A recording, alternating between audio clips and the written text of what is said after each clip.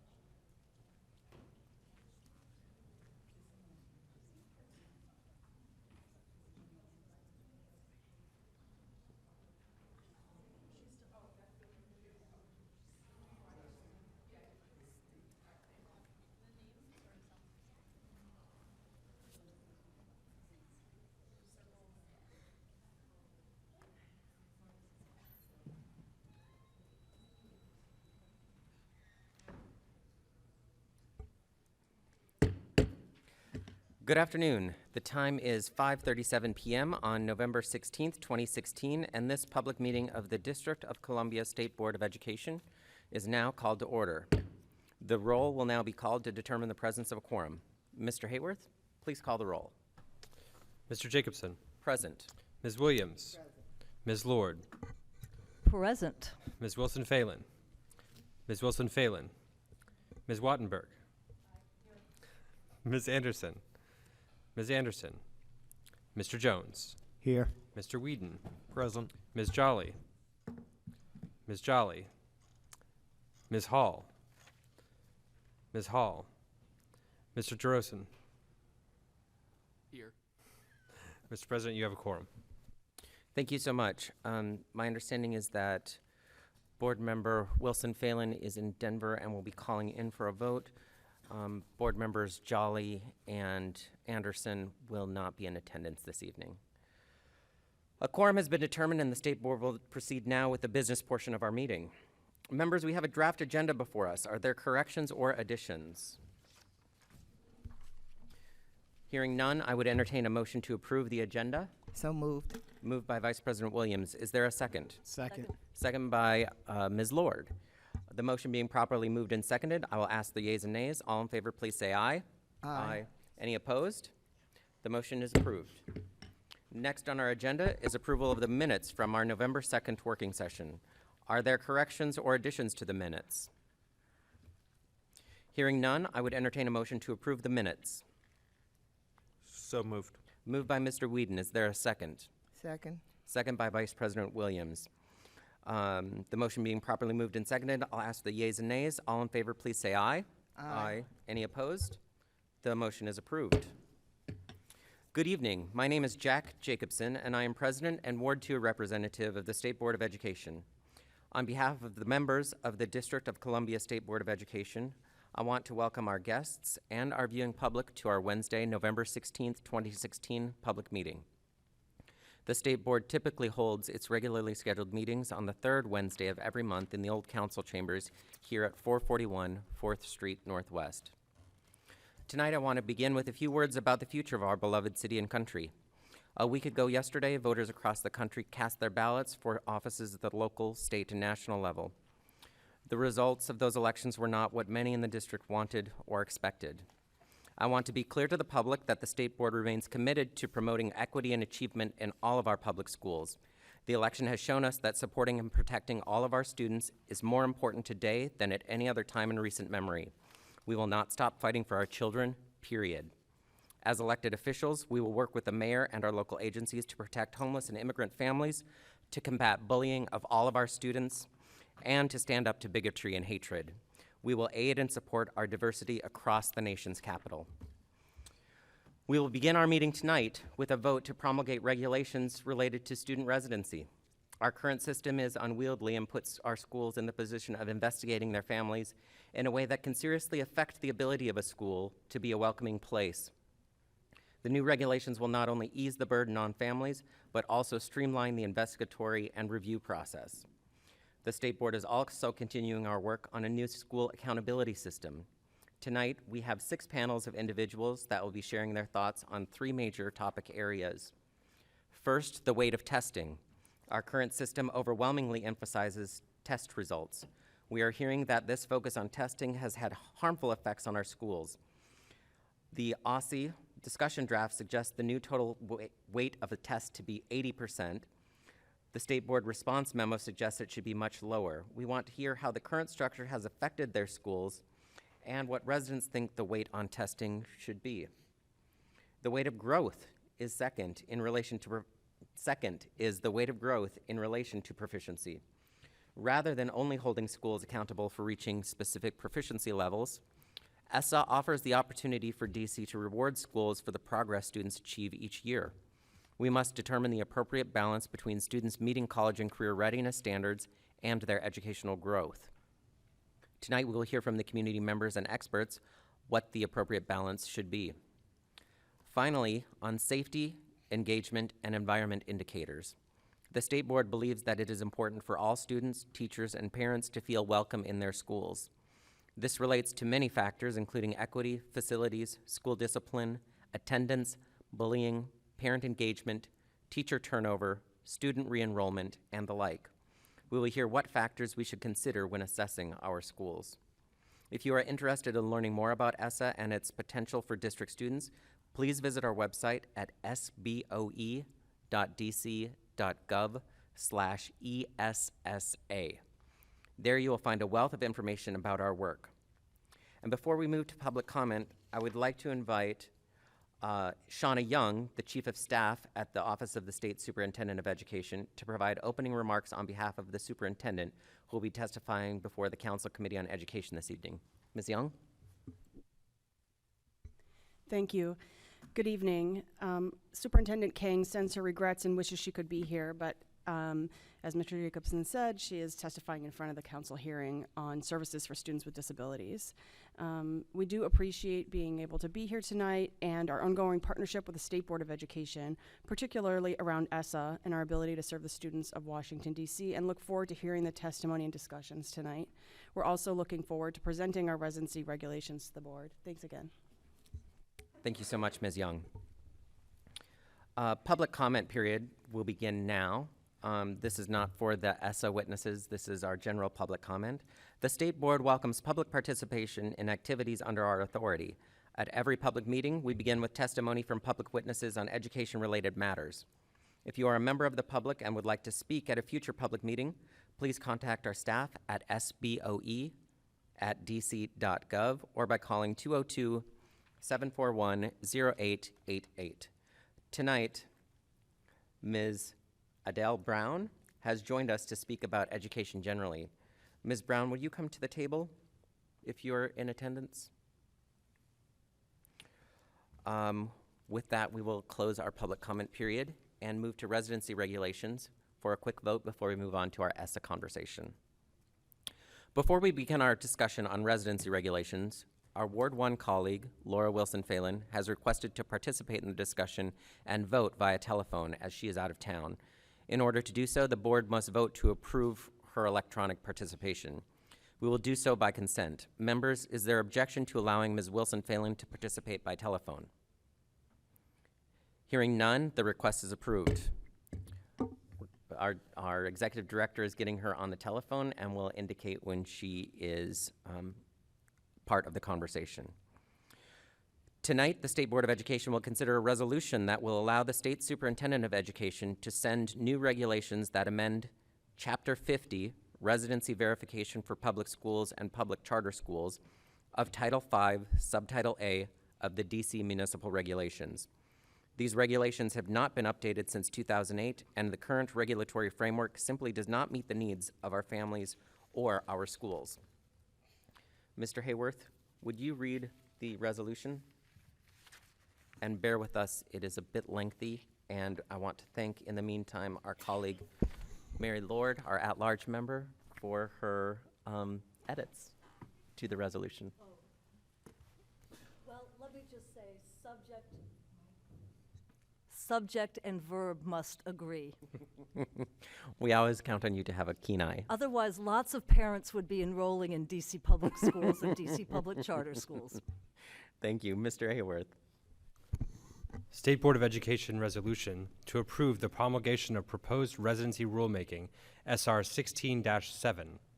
Whereas District of Columbia law requires State Board of Education approval of rules for residency verification. Whereas to enroll a student in a District of Columbia public or public charter school, a parent, guardian, or other primary caregiver is required to provide the school with original documents to prove district residency, excuse me, including the Office of the State Superintendent of Education's residency verification form, supporting documentation as set forth in DC Code 38-309, and other primary caregiver documentation if applicable. Whereas the current regulatory framework, the current regulatory framework for residency verification was last updated in 2008, and the education landscape in the district has changed since then, including the dramatic expansion of pre-K programs. Whereas the current regulatory framework lacks clarity, particularly around the basic definition of residency and for custody situations. Whereas there is an opportunity to improve residency verification by reducing burdensome practices while making sure seats for district schools are first available to district residents. Whereas the state superintendent issued an advance notice of proposed rulemaking on September 8, 2016, which intend to reduce burdens, lift barriers, and improve clarity for both local education agencies and families in the residency verification process, as well as to ensure a rigorous process that discourages fraud. Whereas the state superintendent solicited feedback on the advance notice of proposed rulemaking during the public comment period open from September 8, 2016 through October 26, 2016, including receiving comments from the public and local education agencies during engagement sessions at the Office of the State Superintendent on September 22nd, October 11th, and October 18th, 2016, and written feedback from various education stakeholders across the district.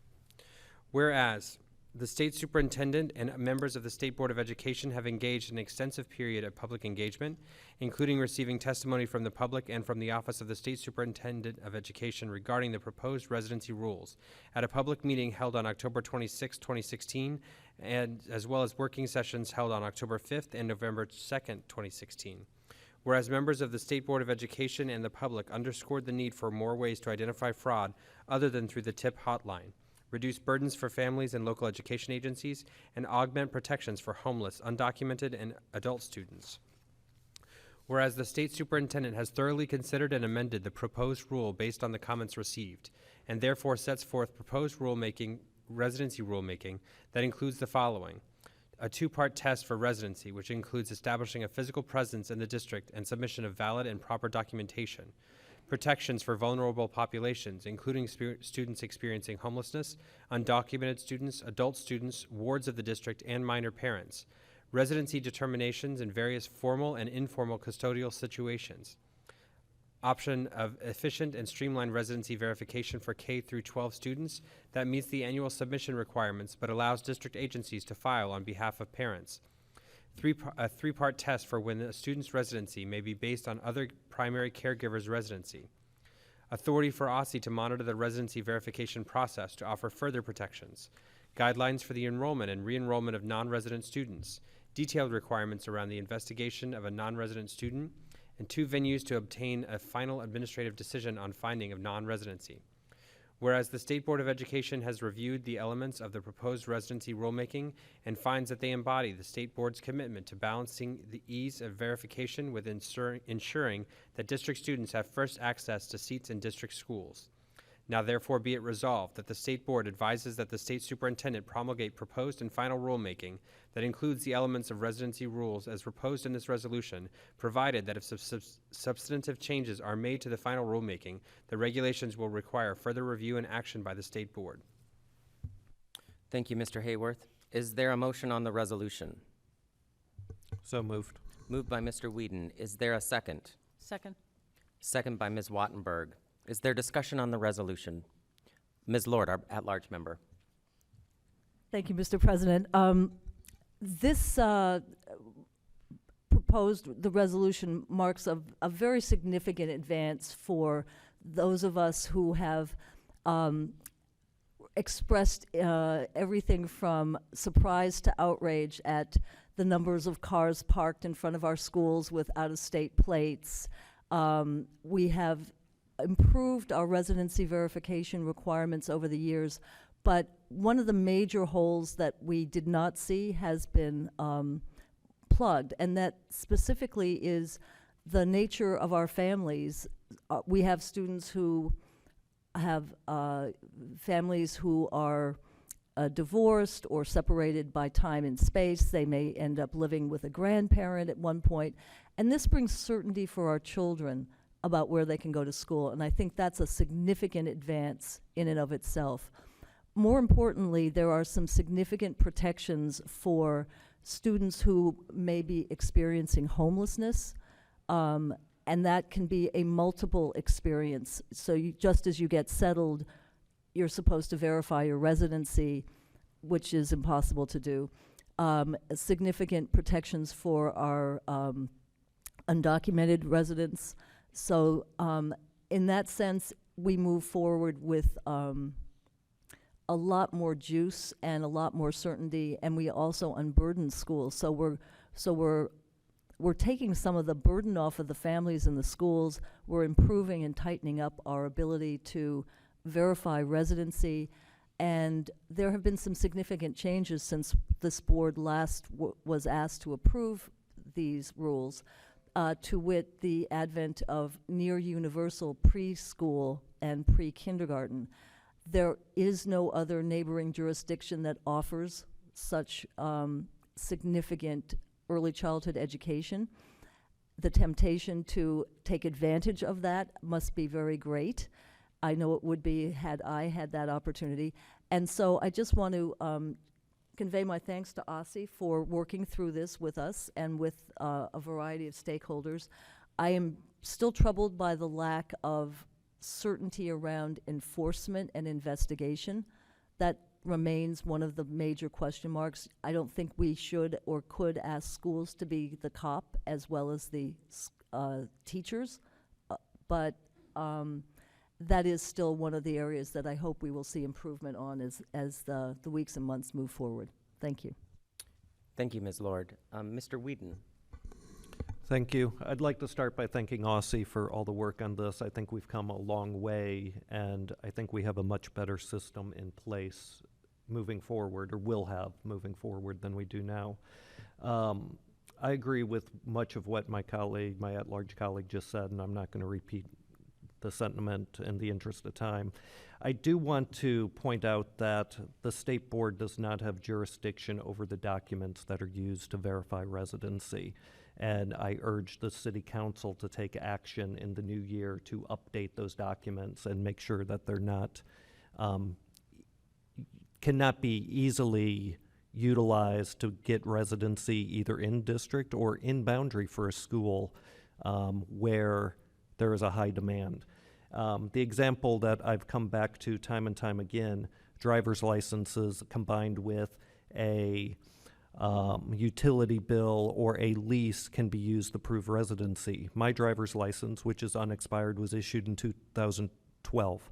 So it's 4 years old. I could have easily moved from that address, not updated my driver's license, print a lease offline, and utilize that to prove residency. I could also have a utility bill from a property that I own but don't reside at, and use that to prove residency in boundary for a school that's more desirable than the one that I live in. So we need to make sure that we tighten that element, and that's on the council to do. And I look forward to working with the council to tighten up those documents to ensure that we have a system that meets the needs of our residents across the ward and across the city. Thank you, Mr. Whedon. Ms. Wattenberg from Ward 3. Thank you. I also really just want to repeat much of what has been said, so I will be super brief, but I really do want to thank OSSI. I think you guys were wonderful about talking to us up front and working through with us the need to simultaneously make this less burdensome for families and simultaneously secure in terms of making sure that it's residents who are using the schools. And I think you guys did a great job, and you worked well with us, and we appreciate it. The 2 points I want to make, one are I totally agree with Joe, and I hope that you guys will be going to the City Council and that we can support you in making sure adequate documentation, the right kind of documents are used. And secondly, one of the things that's now in there, which is terrific, is that parents who choose to go this route will be far less burdened than in the past, because they'll be able to establish their residency simply by allowing the district's tax agency to indicate that taxes have been paid here, thereby freeing them up from producing a lot of documents. And the one thing I would hope, and I know you were thinking about this, was that you would only have to do that. If you did that, it would travel with your child through all their schools as long as they were in DC, as opposed to having to renew this at every level. And I hope that that's something that will still happen. And with that, thank you very, very much.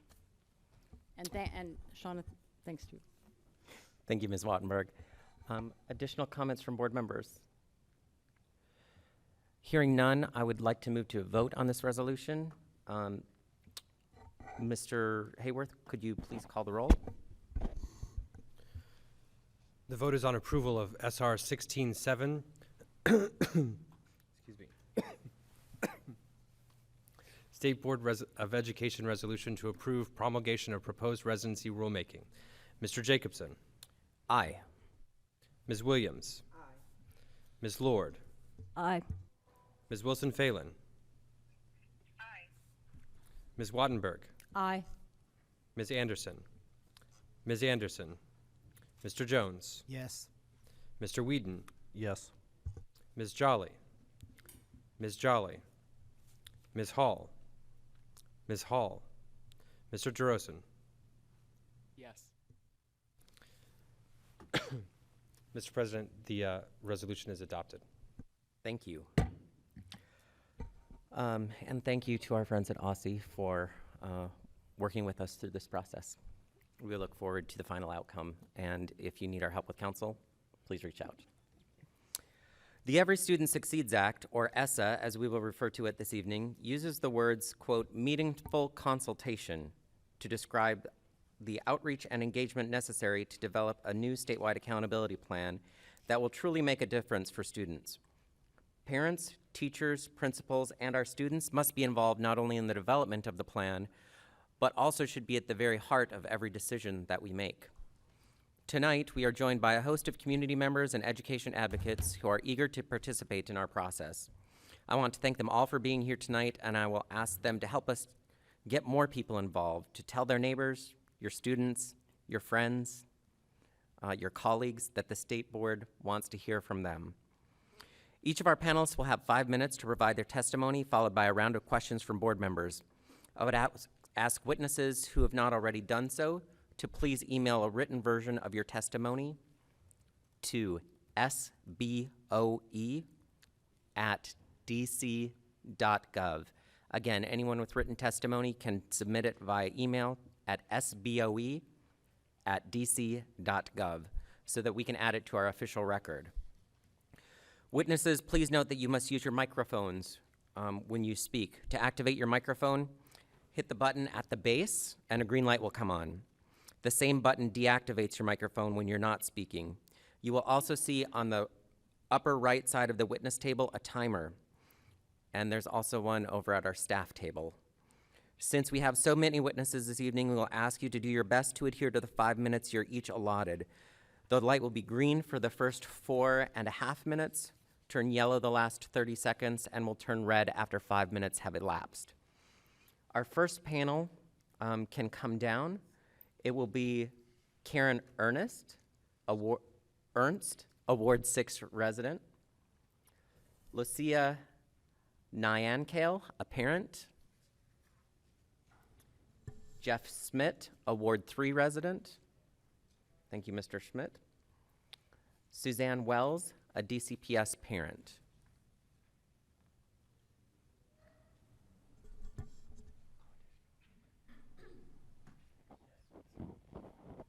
Ms. Wattenberg, would you mind if we filled the table with? Okay. Valerie Jablo, a DCPS parent. Elizabeth Davis from the Washington Teachers Union.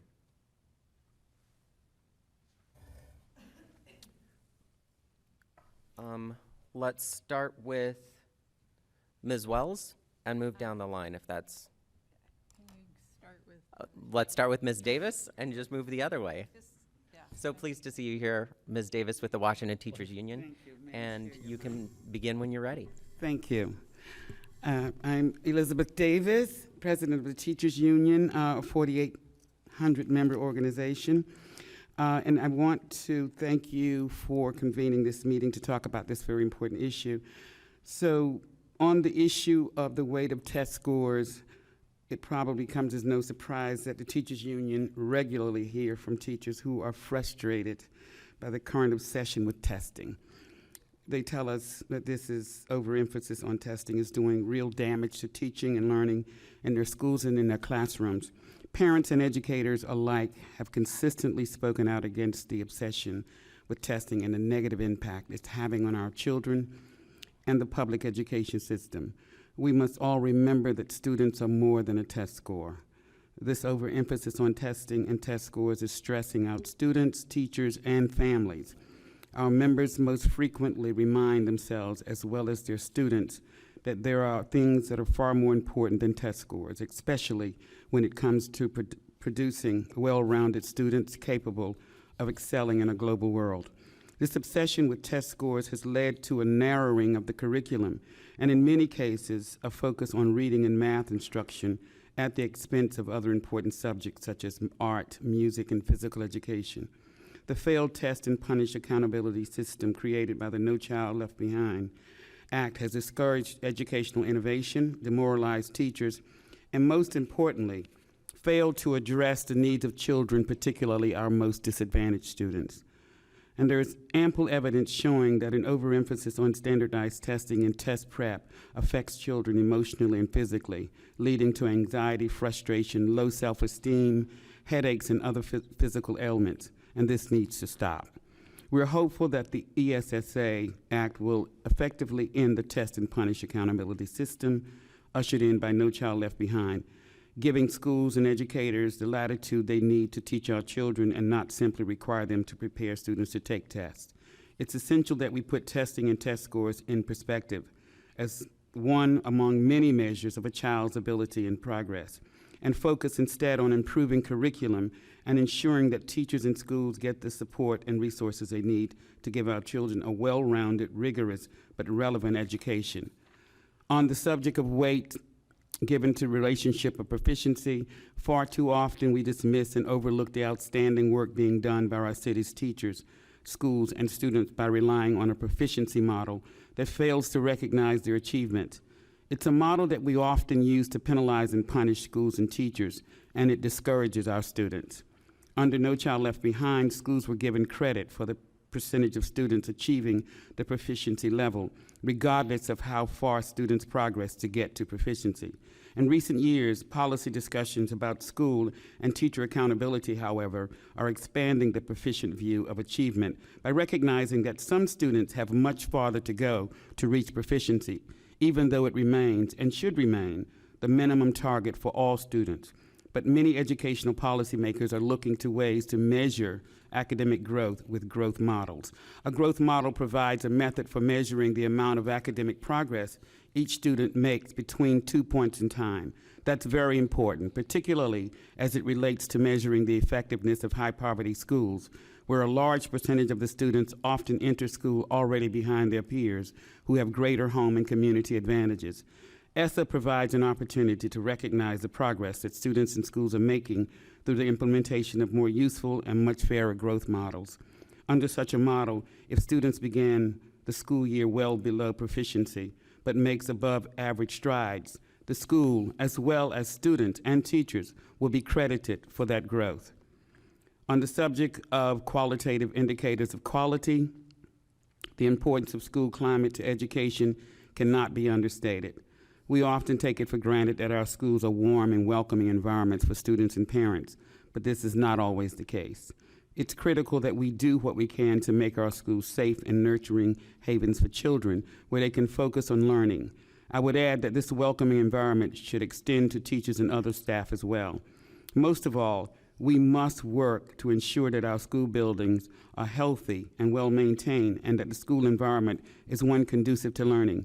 Fair and effective student discipline codes that minimize classroom disruptions are key to ensuring that our teachers have the environment they need to be effective. It's a sad reality that a good deal of our school system's teachers' turnover is directly tied to teacher frustration with ineffective school discipline policies. DCPS should take advantage of the ESSA provision that allows for funds to develop feedback mechanisms to improve a school's climate and culture, including through student, parent, and educator support surveys. The Washington Teachers Union is committed to joining with elected leaders, school administrators, parents, and the community to continue to advocate for neighborhood schools that are safe, welcoming places where teachers and school staff are well prepared and supported, where schools have engaging curricula that include project-based learning, the arts, music, physical education, social studies, civics, science, technology, engineering, and math fields, and career and technical education that connect to neighborhood pre-kindergarten programs, and that offer wraparound services to meet the social, emotional, and health needs of students. These are all essential elements in shaping a welcoming school environment where children and adults want to be and where student success is a priority. Thank you for your time and attention to this issue, and I'm prepared to answer any questions you might have. Thank you, Ms. Davis. Mr. Schmidt. Good evening. I am Jeff Schmidt, a DC resident and author of Disciplined Minds, a book about education. My daughter attended public school here in Washington, D.C. from grades K through 12 and is now a beginning student at the University of Maryland, College Park. I'm here today to ask you to stop your academic racial profiling of the children of Washington, D.C. As you know, you set lower proficiency expectations for black students than for white students in the final years of the No Child Left Behind law. Please promise not to do that again in the proficiency targets that you are setting under the new law, the Every Student Succeeds Act. It is okay to have a lower end-of-year proficiency expectation for a student because the student begins the year with a very low proficiency, but not simply because the student is black. How would you explain to a student that you are putting her into a low proficiency expectation group because she is black? It would be easy to find a way to set unprejudiced proficiency expectations that are consistent with ESSA regulations, but only if you have the will to do so. The Office of the State Superintendent of Education would need to establish a working group open to all DC stakeholders to recommend a plan for equitable proficiency targets. OSSE's ESSA stakeholder meetings and webinars did not address the issue of academic racial profiling, but rather focused on accountability measures.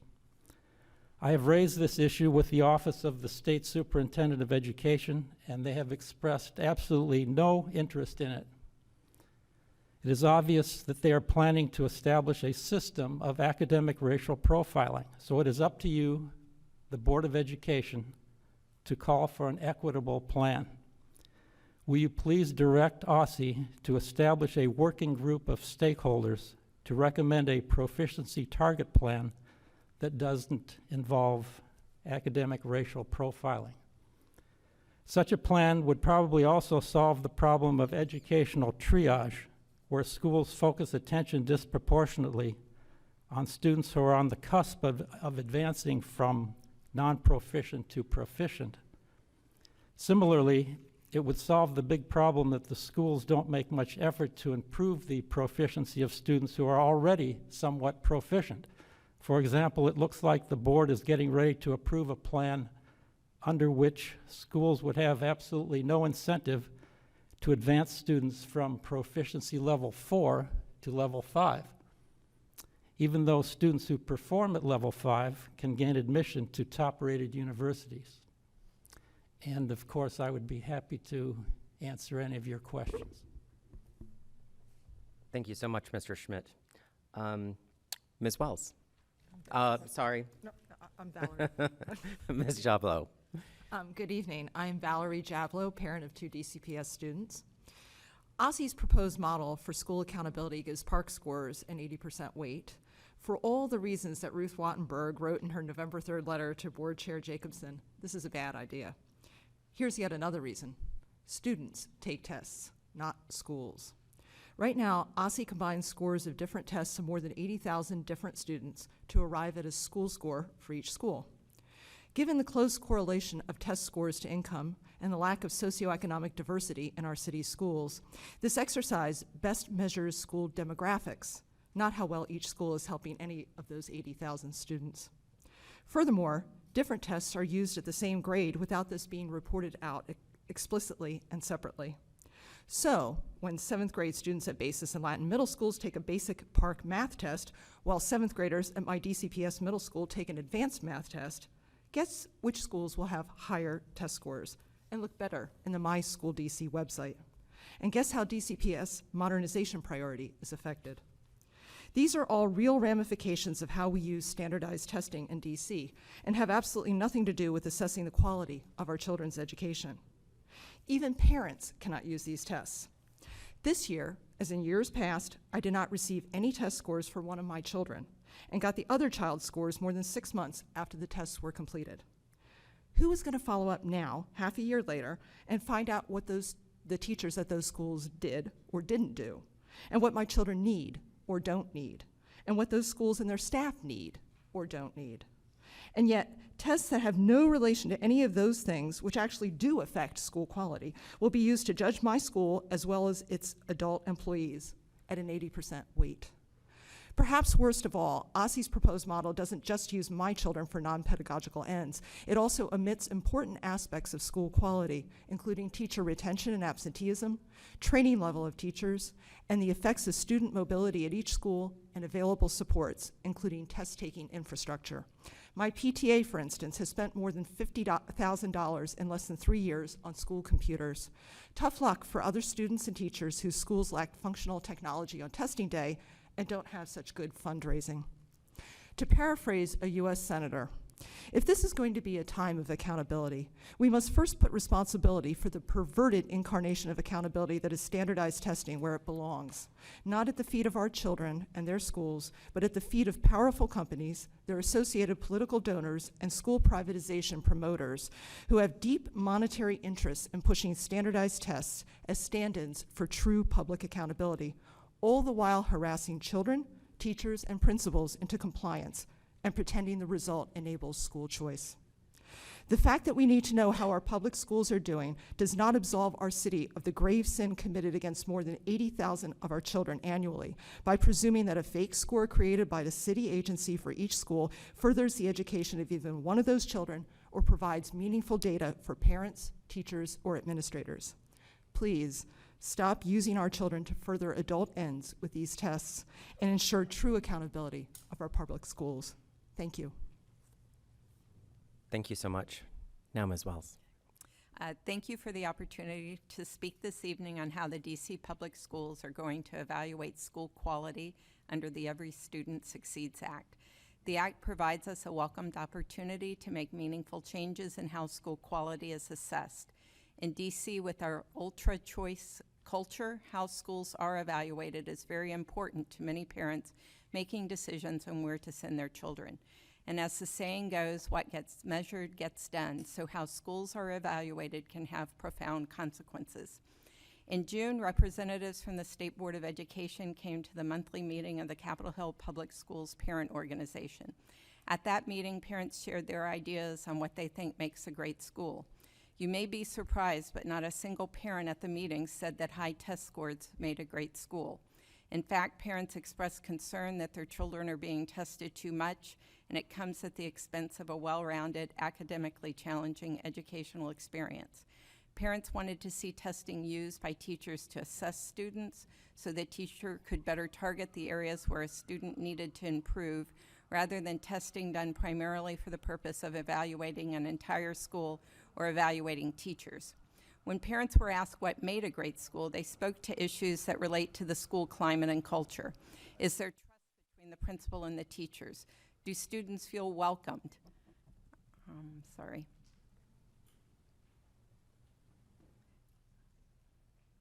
And excited about their school? Are the parents encouraged to be involved with the school? Does the school offer a challenging curriculum in arts, music, science, history, foreign language, physical education, and library studies? Does the school do a good job creating a social, emotional climate that promotes conflict resolution, bullying prevention, and social emotional learning? And how does the school work to support its most vulnerable students, the students who are homeless, those whose parents are getting divorced, those with parents who are incarcerated or have substance abuse problems? I would like to give a specific example of the issue of measuring a school by test scores versus measuring growth. At Elliott Hine Middle School, where my daughter attends, the test scores from last year were very low, with few 7th graders scoring proficient in either reading or math. The reality is that many of the Elliott Hine students started at Elliott Hine with limited reading and math skills. For Elliott Hine to be judged primarily based on test scores discounts the efforts of the Elliott Hine teachers, because the learning levels of their students are primarily ones they inherited and not ones they created. It would seem measuring growth in these students' test scores would be a far fairer measure of the school. In closing, I'd like to provide some specific suggestions for OSSE to consider as it decides how to measure school quality. I encourage OSSE to place the lowest weight allowed by the Every Student Achieves Act on test scores, to allow student growth to play a large role in the weighting of test scores, and to place a larger weight on school climate and culture, and work to identify ways to gather objective data on student, teacher, principal, and parent satisfaction. Thank you. Thank you so much, Ms. Wells. We'll now do a 5-minute round of questions. Board members will have 5 minutes each.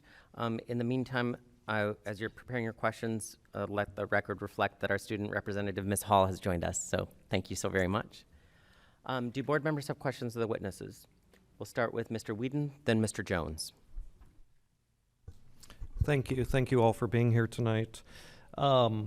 I'd just like to respond to Valerie. We've talked. I haven't received my park scores yet from my daughter as well.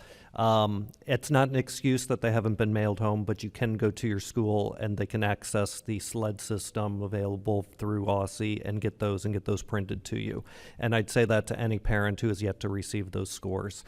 We need to do a better job of getting them in the parents' hands. And this really leads to my first question, probably to you, Ms. Davis.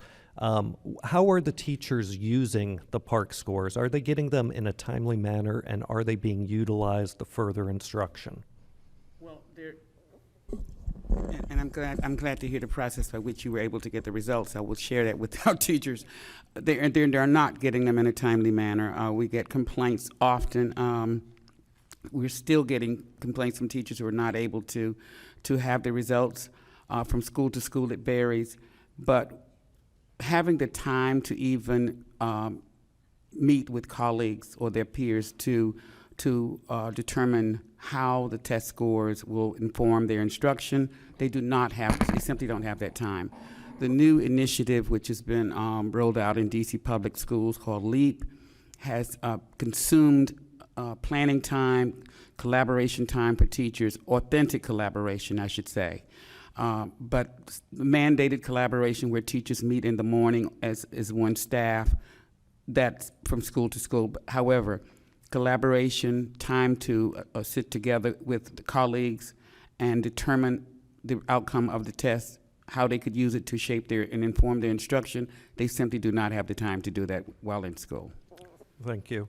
And that opens up a whole nother can of worms about the amount of time that students amount of time that's being used for test prep, the amount of time that's being used for testing itself, not just with PARCC, but with all the other tests. And again, I think the board has called on OSSE before.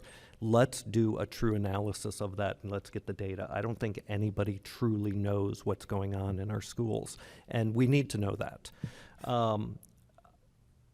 Suzanne, I know our daughters go to school together. The board has heard me talk about Elliott Hine and the challenges there for years. And what you said about the survey and the culture is so self-evident when you're in the schools. You see the students learning, you see the growth, but because of the test results, parents don't trust. What, in your opinion, can we do? What are the specific measures that you would like to see us use, whether it's in ESSA or the school report card, that can better engage parents and the community to support their schools? I think some form of a satisfaction survey can be done at schools, and do the survey from multiple perspectives, from students, from teachers, from principal, and from parents. I think we've done these types of surveys. It's not hard to do. And I think it can give a much fuller picture either of problems at the school or how things are going well at the school. Thank you. And then the last point that I'll make, and Valerie, you brought this up, computer access. If students aren't computer literate, they can't succeed on the test. They need to be able to type. They need to be able to not think about typing to get the thoughts and ideas out. And I really appreciate you bringing that up tonight. And with that, I'll yield my time.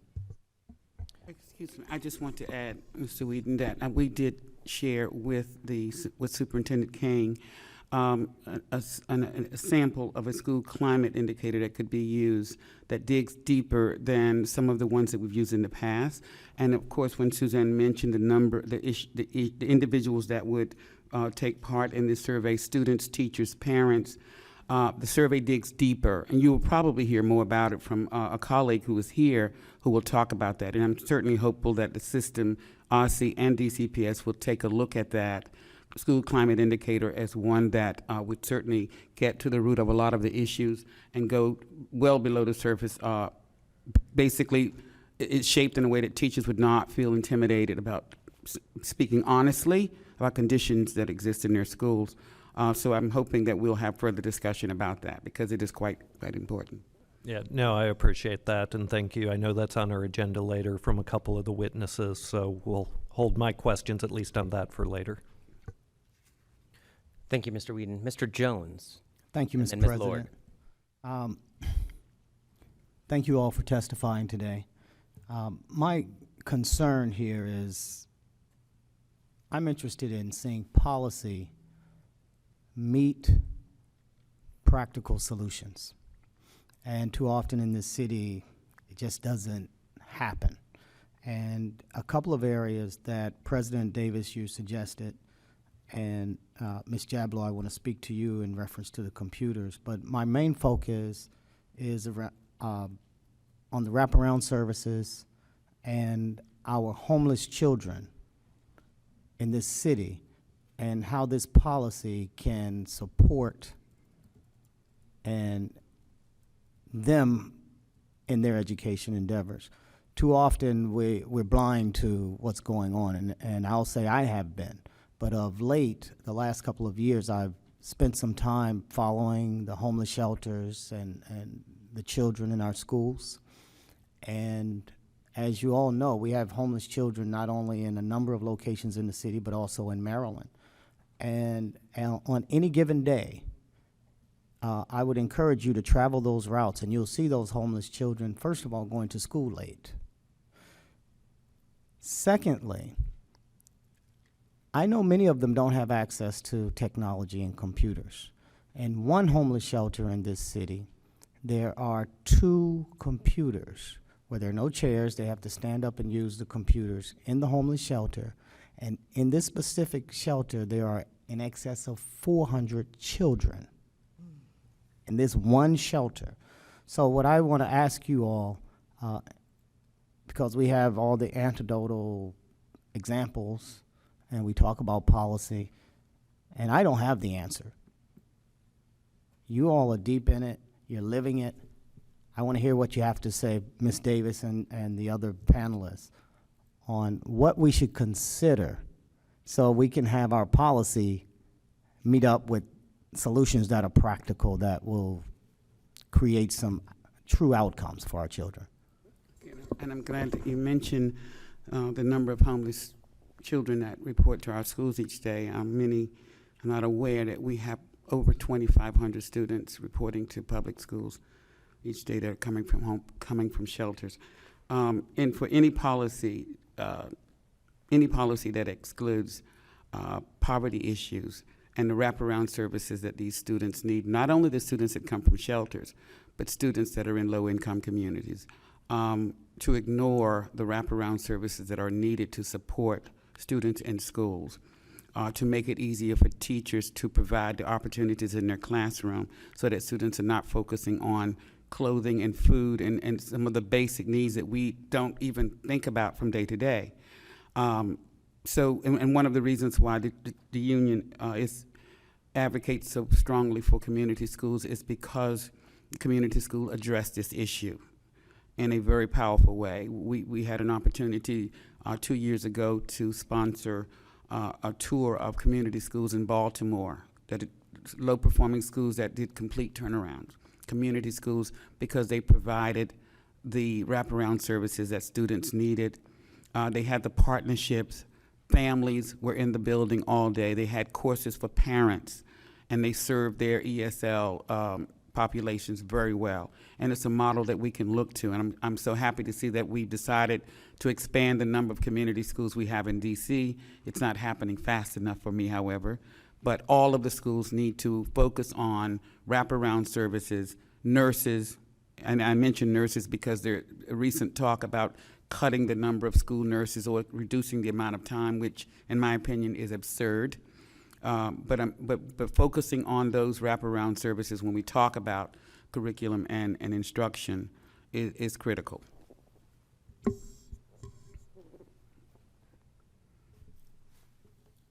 If any of the other panelists want to speak to that in the next 35 seconds.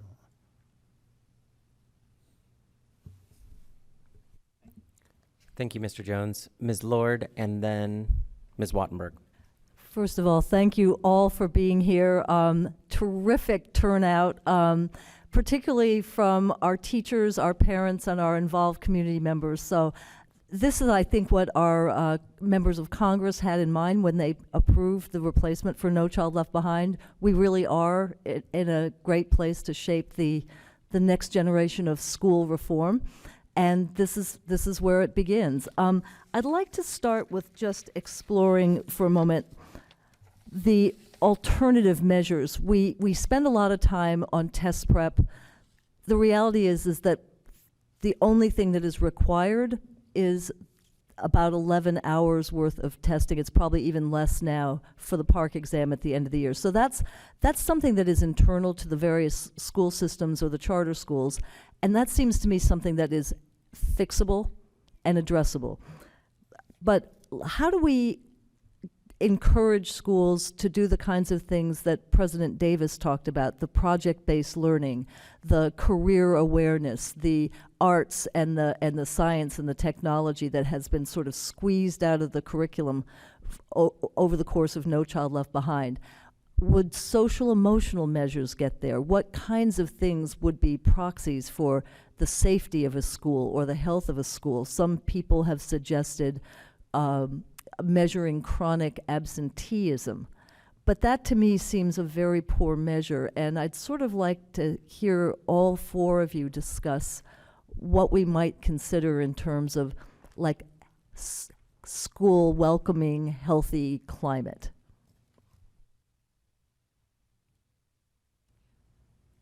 I'll start.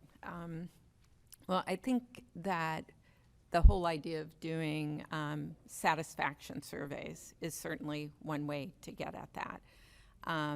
Looking at measures like teacher retention, student retention from year to year within the school. Those are some things that I think would start to get at it, but I think ultimately it would be doing some type of satisfaction surveys would be the best way to get at it. As part of the state-administered test, so it would be kind of administered to all. I think it would be available to all. I don't know if it'd be part of the state-administered test, but I think it'd be an opportunity for everyone to take a satisfaction survey. Mm-hmm. Mm-hmm.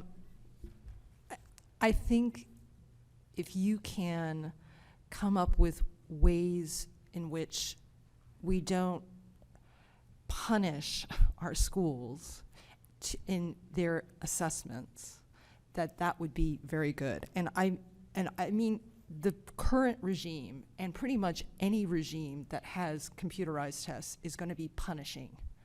It's going to be punishing for children who can't type well. It's going to be punishing for schools that don't have enough computers for kids to practice. And that's why my school has all those computers. It's practice as well as execution.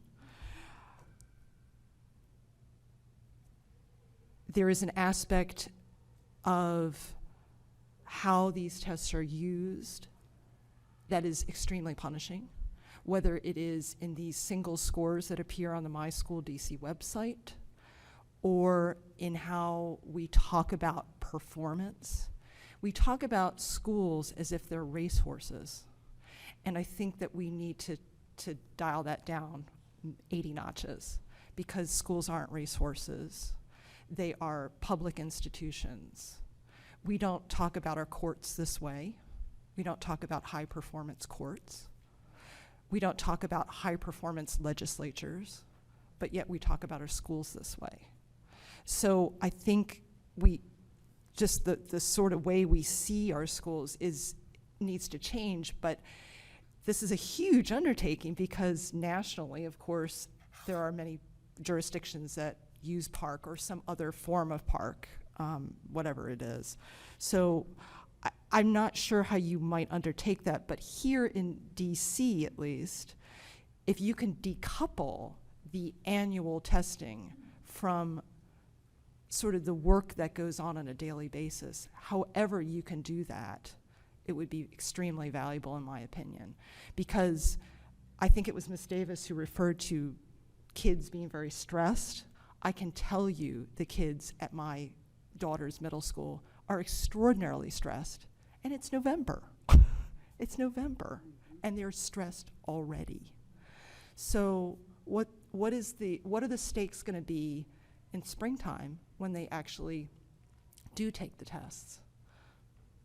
There you go.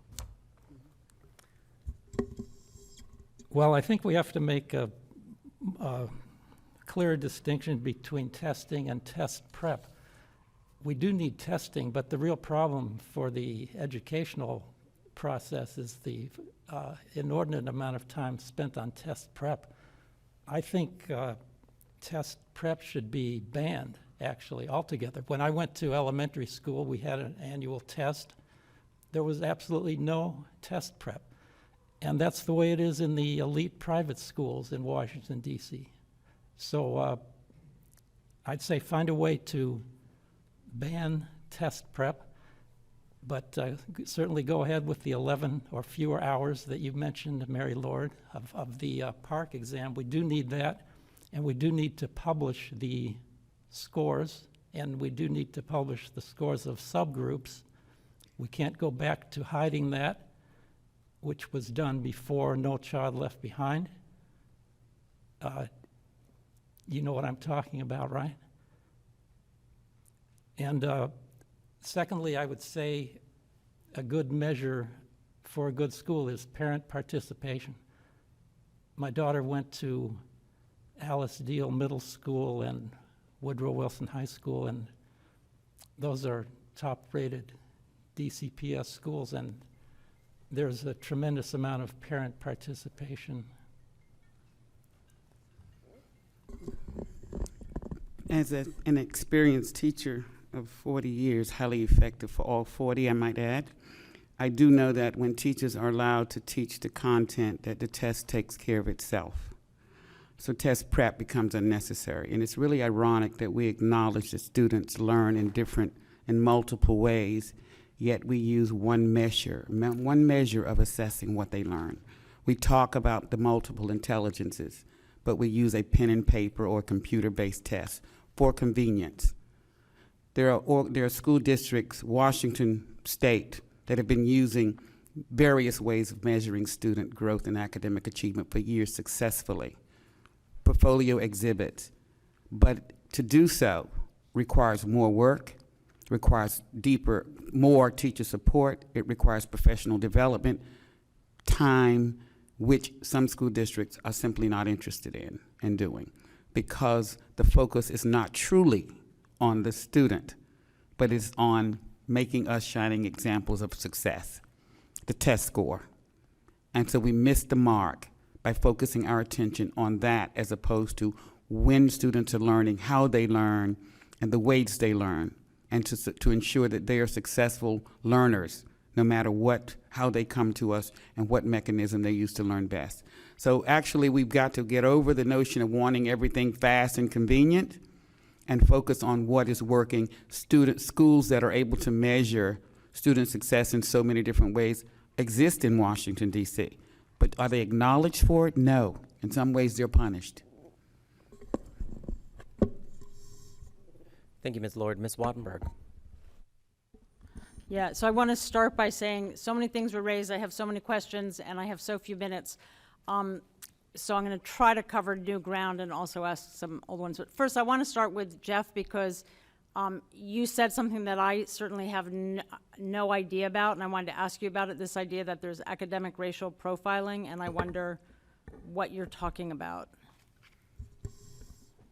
Well, in a way, it's shocking that you don't know about that. As I said, the schools in the final years of the No Child Left Behind law set lower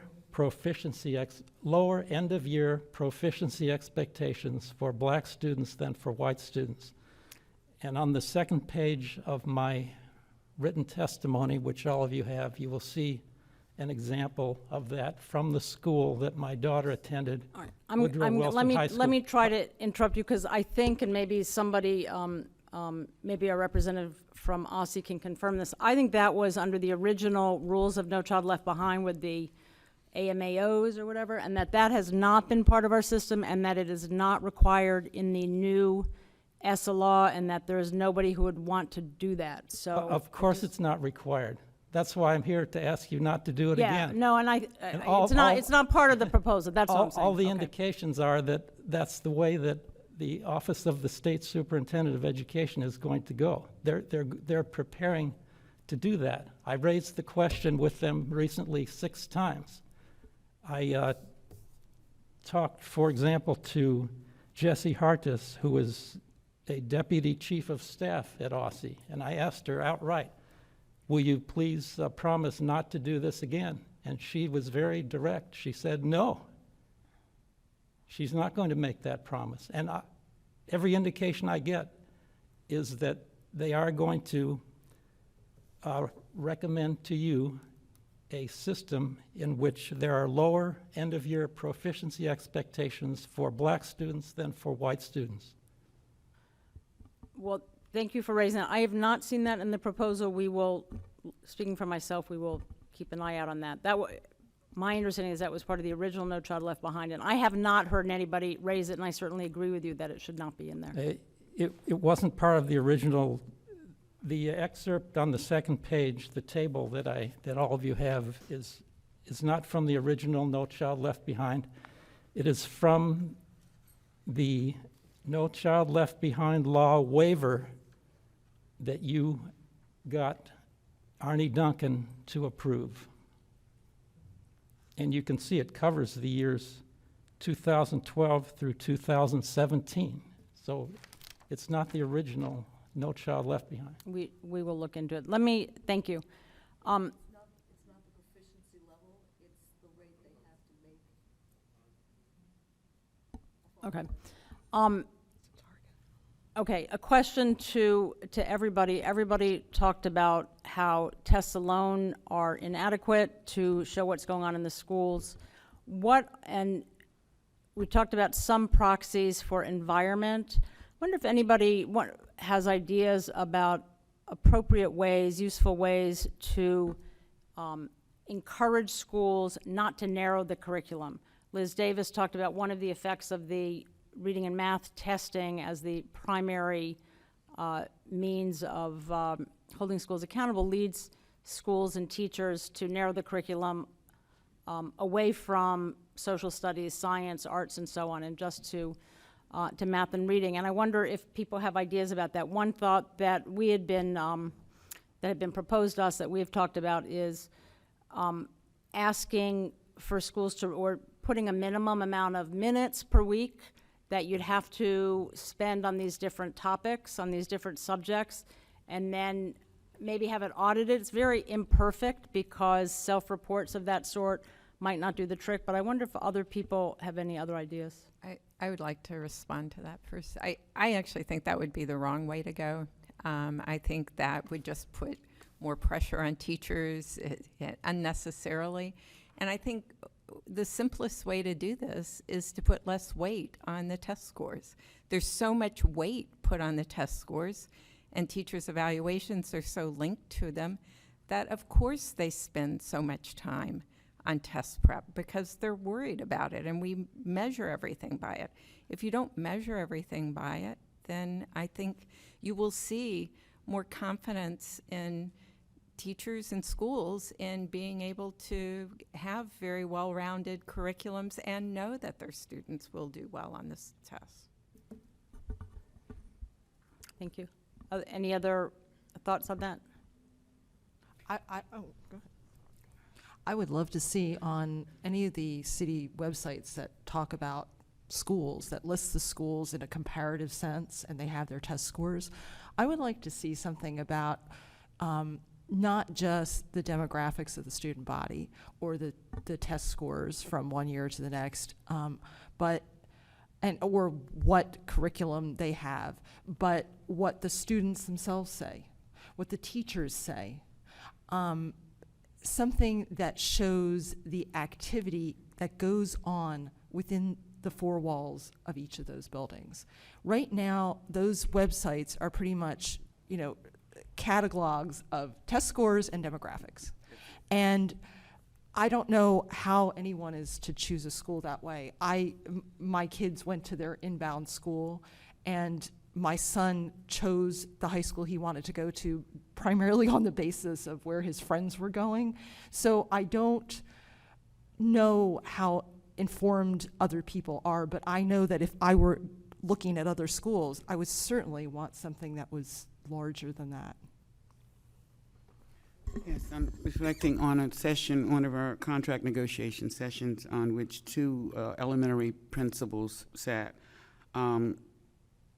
Both of them had similar student population, but we asked them one day to write on the chalkboard, or whatever board we had, their schedule, the schedule for their students. And one basically had a full day, 2 hours of reading, 2 hours of math, no electives, no science, social studies, writing. The other one somehow managed to develop a schedule for all students in that school to have art, music, time in the library. And the difference in the test scores proved that one, with the focus on tests, as Susan mentioned, basically failed the students year after year. Year after year. And it's a no-brainer that a well-rounded curriculum is what our students need. And Suzanne wrapped it up in one short statement: less focus on tests and more on content instruction, a well-rounded curricula. And that's not, that's not a news story. I mean, the research has pointed to that. When you look at students who are in some of the highest performing schools in the nation and the curriculum, take a look at the curriculum the students are offered. And one of the reasons why, Valerie, on the website, that this is not information because the test is the focus, is one of the reasons why parents find it so difficult to choose a school. They want to see what subjects are offered. And having bits and pieces of science taught by a teacher that is not certified to teach it is not the answer either. One last question for Valerie, which is, you mentioned that the low test scores, I guess, from Hein had an effect on the modernization schedule? So right now, within the formula for determining prioritization of modernizations in DCPS, there is a bit about, enrollment and performance. So the performance, again, it's this loaded word. I wish we just would never use it in regard to schools, because they're not actors on a stage. But that is, in fact, one of the things that's considered in terms of, wow, are we going to bump this school up to have a modernization now, or what are we going to do? I think that In other words, the rating system that Correct. OSSE uses has an effect on what the school district Absolutely. does Yeah, in terms of the absolutely. schools. I And think that's something DCPS, really I have no important for us idea- to keep in mind is Yeah. that it's not just the consequences we have, it's the consequences that other people may use with those scores. Thank you, Ms. Wattenberg. Any additional questions from board members? Mr. DeRosen. So hi, my name's Alex. I attend Woodrow Wilson High School, and is the mic on? Hello? Get closer. All right. So I have a question for President Davis, specifically pertaining to an experience I had at my school that I think was actually pretty widespread. So last year I took Calculus BC, and I was surprised when I went into the park.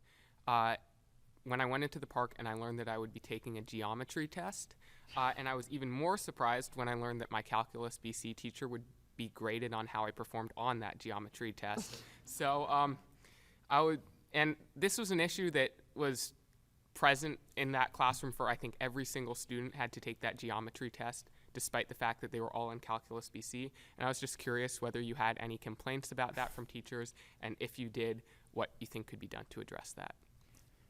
Yes, we did, and of course, teachers are not really enthusiastic about asking the union to intervene in matters such as that because they're fearful of retaliation. That's a reality. But we did get some concerns from your school about that. We addressed it directly with your principal at first, but when we did not get any traction there, we decided to address it with the chief of schools. We have not, that issue is still in the pipeline for further discussion because it is unfair to the students, number one, and certainly unfair to the teacher because his or her evaluation is going to be impacted by a subject which he or he is not certified, but at the same time have not had time to either teach or plan for the course. So yes, that issue is a current issue right now that it's in the pipeline for arbitration.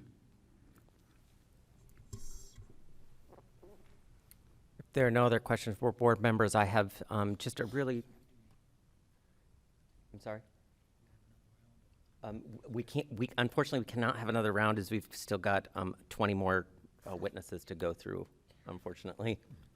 But I will yield you my remaining time. Ms. Davis, has the teachers union put together any sort of accountability framework that teachers think would work? We happen to be members of NASB, the National Association of State Boards of Education, and I think it was last year at our meeting, we were presented different accountability scenarios, and one of them was designed by teachers, and it was just fascinating. And I'm wondering if the Washington Teachers Union has undertaken a similar exercise, because I think it could be really helpful in helping us understand from a teacher's perspective what really is important and what really works and what really should be counted. You're absolutely right. And we've not completed it, but we have a task force of teachers, testing and accountability task force that is working on schools that every DC student deserves. One of the things that they are discovering is missing is the voice of parents, and they want to invite parents to their meetings before completing this document because the parents, in their discussions, they've discovered that a lot of the issues that are being raised by their students' parents are directly aligned with the issues that they want to focus on. So that is something that is in progress, and of course we're hoping to have it completed before the end of the year. And of course, members of the State Board of Ed will be some of the first individuals to receive a draft of that. We would love to see that, and certainly directed to all of us, but particularly Ms. Wattenberg, who's heading up our action on this issue. With that, I'll yield my remaining time to Mr. Jones from Ward 5. Thank you, Mr. President, but that was the exact question I was going to ask, actually, so thank you. Well, wonderful. Save a little time, and thank you so very Ms. Williams has a round of 5-minute questions now. I just have one question for you, Ms. Davis. Is it possible that some of us get invited to your meetings, or would that be intrusive? No, it would not. All of our meetings are open to the public. Okay. So we would welcome any of you. As a matter of fact, at one of our teacher leaders meeting this Saturday, I believe 2 council members, if I'm not mistaken, I think one of the board members from the state board was invited. But those meetings are always open to anyone that wants to come, as long as they're not interrupting or disrupting the meeting. Thank you. Ms. Hall, anything? No. With that, thank you so very much for your time, and we'll call up the next panel. Is Karen Ernst has arrived? Please come down and take the farthest seat on your right, please. Lucia Nyankale, I apologize for all of these names that I'm going to butcher. You can take the seat next to Ms. Ernst, Sarah Baldoff, and Eric Martell.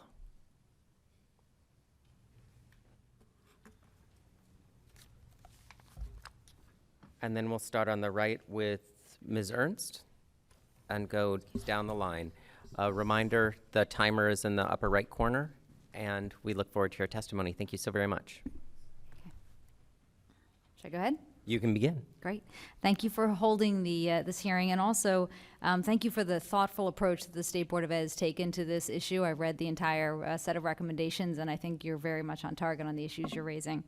One thing that we've learned from the No Child Left Behind is that what our children learn and how they are taught is directly related to how the school is evaluated.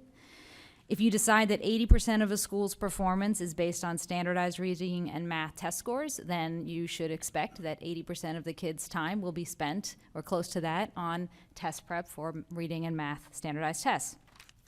And that the lower the income of the students served at the school, the more likely this rule will hold true.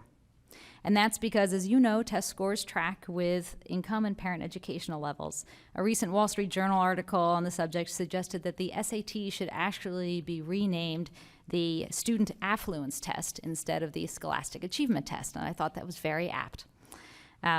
Evaluating schools based almost entirely on proficiency levels means that we're primarily measuring the schools, what income and the educational levels of the students' parents at the school, not the education that they're receiving at that school. An overemphasis on proficiency levels creates perverse incentives for schools, principals, and teachers to not serve our lowest income students. And in a system where there's school choice, where most schools have the option to counsel out or discourage students from continuing at their schools, and this includes not only charters, but also DCPS schools that are serving out-of-bounds students are also doing that. Our evaluation system has actually encouraged those schools to push out the students that are struggling the most academically. The overemphasis on proficiency on standardized test scores also creates disincentives for teachers or principals to stay at schools serving low-income students. And that means that our most effective teachers and principals have a very strong incentive to upgrade and move to schools that are serving higher income populations, further disadvantaging those kids. There's an entire ripple effect of this evaluation system and focus on standardized tests that in the end hurts our lowest income students over and over again. I'd like to share with you what that has looked like at my daughter's middle school. My daughter attends a DCPS neighborhood middle school. The majority of the kids at the school are low income, and then there's a small cohort of middle income, upper income families there. Because of the all-consuming focus on standardized tests, our kids are on computer test prep programs at the expense of genuine classroom instruction, project-based learning, or enrichment. Once or twice a week, students spend a full period of science and social studies doing math test prep on iReady instead of receiving social studies and science instruction. During advisory class, which is when they're supposed to be doing socio-emotional community building work, the students instead spend their full advisory period on iReady every morning. In staff meetings, the principal refers to students not by name, but by PARCC score numbers. She'll say things like, "We only need to worry about moving our 2s to 3s or our 3s to 4s. And when she's asked what they're supposed to be doing for the other students, she responds, "Focus on that 10%, don't worry about the others," because she knows that's what she's getting graded on. Because the school isn't evaluated on its special education services, the SPED teachers are routinely diverted from providing special ed services in order to do other administrative duties. Teachers that are gifted at building a love of learning, curiosity, and an enriching learning experience have left the school in droves.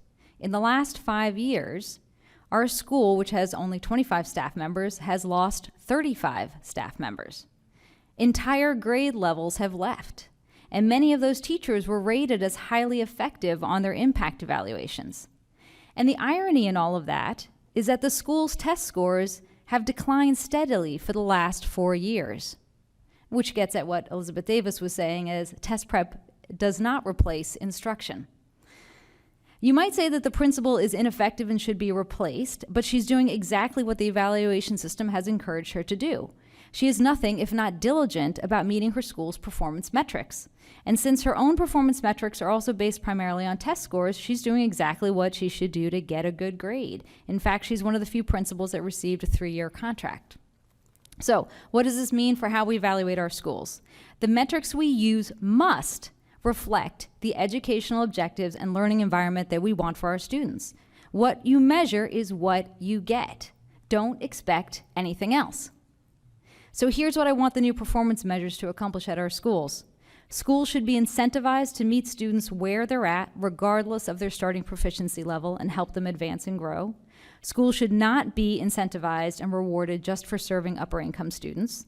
This means that student growth should be measured from year to year rather than comparing this year's third graders to next year's third graders. Schools that have been identified as particularly effective at raising proficiency levels for the lowest achieving students should be identified and rewarded. And just importantly, schools should be rewarded for offering a well-rounded curriculum that accommodates a variety of learning styles and teaching approaches. Schools should be evaluated based on how well they provide special ed and other wraparound services.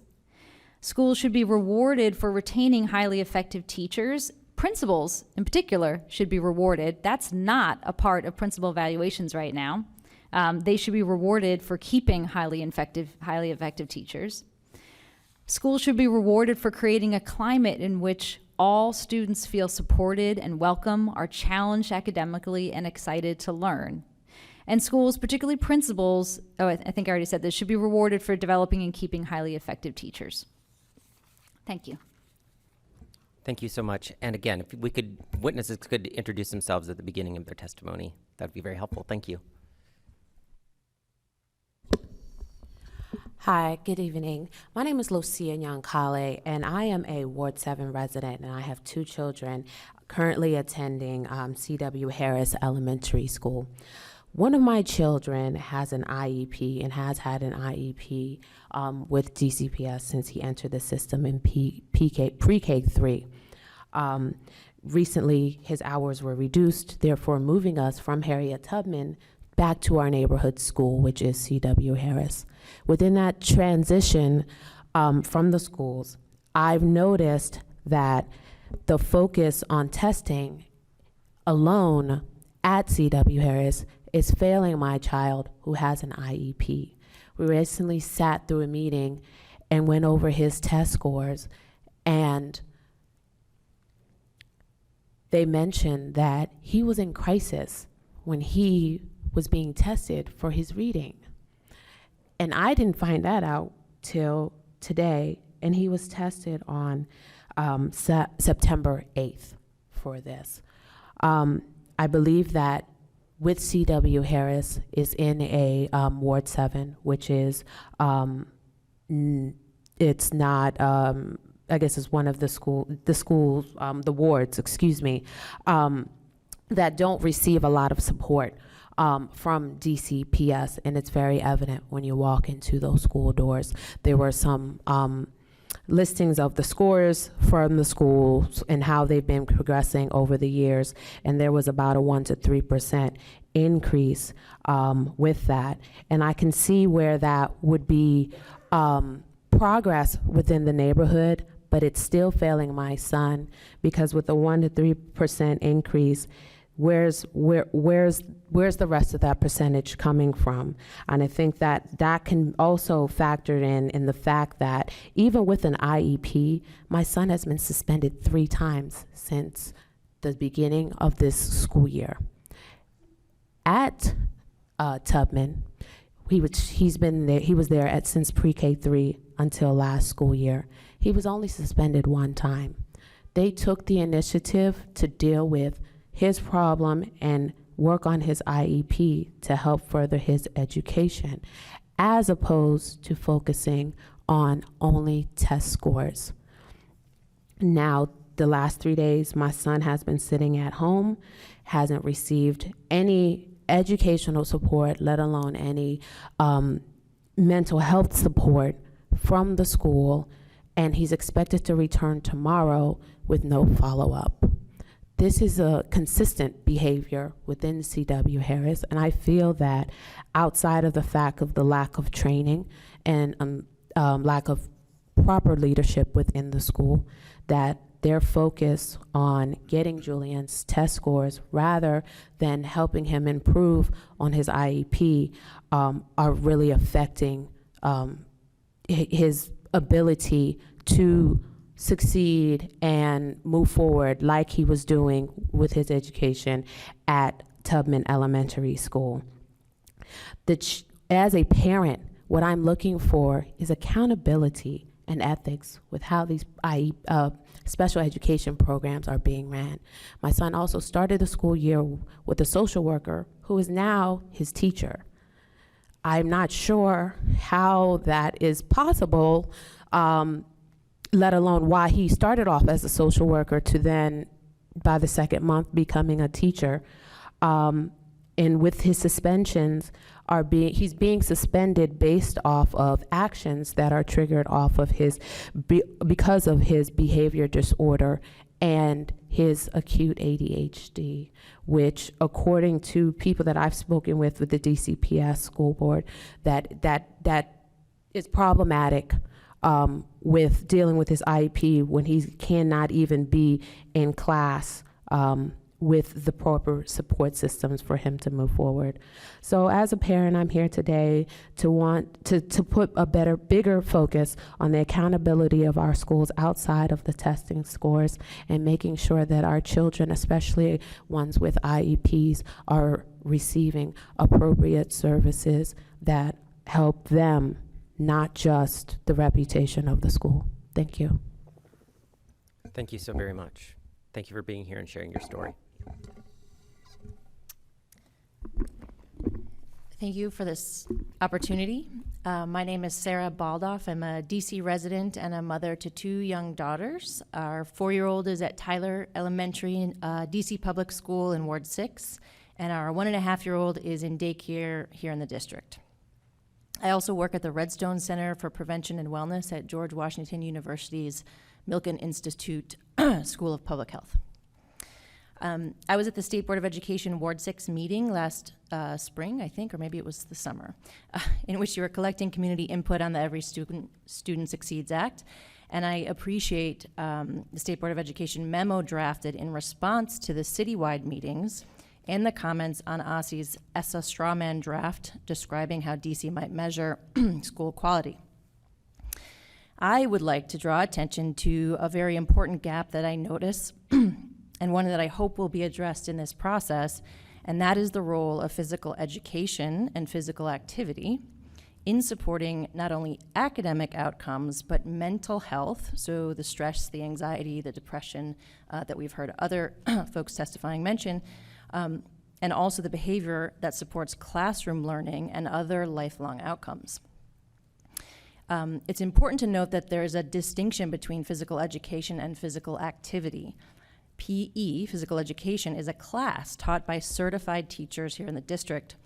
Physical activity is recognized as movement that enhances health according to the 2008 Physical Activity Guidelines for Americans. So your heart rate is up and your breathing is heavier. A way to deliver this physical activity is through physical education, but also recess or classroom activity breaks. People, I think, generally recognize that the health benefits that come from physical activity, that is moving, including its role in preventing obesity, diabetes, and heart disease. But it is essential to also recognize that physical activity improves the cognitive development that impacts learning and self-control. A recent randomized controlled trial in pediatrics, and randomized controlled trial being the gold standard way of studying, showed that 7 to 9-year-olds who participated in an after-school program that met the daily physical activity requirements not only improved aerobic fitness, so physical fitness, but also showed better brain function and cognitive performance, specifically executive control, compared to the children who did not participate in that program. And why does executive control matter? Well, it helps us resist distraction, and it helps us maintain focus, and it helps us multitask and manipulate information. Executive control, executive function underpins academic skills, but also the social emotional development that we're all hoping to support, I think. Executive control also supports the self-control that can reduce disruptive or aggressive behavior inside and outside the classroom. A graphic visual of the effect of physical activity on brain function is in the pediatrics paper that I mentioned, and it's also here at the end of my testimony. I think people can see the colors. The rainbow here is the fired up brain. This is the brain that has been exposed to physical activity that meets the physical activity guidelines. The blue part, the blue brain, are the kids that didn't get that exposure, that intervention. As a parent, I want our DC schools to value and implement policies that reflect this relationship between physical activity and academic success. In the district, we have data. There are several sources of data that point to the important opportunities that we have here as a city, as a municipality, as a state, that are related to physical activity and our kids. This year, the DC Early Developmental Instrument showed that pre-K 4-year-olds tested below the national averages for language and cognitive development. And I have to ask, why is that? And how can we capitalize on what we know about physical activity to build their brains and to build their executive function? At Tyler Elementary last year, where my older daughter goes, she was a then pre-K 3-year-old, she had 20 minutes of recess each day. 3 and 4-year-olds having 20 minutes of recess each day. And that is the DCPS minimum. I am very pleased to say that we as parents worked with the Tyler administration, and we worked together, and now pre-K 3 and 4-year-olds have double that. They have 40 minutes of recess a day. But I believe that DC needs to support schools through resources, training, accountability measures, funding, messaging, that is communication as a value, in order to successfully implement physical education, as in the class, but also physical activity, as in the movement, the bodily movement. And this ESSA accountability process is an opportunity to ensure that we do that. Another piece of data from DC. The 2015 Youth Risk Behavior Survey, YRBS, showed that more than 1/3 of high school students who reported getting mostly A's or mostly B's got at least 60 minutes of physical activity a day on 5 or more days of the previous week. On the flip side, of those students, high school students who reported getting mostly D's and F's, only about 22%, maybe a fifth, got that level of physical activity. So that reflects the grades that we're so focused on. Another point of data shows us that schools in DC are not meeting the physical education requirements in the DC's Healthy Schools Act, and that is measured by minutes. So the Healthy Schools Act mandates that elementary schools deliver their students 150 minutes a week of physical education. That is about 30 minutes a day. And the Healthy Schools Act also says that middle schools must deliver their students 225 minutes a week of physical education. That's about 45 minutes a day.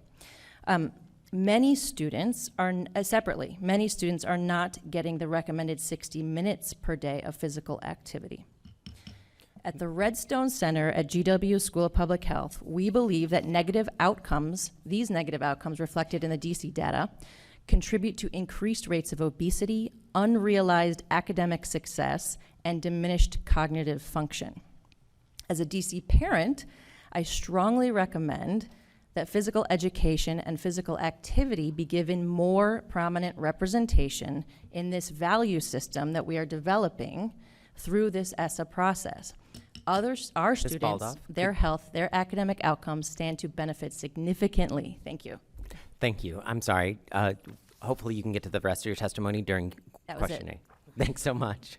Mr. Martell. Thank you. My name's Eric Martell, a retired DCPS high school teacher. The ESSA is supposedly an improvement over NCLB in that it allows each state education agency the right to choose how it will hold schools accountable. How can one hold any human group accountable? A school is an arbitrary social group. We don't think it is ethical or legal to hold a race, an ethnic group, a religion, or a nationality accountable for what some or even many of its members do. Aren't we still reeling from some ugly suggestions of that in the recent election? Yet we routinely subject teachers and students to tests whose result is either collective guilt or collective virtue. A school is a building, so school, in quotes, is really a euphemism for what? For students or teachers, principals. It's really both, because if a school fails the accountability test, teachers and maybe principals are blamed. Students are not blamed, but do suffer their school being closed, taken over by a private or charter management organization, transferred to a charter, or being individually transferred to charter schools, at which point there's even less accountability in terms of knowing what's going on, how students are performing as a group in the school. You can find criteria other than tests for accountability, but like the tests, they will all have an inherent bias. In short, you cannot find any method of group or collective accountability that is fair. How is it assumed that the school system implementing the accountability measure will even do so fairly? The evidence is overwhelming that school administrations, whether they wish to do so or not, ultimately game the system and create situations where there's retaliation against teachers and everything is distorted. It doesn't do what it portends to do. Does OSSI, for example, do implementation or operational audits of accountability measures to ensure fairness? How do they know that the measures that they have passed, that you have passed, or that OSSI is implementing, or requires the local school agencies to implement, are being done so fairly? I mean, we know, for example, that the graduation rate is a joke, because how do we have so many students doing poorly on standardized tests when yet the graduation rate of some schools is up in the 80% and 90% range? And it is further assumed that each school operates independent of the school system, as if DCPS officials' choice of curriculum, teaching materials, mandatory pedagogies, student discipline rules, and prohibitions can be dismissed as if they have no impact on student performance. And how do the school systems, including the charters, do they know how well students are ready to learn when they enter the school at whatever grade level? The only fair accountability is individual accountability. And that begins with students. Students should not be promoted until they have achieved the minimum passing criteria in some key areas. Until you do that, no matter how you couch it, with all the optimistic talk about closing the achievement gap, it's not going to happen. So it's time to consider something that probably has not been considered, and that is to reject the whole notion of an accountability system. And, you know, right now we're at sort of a moment of uncertainty in a lot of ways in the school with what's happening nationally, and there are lots of states where there is a revolt against accountability. Maybe the best thing to do would be to reject accountability and to give good reasons why. And we might just find out that being freed from these arbitrary measures of accountability might free us to create a school system that is, or school systems that actually can make more progress with both the high-performing students as well as the low-performing students. Thank you, Mr. Martell, and thank all of you for testifying here this evening. We'll do another 5-minute round of questions for board members. Ms. Wattenberg, and then Ms. Lord. And to go back to the beginning to Karen, you talked about how the current system creates incentives for teachers to leave low-income schools, for principals to leave low-income schools, and for special ed students to be discouraged from enrolling. And I wonder if you could talk a little bit about how you think that happens, how that works. How does the system create that? Yeah, well, if you're, as a school, if you're going to be evaluated on the test scores, obviously if you have the more students you have that come in achieving at lower levels to start, the harder it is going to be for you to raise the test scores at the school, to have higher test proficiency levels at the school.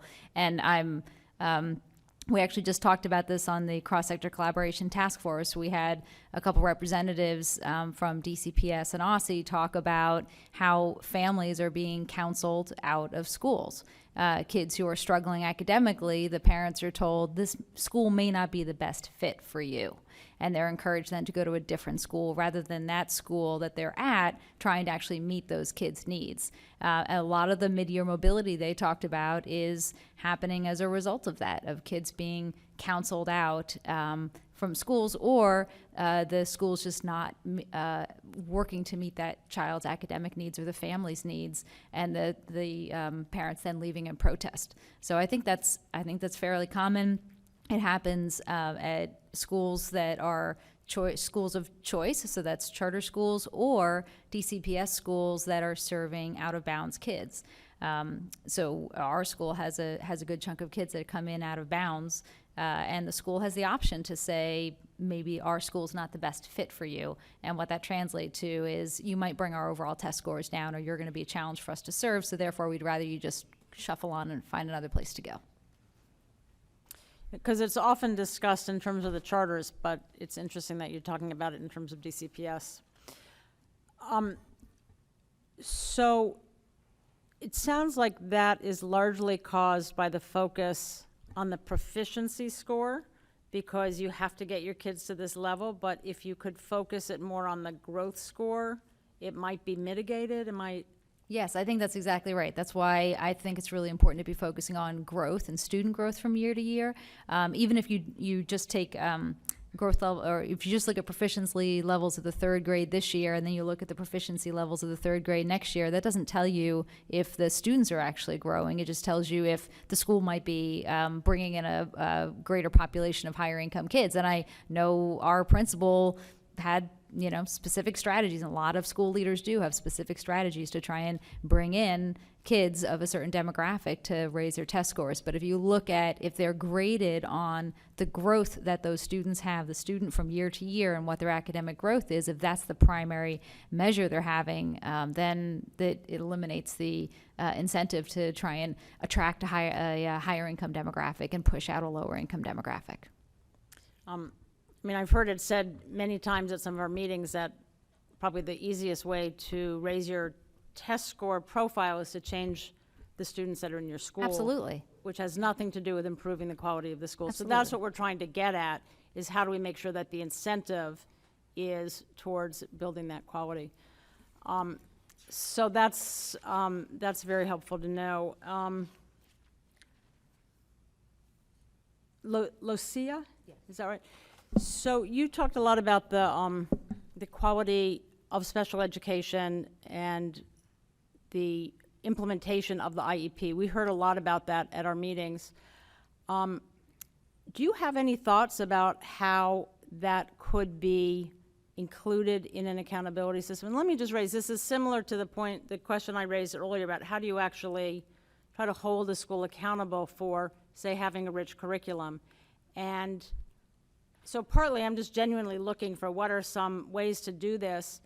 And then I'll just throw out, you know, there are other places that do their accountability in much more qualitative ways with sort of school inspection reports where you might have someone who would come in and audit a number of these different questions in a more qualitative way. In fact, I think the charter schools do it. If someone's here from a charter, they could talk about that. And that might be a way to get at some of this. But if there are sort of proxies for it or specific ways of getting at it, I'm interested across all these issues. So to you, how would you encourage us to try to incentivize schools to do better at providing quality special education? That's a very good question, because that was actually a question that I posed to some people that I was meeting with the School Board of Education earlier today, because you necessarily can't track that unless you're getting feedback from either parents or the students on how that works. So, I mean, I would personally say that even with my experiences and all the negative experiences that I've been through with trying to get his IEP implemented and getting him the proper services, is that I was not offered any to provide any feedback to when we did have a conflict and there was a resolution. How did we get about that resolution, and what were the things that worked and what didn't work? I think I've done a lot of surveys within being in the IEP, but only for my son and never really for the services that he's been receiving. The only one I did receive was through an outpatient service program that was built into the school. But that was one out of the 4 years that Julian has been within the DCPS system. So I think that there's a lack of communication as to when there is conflict and how we resolve them. Because I feel that if that was in kind of some of the documentation, that could have helped with the transition from the old school to the new school, so they could have set a standard, and there wasn't a standard set. So some of that is sort of at the school level, but let me just throw out, when we talk about the surveys, the satisfaction surveys, it may be that there's a way to do some special set of surveys that talks to special education OSSE families. does send out them, but I feel that again, conflict resolution, we have to, when we find out what the problem is and we actually do consider it solved, what were those steps taken? I think that outlining that would help. And then it would also kind of figure out where are the problem solvers at within the special education program, and may hopefully use them in the leadership role. Thank you. Thank you, Ms. Wattenberg. We'll go to Ms. Lord and then Mr. Wheaton.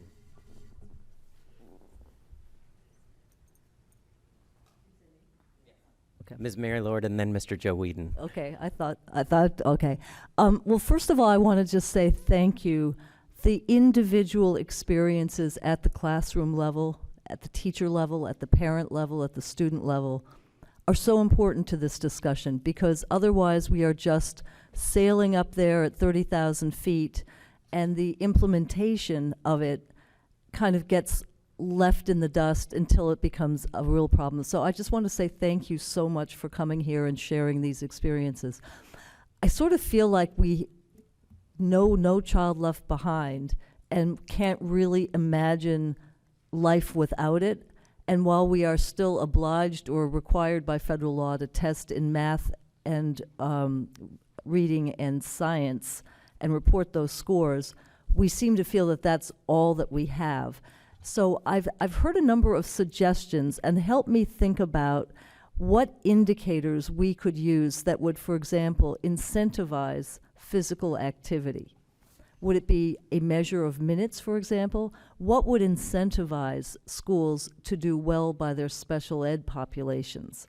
Some people have suggested a combination of suspension data, but that doesn't really get at the quality of the services and the teaching and the learning that's going on with those special ed students. And then teacher churn or turnover has been another measure. On the other hand, if you say, we're going to measure you on teacher turnover, you could also have the reverse incentive of keeping teachers in classrooms to which they really shouldn't be teaching. You know, they may have better fits elsewhere, in or outside of education. So I'm just going to throw it open to you. And then finally, just should we measure science in this mix? Because we're testing it, we're reporting the scores, but there is some disinclination to actually count that in accountability. Yeah. To get back to what the previous panel had said, I think one big driver is if you were to really reduce the influence of the test scores overall, that would just open the door for a lot of other for a much more well-rounded approach. But I also think that the idea of doing surveys with parents and teachers and students, really good, thorough, deep surveys is an important way to go. I would love to see what the Washington Teachers Union has developed. I think that the surveys that have been done so far are frankly pretty lame. The student climate surveys are just, I mean, kind of pathetic. I've never been surveyed as a parent. Teachers are not part of the evaluation system for the school or for the principal. And I actually think this is another issue that we need to be looking at this separately from, there's principal evaluations, and principals have a huge influence over what happens at a school, but they're evaluated based on test scores. You skip over the entire thing of how they're doing as managers with teachers, and you're just evaluating them on their students' test scores. So that's a whole nother issue that's separate to some degree from school evaluation. But I really think we need to be getting at what in most professions you would call a 360-degree evaluation, which is evaluating your principals and your schools comprehensively on what the experience is for the students, what the experience is for the families that are engaging, and the teachers that are working there, what's their experience. And I think a lot of these things we're talking about with making sure that special ed services are offered and PE is offered, you could get a lot of that by just doing more of a 360-degree evaluation. It's interesting you bring that up. One of the suggested accountability systems, I think it may have been the one the teachers developed that was referred to by my colleague, Mr. Jacobson, was an inspectorate system, much like the Brits have, where you go out and it is that 360 degree, and along with it is a plan for improvement. Here's where you're strong, here's where you're weak, here's some resources to do better. So thank you for putting that out there. I would just say one thing. It blows my mind, this idea that you have a requirement for a certain amount of physical education each week, and it's not being implemented. Why not? DCPS has the highest ratio of instructional superintendents, which is another word for assistant superintendents, to schools in the whole country, like 1 for every 10 schools. They're breathing down the principals' necks. How come they're not enforcing these things? That's worth asking. That's something that OSSE should be following up on. If I could just add, in terms of physical education and incentivizing the Healthy Schools Act, I mean, we have mandated minutes, and so the question then is why aren't, where is the value? And you think about this in any given organization, is the top-down leadership messaging to everyone that this is actually a value? And I agree with your statement, Ms. Lord, that we don't, or maybe we have PTSD and we're stuck in this and No Child Left Behind world, and we have an opportunity to expand beyond that, and we have research and data that supports the value of physical education. We have DC law that says we need to be doing this, and I suspect that sort of not only the value system, but also perhaps the funding that is available. I know that not every school perhaps has enough physical education, may not have the funding to support physical education teachers, to support all those minutes to give to their students. I've heard that space is an issue, the gym and cafetorium situation. So, I mean, perhaps that's a question for the School Modernization Act. I mean, someone at DCPS mentioned that roofs should be used for physical education. We are in an urban environment. I know that's a little bit out there sounding, but Actually, my kids, they were too old, but that was where the outdoor play space was on the roof of the school. But it's sort of like Stockholm Syndrome, more like than PTSD. But perhaps if we talked about competencies as opposed to reading and math performance, I mean, there's opportunities to kind of reinvent what we mean by success. So also competencies mention- in outdoor education or physical activity, harnessing some of our partners. If you don't have a space for a gym, there's a Boys and Girls Club or a Y down the street that could easily be recruited as a partner.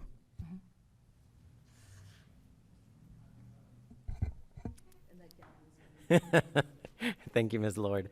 Mr. Whedon from Ward 6. Thank you. Again, thank you to the panelists. Some very enlightening discussion, especially around narrowing of the curriculum, special ed issues, both from the student and the teaching side. Most of my questions have already been brought up, but I do want to say a couple of things, and then I've got one question here. I do want to say proficiency is important. We can't be pushing students out of schools, as Mr. Martell alluded to, who aren't ready to succeed in college or career. But growth is also important. We can't rank and evaluate schools for end-of-the-line results when they're making remarkable progress with students, but those students came in so far behind. We've got to find a happy medium and move to a point where all of our schools are teaching the kids what they need to learn, and we're truly serving them. And I think that gets to the crux of what I'd like to see in the evaluation. How do we effectively measure whether or not these special ed services are being provided and those students are growing? That's individual growth. And with that, we've already talked a little bit about that, but I want to get back to the PE issues with Ms. Baldoff. What would you say would be an effective measure, something that we could implement into ESSA or school report card to effectively measure and report our students meeting the physical ed or physical activity requirements? It's a difficult question because we have, I mean, I think it goes back to this value alignment with, in our district, we have the Healthy Schools Act. We say what we need to be doing. We have the minutes. We have the, you know, I think it is, you can measure the minutes that are scheduled for the students, and you could also, I mean, I think that's a logical metric. I can tell you that what has also come up as a potential, I know that data is collected on FitnessGram, which is a level of fitness. I know that heart monitors have been distributed throughout the district, which is a measure of actual individual fitness. I mean, these measures have their limitations, but there's data that's already being collected. We collect data on what schools are and are not providing the physical education minutes through the OSCE school health profiles. So my understanding is that there's also funding opportunities in terms of professional development. I mean, the physical education teachers, my understanding is it is not a lack of training there. I think perhaps professional development on perhaps the principal level, because I see this as not being of value from the top, and maybe even higher. I mean, we have the means to do this. Right. No, I largely agree. I think we can measure the minutes, and I don't know if that's necessarily effective. Getting into some of the other measures creates additional challenges. But I'd love to see something that's effective, that's truly getting at the value added. Are students living healthy lives, and are they moving? I do think that professional development at higher levels, both for teachers who don't deliver physical education and for principals, right, and administration. I'm kind of wondering if this is something, because of the difficulty in truly measuring, it's a hybrid where we're looking at those minutes, but we're also looking at a school survey or a culture survey, and is this valued and what the responses are there, and ensuring that it's incorporated into that type of tool. Thank you. I've got nothing else. Thank you, Mr. Whedon. Do other board members have questions? I have, I'll take my 5 minutes and I will not use all of it, but I had a couple of pieces that we're working on that I wanted witnesses to be aware of. Ms. Nyan Kale? Yeah. One of the indicators we are discussing with OSSI is attendance and days in school. And focusing on having students in the school would give schools a disincentive to suspend students. So just be aware that that's part of the discussion, is if a school suspends a student out of school, the school then would not get credit for days in school for that student. So we're looking at attendance as one of those indicators, and that could help with some of the challenges that you and your son are facing in terms of suspensions. Also on mental health supports, we hear you completely. This board takes that very seriously, and late this spring approved new health education standards that deal with mental and emotional health, and those are in classrooms for the very first time this school year. That helps from the education side from the students so that a student can make good decisions. It doesn't help from the support side that I think you're talking about and looking at. I also wanted to raise with you, our next panel of witnesses will include the Ombudsman for Public Education. I don't know if you're familiar with her, but her office helps with IEPs, helps with bullying, helps with suspensions. It helps families navigate the system, as does our student advocate. Those are resources under the Board of Education. I appreciate those resources, and she was actually accompanied me to the school board meeting that I was at earlier. But I feel that when we're talking about my situation specifically with him being suspended, there's nobody that I can speak to right now to get him back into school. In those 3 days that he's been gone, I've only spoken to people outside of the school to try to remedy the problem when the problem is going on inside the school, yet all of these meetings have happened outside the school. Nobody has gone inside the school to really dig deep and figure out why is this happening. And I feel that if we're going to keep going in circles, even with the attendance situation, because we talked about in-school suspension with him, they can't accommodate him in an in-school suspension setting. So he's safer and better off at home, is what I was told. Thank you for that additional context and information. I know it's personal, and we appreciate you sharing that with the full board. And I don't know that we can do a lot more than the Ombudsman has done, but your story helps us formulate better policy for all students, so thank you.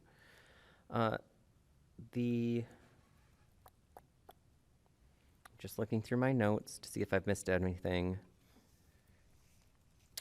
Mr. Martell, you had a very interesting concept about rejecting accountability fully. My concern with that, which is an interesting concept, is that if this becomes a trend in states, we have states that do not treat students of color in particularly well, economically disadvantaged students well, students with disabilities well. And an accountability plan is supposed to put in safeguards for students no matter where they live that are federal standards to prevent that. Could you, in the next 45 seconds, speak to some of that? Well, it'd be interesting to know what the statistics are for, say, the District of Columbia public schools over the last 20 years in terms of meeting those needs, because we still have a high dropout rate. We get very few statistics. I mean, just since 2007, it's been something like close to 30,000 students have left DCPS when you look at the cohorts, okay? Does anybody know why? I mean, some of them went to charters, some of them went out of state, I mean, all different places, but, and they have those records, but they're not reporting them, okay? You know, Mary mentioned, you know, the school inspection system. I mean, the problem is when you have an accountability system and you attach consequences to it, and without having really a thorough evaluation of, I wanted to say this before, those two students that Suzanne mentioned that were doing very well, I mean, proficient or advanced or whatever, do we know why? If we don't know why, if the school system cannot say, oh, these two students are doing so well in math or reading or both, we should know why, because maybe there's something that could be applied on a wider basis. Do we know why students are doing very poorly? I mean, if we can't even answer those questions, then it's impossible to put together an accountability system that is fair and that will achieve the goals that we wanted to achieve. Thank you for that perspective, and thank all of you witnesses for coming here this evening and spending so much time with us. We greatly appreciate it. With that, this panel's dismissed. And we will move on to panel 3, which includes our Ombudsman for Public Education, Ms. Joanna Smith, and Khadijah Williams, also from the Ombudsman's Office, and Tiffany Brown, a special education teacher. Is Ms. Brown here as well? I am here. Wonderful. If you could just sit, Ms. Smith, Ms. Williams, Ms. Brown, that would be wonderful. I think you all know the drill in terms of our timing schedule. That's fine.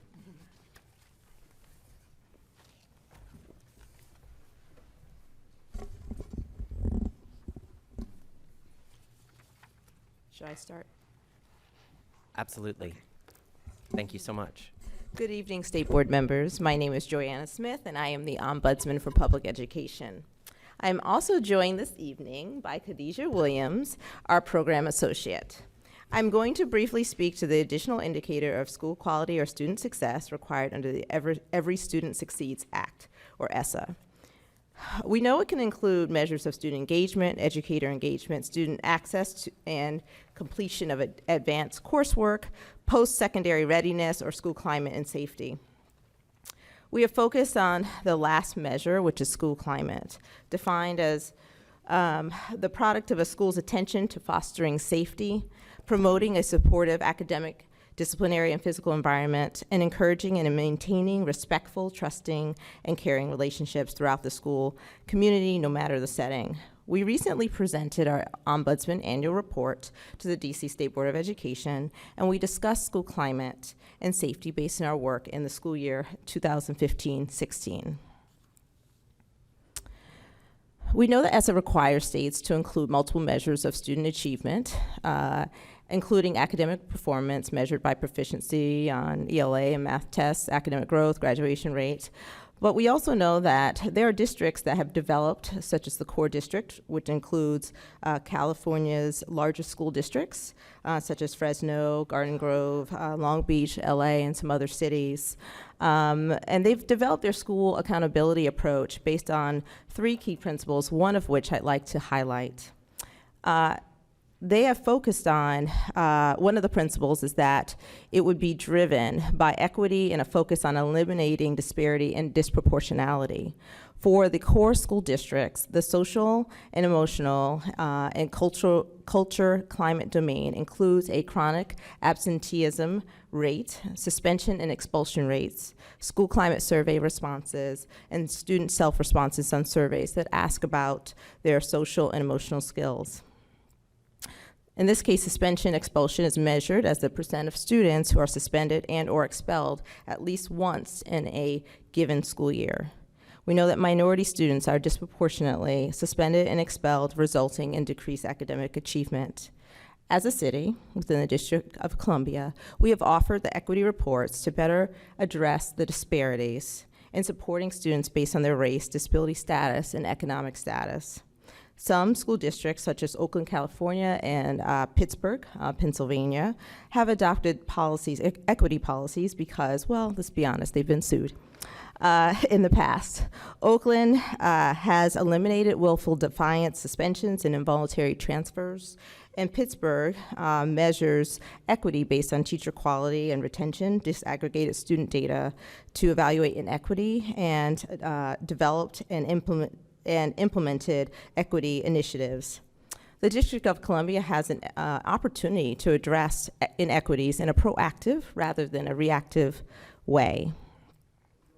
There is a definition of equity provided on the OSSE website, which provides equity in education refers to all students receiving the same caliber of education, regardless of their race, ethnicity, economic status, special education status, and other factors. The equity reports were designed to give our schools and families and communities transparent and comparable information related to equity across all DC schools. It was a collaborative effort with a number of partners such as OSSE, DCPS, PCSB, and others to create these annual equity reports. We did a cursory review of the equity reports in a select number of wards, and we offered the following observations in our most recently issued annual report. It is important to note that 87% of schools with a suspension rate of 20% or more are in wards 5, 6, 7, and 8. Additionally, these schools also tend to be at least 95% African American and have an at-risk student population of more than 60%. As indicated in our most recent annual report, 51% of disciplined students in our cases have a disability, and 11% of our special education cases involve students who were out of school, the same percentage as our disciplined cases. I'm going to hurry up because I actually do want Khadijah to say a few things about school climate. We found that in our cursory review of the data presented in the equity reports, African American students continue to be disproportionately disciplined when compared with white students. Given the disproportionate impact of discipline upon students of color and students with disabilities, we believe there should be a minimum threshold of due process protections that extend beyond what federal, local law and best practices provide. But we also think that some of that could be included in our accountability system. I'm going to turn to Khadijah because she really have no time, but say a few things. She can have her own. She can have her own 5 minutes. Oh, she can. Oh, wonderful. Well, go ahead. But you don't have to use it all. All right. So many of the cases that our office has addressed could be better addressed with a focus on school climate. In one case, for example, a student was given a 90-day suspension after being suspected of smoking marijuana on school grounds and was administratively withdrawn from his DCPS out-of-boundary school and referred to Choice, the alternative placement for suspension. When the student tried to re-enroll into the school, he was discouraged from re-enrolling by his principal and encouraged to enroll in his in-boundary school, even though he had a right to re-enroll into that school. Rather than encouraging a black male student's desire to continue his education, the student was considered a nuisance. This child had parents who were not very involved in his life, and he tried to advocate by himself to remain in school. In another case, a child with level 4 disabilities, that's the highest level of disability need, was expelled from his charter school after he was transferred to a program that was meant to better support his needs for bringing a BB gun to school. Even though this child needed significant supports around behavior and decision-making, it was determined that he needed to be removed from the school to ensure the safety of other students. This decision was made despite the fact that the school acknowledged a need to better support the student's behavioral problems. This child's parent had difficulty communicating her needs throughout our work with her, and she lived in the most economically distressed area in the district. And one final example, a parent tried to advocate that another diagnosis be added to the child's IEP. The special education coordinator did not add the initial diagnosis at first to the child's IEP and told our office that some children are D and F students. This black child was in first grade. This school staff member looked at this child and saw not potential, but a Black child who was already a failure. These examples highlight a need to hold schools accountable not only on how they interact with students, but how they support children experiencing numerous challenges.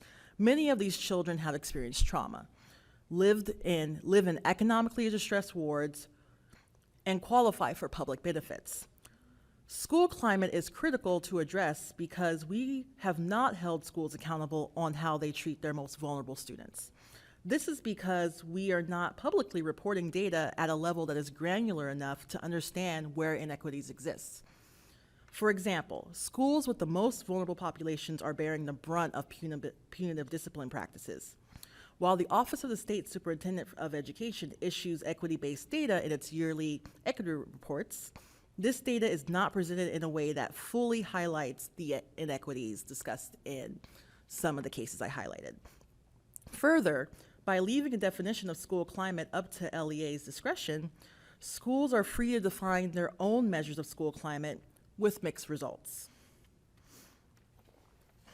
Many of these unaddressed disparities are illustrated in what parents have communicated to our office and within the district's own data. We have addressed cases in which families feel that the concerns about their children's safety are left unheard. We have heard that parents do not feel that schools care about them or their children. 56% of these families bring issues to us impacting students in the early and elementary grades, which means that a child's impression of school, for better or for worse, is being shaped at a very young age. While DCPS has tried to capture these concerns through their annual stakeholder survey, we found through our cursory analysis that feedback from the most economically distressed wards are underrepresented, while feedback from the wealthiest and least populated wards are overrepresented. While the DCPS stakeholder survey can be improved, no such district-wide school climate data exists for charter LEAs. The schools that are least represented are also schools with the lowest academic outcomes and the highest rates of suspension. Given that research has found that a child's negative impression of his school climate adversely impacts students on the physical, social, and academic dimensions, it is critically important that a standard measure of school climate is implemented so that we have a complete understanding of how all of our students are faring. The research makes it quite clear that a focus on improving school climate is important. We must also understand that it is critical for our students, in particular our most at-risk students. Joanna spoke to this population earlier in the testimony. For now, excuse me. So some of these indicators that can be used to address school climate are ones that our district already collects. Some suggested indicators that should be focused on include the areas of discipline, school push-out, and enrichment and engagement. Thank you, Ms. Williams. Ms. Brown. Sure. Good evening. My name is Tiffany Brown. I'm a proud graduate of DCPS, a parent of 2 DCPS children who are back there sleeping, and a 19-year veteran teacher of DCPS. Thank you for the opportunity to speak to you today on this important issue of testing. When I started teaching in DCPS, the high-stakes test the students were required to take was the the SAT-9. Back in those days, testing did not have the same emphasis as it has now. Then, students were tested in the fall and then in the spring. The test seemed to measure growth. There was baseline data to determine if a student made adequate growth. Back then, I did not feel the weight of testing daily. As school reform happened, teachers were not a part of that equation or conversation. If someone asked me, I would tell them that testing students in this matter does not work. It causes stress and anxiety for the best of them. Assessing or testing a child in this, I'm sorry, I said that already. Let's face it, some students will perform better than others. Fast forward to 2016, students are not only tested at the end of the school year for high-stakes testing, but also given benchmark assessments at the end of each unit of study in math and English language arts.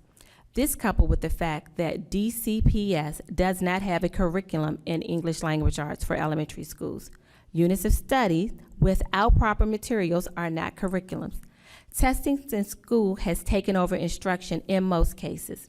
Teachers are not given any voice when it comes to assessment. What is missing in this testing culture is what's being done with the testing data. Now that we have the results, what are we going to do with it? Are we going to create reading curriculums that is research-based to help struggling readers? Or are we going to create research-based mathematics curriculum to teach our students? Or are we going to continue to test and punish teachers for the results? These unanswered questions create a stressful work environment for teachers as well as students. With ESSA, it is critically important that testing and test scores are not only measures of students' abilities. The students of the district deserve better. A better model to consider is a growth model. A growth model provides a method for measuring the amount of academic progress each student makes between 2 points in time.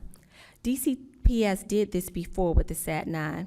It is important that we compare apples to apples and oranges to oranges, and that is not currently happening in DCPS.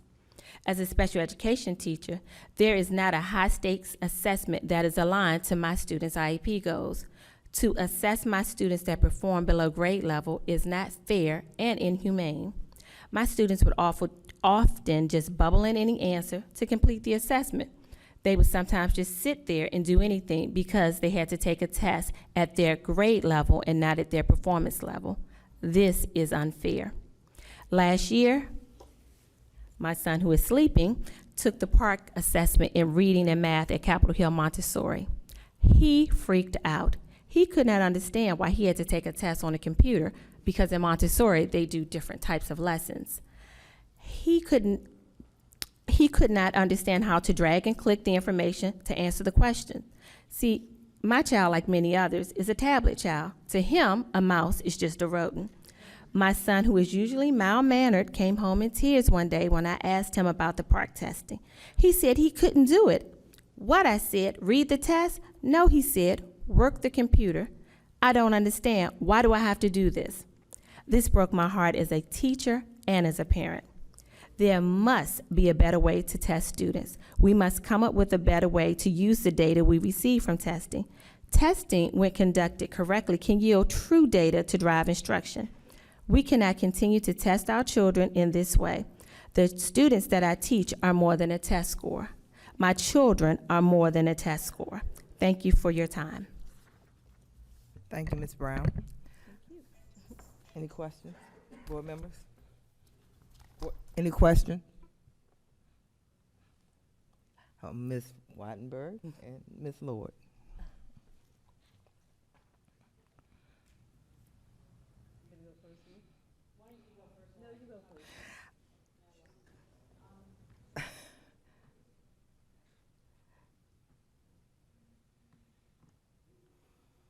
Ms. Lord, are you ready?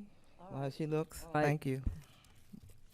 Speak now or forever hold your peace? No, you go first, I'll go next. Okay, well, first of all, thank you very much, and the Sleeping Beauties in the back room testify to the ability of teachers to rise to every occasion, even at the great personal sacrifice, and I really appreciate my colleagues from the Office of Ombudsman for Public Education for being here. Social emotional health is huge. A couple of indicators were mentioned. Would we be wise to report each indicator separately or to do something as a sort of an overall indicator? And then secondly, to Ms. Brown's point, how do we use this data? And I'm thinking that we are, again, locking ourselves into a standardized test measure rather than other kinds of performance measures that would tease out some of the competencies. For example, a project-based learning or a portfolio. So let's put that on the billboard too, and give some flexibility, particularly for special education students. If the standardized test doesn't fit, if we have a lot of square pegs and we're trying to shove them into round holes, let's flip that equation.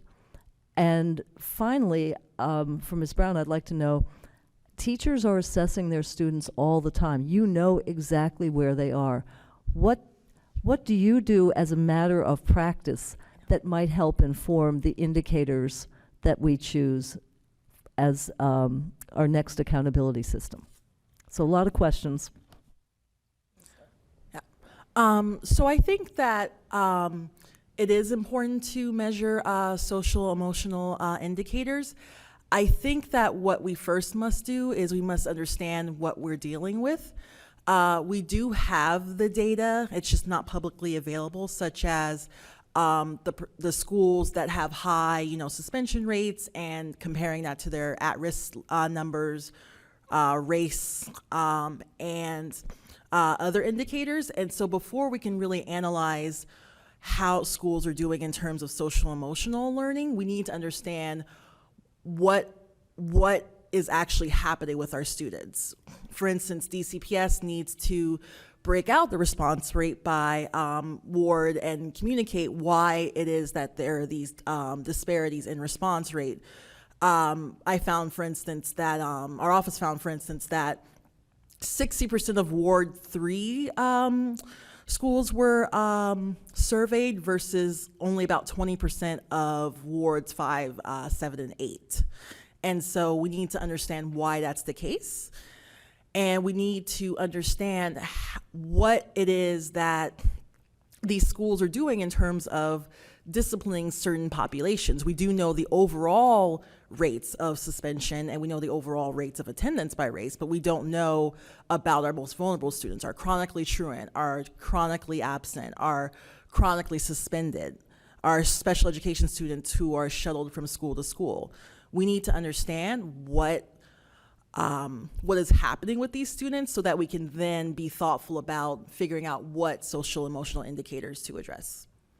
Just to jump in on that, the Maryland State Board of Education and State Department of Education did a study of discipline, and they did find very clearly disproportional discipline being meted out, particularly to students of color, particularly to males, and they redid the discipline policy that is now statewide. It sounds like that might be something then the state board and state agencies OSSE should look into.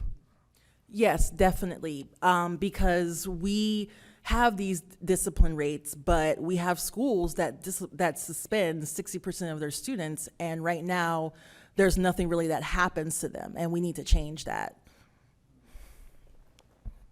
Yeah, I was just going to say that certainly in our equity reports, which you mentioned earlier, some of this information is already captured. So the question becomes, what are we doing with it? And I mean, certainly OSSE has considered whether they were going to have really a minimum threshold by law where everyone, there's certain protections, due process protections that would happen across charter LEAs as well as DCPS. Instead, they came out with the non-regulatory guidance, which is actually a great document, but it doesn't require schools to do certain things. And so I think the question becomes, should we do that, in the accountability system? We know there are other districts who have included things like suspension and expulsion data as part of their accountability system. You asked me, what do I do since we do testing all the time? I just teach. I teach the content. I don't worry about test data because oftentimes there's not a large enough population of special education students where the test data will count, where their high stakes testing will count. But in cases where there is, teachers and schools are discouraged from doing alternative assessment for SPED students. We're given a lot of requirements and just kind of told, no, you can't do that. We're not going to do that. And it puts the school in higher scrutiny that you wanted to use a portfolio assessment or alternative assessment. And so it puts more scrutiny, and a lot of times principals don't like that at all. Thank you, Ms. Lord. Ms. Wattenberg. So the question I wrote down, but it may have gotten answered, is when you talk about maybe that the equity reports don't fully report what you would like to have reported. I think it's about that the equity reports include this information, but the schools aren't held accountable for it. And so specifically the expulsion and suspension information, is there other information included in the equity reports that you would specifically recommend including in the accountability formula as part of the environment, climate? There are a few indicators to consider, and I'm going to let Khadijah give some of them, which we didn't talk about in our earlier testimony. Yeah. So some of these indicators, and again, these indicators are based just on what we've seen in our casework. We're not school climate experts. But some of these indicators include percent of students who are chronically placed out of school by demographic indicators such as gender, race, and disability at risk status. Percent of students chronically placed in in-school suspension, because even if they're not suspended out of school, placed out of school, they're still taken away from the learning environment. And then after the first year, the percent by year and by 3-year change in chronic and overall suspension rate. And what's important about that is that then we can see how schools are improving or not improving on their chronic discipline rates. And finally, percent of uses of alternatives to suspension, such as trauma-informed and positive behavior intervention support compared to punitive discipline. And the surveys that you're talking about that are returned heavily from one part of the city and not heavily from another part, are those the DCPS Yes. satisfaction surveys that you're talking about? So if we did this kind of survey, we would really have to pay attention to how do we get broad Yes. use of it. Otherwise, it wouldn't really help. Question for you on 2 things. One, I wondered if you could just talk about, and I know you're teaching special education, so I don't know if you can speak to your school broadly, but I'm curious how much testing there is in terms of the test prep and so on, if you have an answer to that.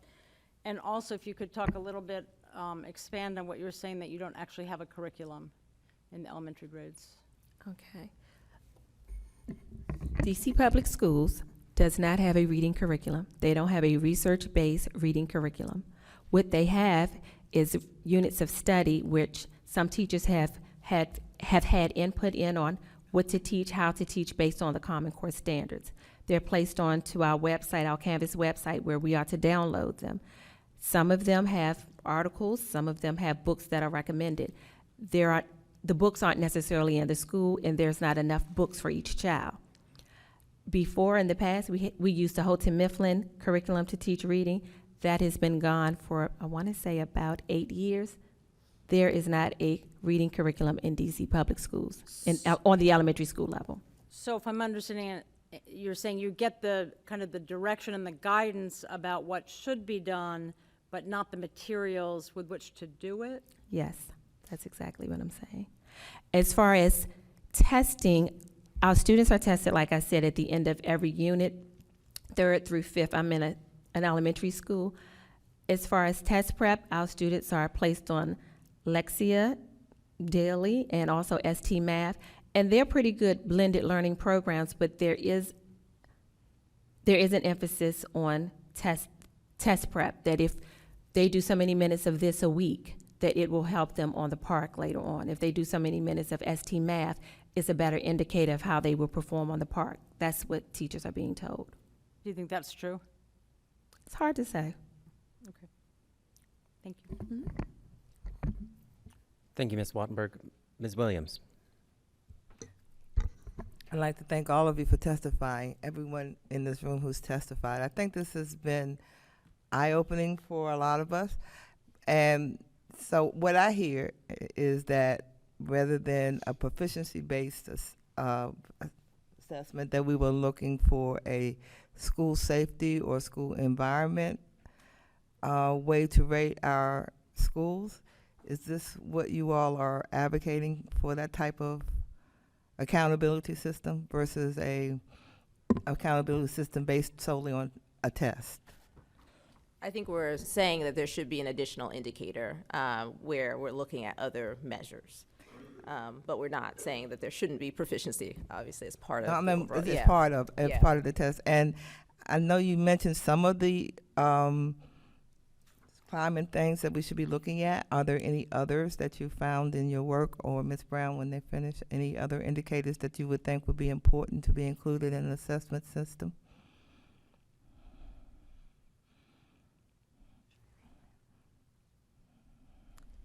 Not from our office. I don't know if you have it. It's a lot of times they talk about school attendance and their free and reduced lunch status, but it's not taken into account when we're doing the impact evaluations or however it's scored. Those things aren't really taken into account. It doesn't take into account teacher turnover at a particular school. I'm at a new school this school year, and I want to say more than half of us are new to the school, not necessarily new to the school system or new to teaching. And the school where I am had my understanding was a difficult time last year. So I think those sort of factors need to be looked at. You can't have a staff that is almost turned over or has turned over for the past 3 or 4 years. You can look at where there is a high suspension rate or high in-school suspension. You have to look at also the income levels of the parents and how the students are living. We have a lot of students who are living in poverty, and it's unacceptable that these students are being asked to perform at the same levels as students who come from quote-unquote stable households. And I don't think that's being considered. They say, yeah, we know that, but you still have to teach them. We know that, but they still need to do so many minutes of ST Math or Lexia. We still need them to perform at this rate. And just another question, since you are a special ed teacher and your children have special needs, are the services that they need available to them now? I mean, the wraparound services that would benefit them? So the district has pushed and mandated that most DCPS schools do inclusion if they're not in a self-contained full-time placement.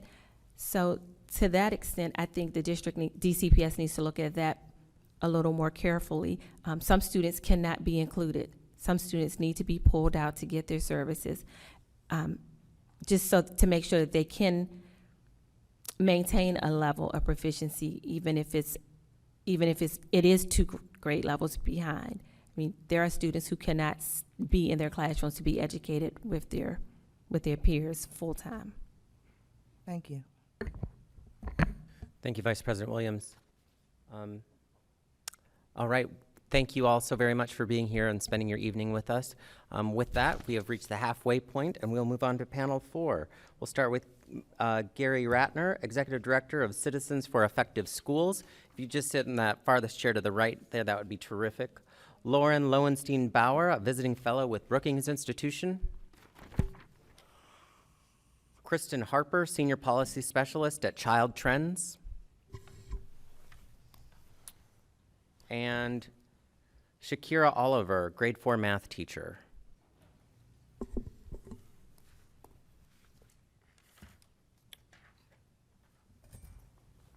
Terrific. And we will start with you, Mr. Ratner. You have 5 minutes. Thank you.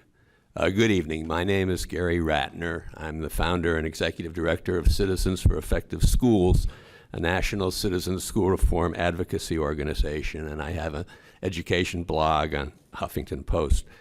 I was heavily involved for many years in lobbying Congress to overhaul NCLB, including urging adoption of a school quality indicator for accountability similar to what was enacted in ESSA. I'd like to testify about all 3 main issues.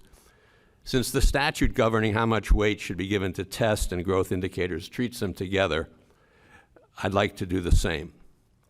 I agree with the State Board's response to OSSE's initial SSA strawman draft, that growth in a school's student achievement should be given substantially more weight in DC's accountability system than the percent of students who are proficient. Not only would this wisely reward schools for improving student learning, but it should help to reduce the destructive impact of focusing on raising test scores as an end in itself. If low-achieving schools are recognized for being on a positive trajectory, it will relieve pressure on principals and teachers to drill and kill to reach a fixed and artificial test score goal. It will better enable them to focus on making the changes that low-achieving schools with district support need to make to turn themselves around. See the common elements of successful school turnaround paper. If schools make the necessary changes in the elements of leadership, instructional improvement, curriculum, school climate, and parent and community involvement and support, they will become much better schools. Children will be engaged in challenging curriculum, and the test scores will take care of themselves. For the same reasons, I would oppose the proposal to have test scores, both proficiency and growth together, constitute anything like 70% or 80% of a school's total accountability rating. The total weight given to test scores and graduation rates should be the least it can be and still comply with the statute's mandate that these factors, quote, in the aggregate be given, quote, much greater weight than the school quality or student success indicators. Maximum weight, perhaps 45 to 46% of the total rating, should be given to school quality indicators. If well chosen, these indicators would provide valuable insight into how much and what kind of support each school needs. Moreover, they would help guide each school toward making the concrete changes in expectations, beliefs, and practices it needs to make to significantly improve student learning. While I agree with SBOE that there should be a broader set of metrics for determining quality, as it recognizes, the question then becomes which metrics? To answer that first requires determining what purpose are these metrics to serve. Here, ESSA itself provides a critical answer. Accountability indicators, including school quality, must be used to, quote, inform comprehensive plans for improving schools under 1111D. That is, under ESSA, indicators are not just for the purpose of more carefully differentiating between low-achieving schools to identify certain ones for intervention, but for the purpose of helping the identified schools improve. That congressional purpose for indicators has profound consequences, I believe, for which metrics the board should select. There are many potential school quality metrics that could help to differentiate between schools. But there's one school quality instrument that was specifically designed for the purpose of helping schools improve, and in multiple respects is the best indicator for this purpose. It is the School Climate Assessment Instrument, SCAI, from California State University, Los Angeles. SCAI is unique among school climate surveys in three major respects that make it so useful for school improvement. Unlike Likert, for each question it describes three different conditions from least to most educationally effective. 2, it has the highest predictive validity correlation with student achievement, about 0.7. 3, it embodies a comprehensive conceptual framework for what works to improve schools. SCAI is valid and reliable and satisfies the other ESSA requirements for quality indicators. Its student surveys meet the disaggregability requirement for accountability measures. Its teacher-staff survey also needs to be administered to gather essential information on leadership and teaching, and the parent survey to get parents' vital perspectives. SCAI is a comprehensive indicator covering 8 categories: physical appearance, faculty relations, student interactions, leadership decisions, discipline environment, learning assessment, attitude and culture, and community relations. It not only gathers key information on each school's strengths and weaknesses and allows differentiating between schools, but guides stakeholders to make concrete changes to improve their school. In conclusion, I strongly support the board's belief that it's vital to include metrics of, quote, school culture climate that promotes learning. While I understand that the board is considering also adopting various ad hoc metrics, such as evidence of career preparation, I'd encourage it to evaluate first whether collecting such data would help schools develop and implement their comprehensive plans as Congress intended. I believe there would be a substantial advantage in focusing all stakeholders on a comprehensive indicator for school improvement rather than diverting attention from it to other ad hoc measures that may not directly help schools improve. Thank you. Thank you so much. Ms. Lowenstein-Bauer. Thank you. Again, my name is Lauren Bauer, and I'm a visiting fellow in economic studies at the Hamilton Project at the Brookings Institution. And I'm grateful for the opportunity to testify on broadening school accountability under the Every Student Succeeds Act. In a Hamilton Project paper that has been distributed, we look at which of the so-called fifth indicators can withstand accountability pressure and meet the technical requirements. Based on this work, I recommend that the district adopt chronic absenteeism as its measure of safety, engagement, and environment. Chronic absenteeism is a serious problem here in the district. In the 2013 school year, almost 30% of students in traditional and charter schools missed more than 3 weeks of school. The problem is widespread. More than 98% of schools had chronically absent students. Chronic absenteeism is related to lower student achievement and rates of high school graduation. Chronic absenteeism not only affects students who miss school frequently, but also has harmful spillover effects on their classmates because teachers may have to delay moving on to new material or spend more time remediating when students are chronically absent.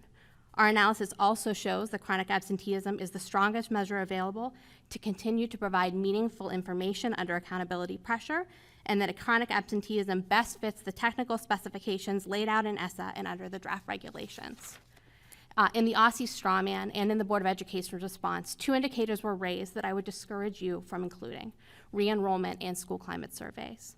School choice is a central theory of change for DC. Attaching accountability stakes to rates of re-enrollment would undermine the choice process. Parents should be free to make the decision as to where to enroll their children without undue pressure from schools. Under accountability stakes, it would be straightforward to influence responses on a school climate survey, potentially inflating scores while undermining the capacity of these surveys to provide meaningful information. I underscore that these surveys, which collected without accountability stakes, provide useful and usable information. In fact, these surveys could help administrators identify school-specific responses to improve on rates of chronic absenteeism. Attaching stakes to school climate surveys would reduce their capacity to be used in a formative way and create a situation that is like how we talk about test scores now. Thank you for the opportunity to share new research and to contribute to a process critical to the success and well-being of district students. Thank you. Ms. Oliver. Members of the board, I'm grateful to sit before you to discuss the importance of creating safe and supportive school climates for our youth. I am Kristen Harper, Senior Policy Specialist for Child Trends, the nation's only nonprofit research institution dedicated to improving outcomes for children. Over the last 5 to 10 years, we've begun to see a sea change in how we think about, how we talk about, and how we ultimately address conditions in which teaching and learning takes place. The approach schools have historically taken to promote order and safety has been to focus on removing negatives. How do we stop violence? How do we keep weapons out of schools? However, it's only in the last 5 to 10 years that there's been a real conversation about conditions for learning or school climate. That is, about the relationships between students and their peers, between students and their teachers, and about a child's perception that they are valued, and that the system in which they receive instruction treats them fairly. So what is school climate? Before I answer that question, it's probably appropriate for me to address what school climate is not, and what school climate measures are not. It's not whether children like their school. School climate measures are not about satisfaction. It's not about whether or not your school is aesthetically pleasing. It's not about whether or not students like their homework. To be fair, there is no consensus definition, but many of the definitions that you'll find speak to very similar domains. The U.S. Department of Education has used a 3-pronged definition for purposes of its 2010 Safe and Supportive Schools survey to states. Those domains include school engagement, children's participation in school activities, school safety, thinking about, yes, drugs, violence, bullying, harassment, but also school environment, the disciplinary environment, academic environment that includes physical plant, and the availability of health supports.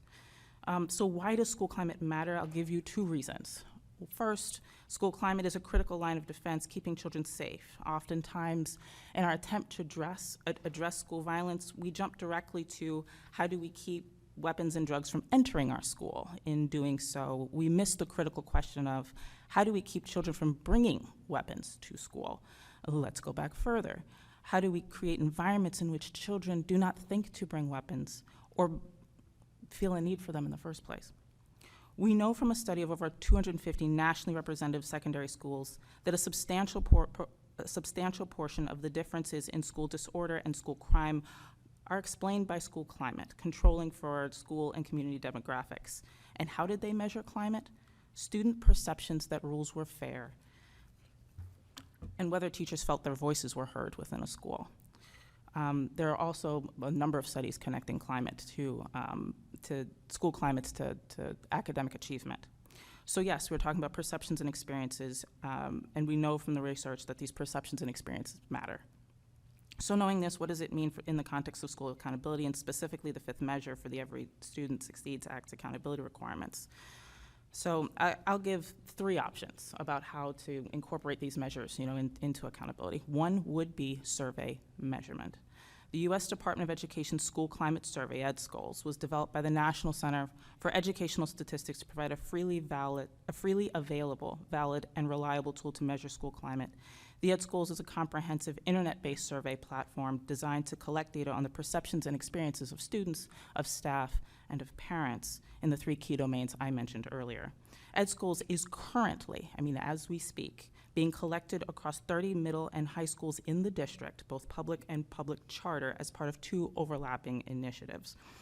One is really focused on the use of school climate data, using it to promote buy-in from the school community and engaging students, families, and community members. The second is a Suicide Prevention and School Climate Measurement Act of 2016, which requires OSSI to pilot school climate measurement in DC middle schools and high schools, with the anticipation that all middle and high schools will be required to participate by school year 2021.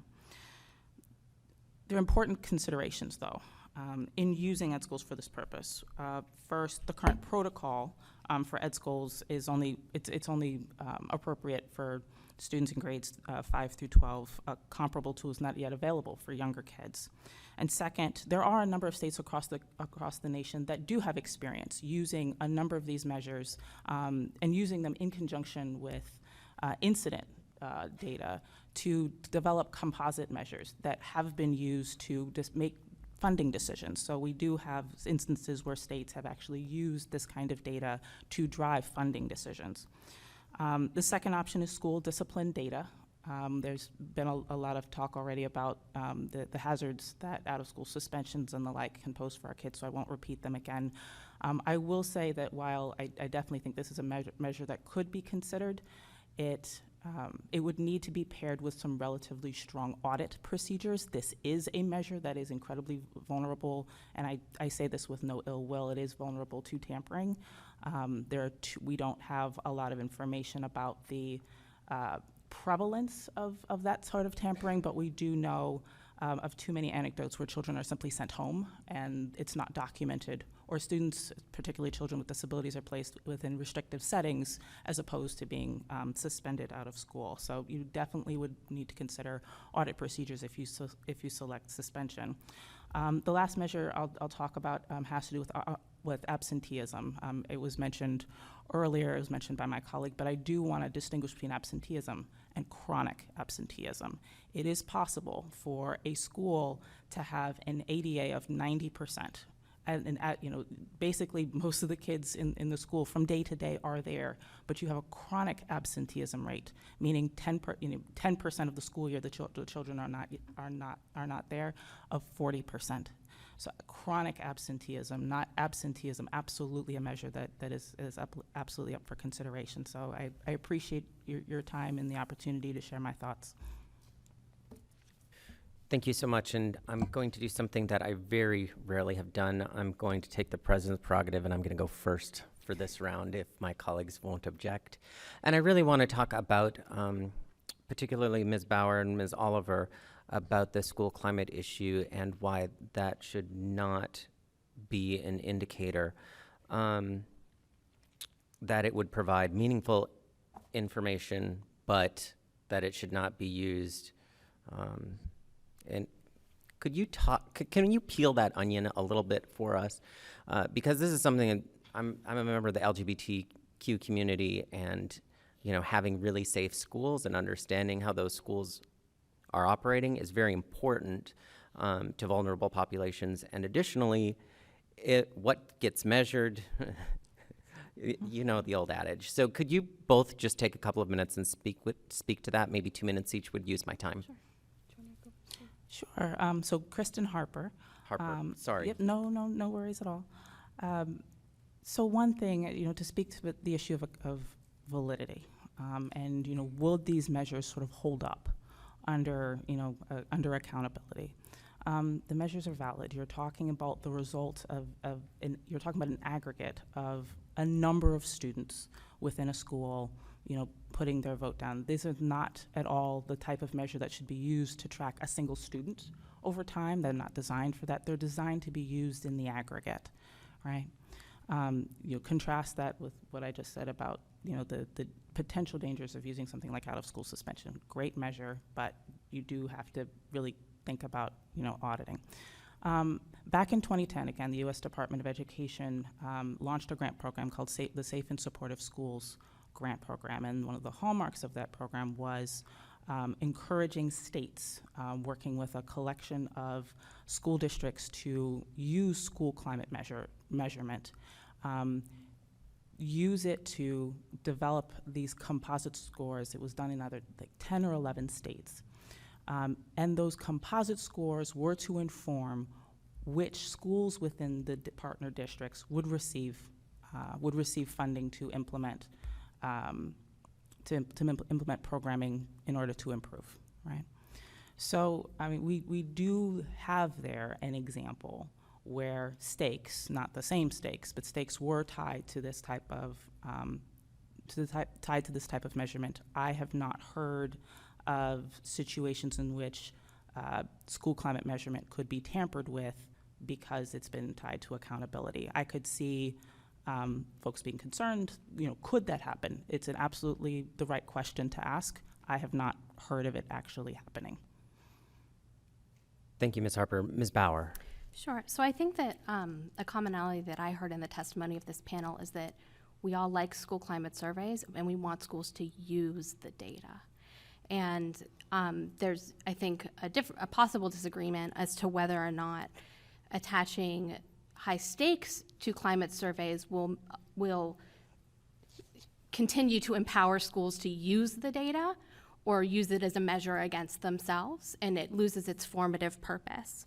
In terms of the technical specification, we don't believe, I and my co-authors don't believe that school climate surveys will be valid, reliable, and most importantly, comparable, which are the 3 statutory requirements for the 5th indicator, because of reference bias. And people have talked more about reference bias in terms of social and emotional indicators, and so there's this great study from Boston that Marty West and Angela Duckworth did where they saw that really high quality charter schools were rating themselves really poorly on social and emotional skills. And why were they doing that? Because they held themselves to a very high standard. And because they had embodied that standard, they saw that they were failing against it. And so that same reference bias follows with the characteristics of any survey, including school climate surveys. I think also we're worried that high stakes is going to destroy the surveys. They're very good, and they're valid in a low stakes environment, and they're usable and they're formative and they provide good information, and we have reams of research about how and to use it. And I think one of the reasons we don't know how, we can't project how people are gonna game them yet is because no one's attached stakes to them yet. And as soon as stakes are attached to them, they're gonna lose that power that they have to help schools determine what's going on, which is why I stated in my testimony and have stated in my writing that we use school climate surveys for the affirmative purpose in order to see whether we're moving a hard indicator like chronic absenteeism. And it helps schools, it encourages schools to use the data, which is what we all want them to do. In terms of how we project things to be gamed, I don't think that it's actually that hard to think about it. We've already heard testimony today about teaching to the test. Can you imagine what teaching to the survey would be in terms of both social and emotional skills and school climate? Telling kids they're really hard workers over and over and over again, and they're going to check off that my school encourages me to work hard. That these things not only could be detrimental to the value of the surveys, but detrimental to the students. And that's something that we're very concerned about, both in the social and emotional space and in the school climate space. And so I think in conclusion, I would encourage you to invest in data systems and statewide school climate data collection for formative purposes, and use your technical assistance convening capacity and statewide power to get schools to use these surveys for formative purposes and not for accountability purposes. Thank you for that perspective. I'm sorry, I'm out of time, but Mr. Ratner, if you had a quick point to add. Thank you. I would like to respond in several respects. First, let me clarify something that I think is a very important point. To count for accountability under the ESSA, the indicator has to be disaggregable. That is to say, it has to show for different subgroups of students how each subgroup performs. As far as I can tell, about the only way you can do that is with a survey. It has to be, it's analogous to a test score that's where you have individual students who you can identify what their grouping is. And you can say, okay, the black students as a group did like this, their report was this. So with a survey, if you administer a survey to all the students, then you can disaggregate the results. A school climate survey, you can disaggregate the results. I don't know of any other way really to do that. If you measure with teachers, I agree completely. There's more commonality here, I think, than you might think, that because when you do a survey of teachers, you do a survey of principals, staff, parents, you're not going to really be able to disaggregate that.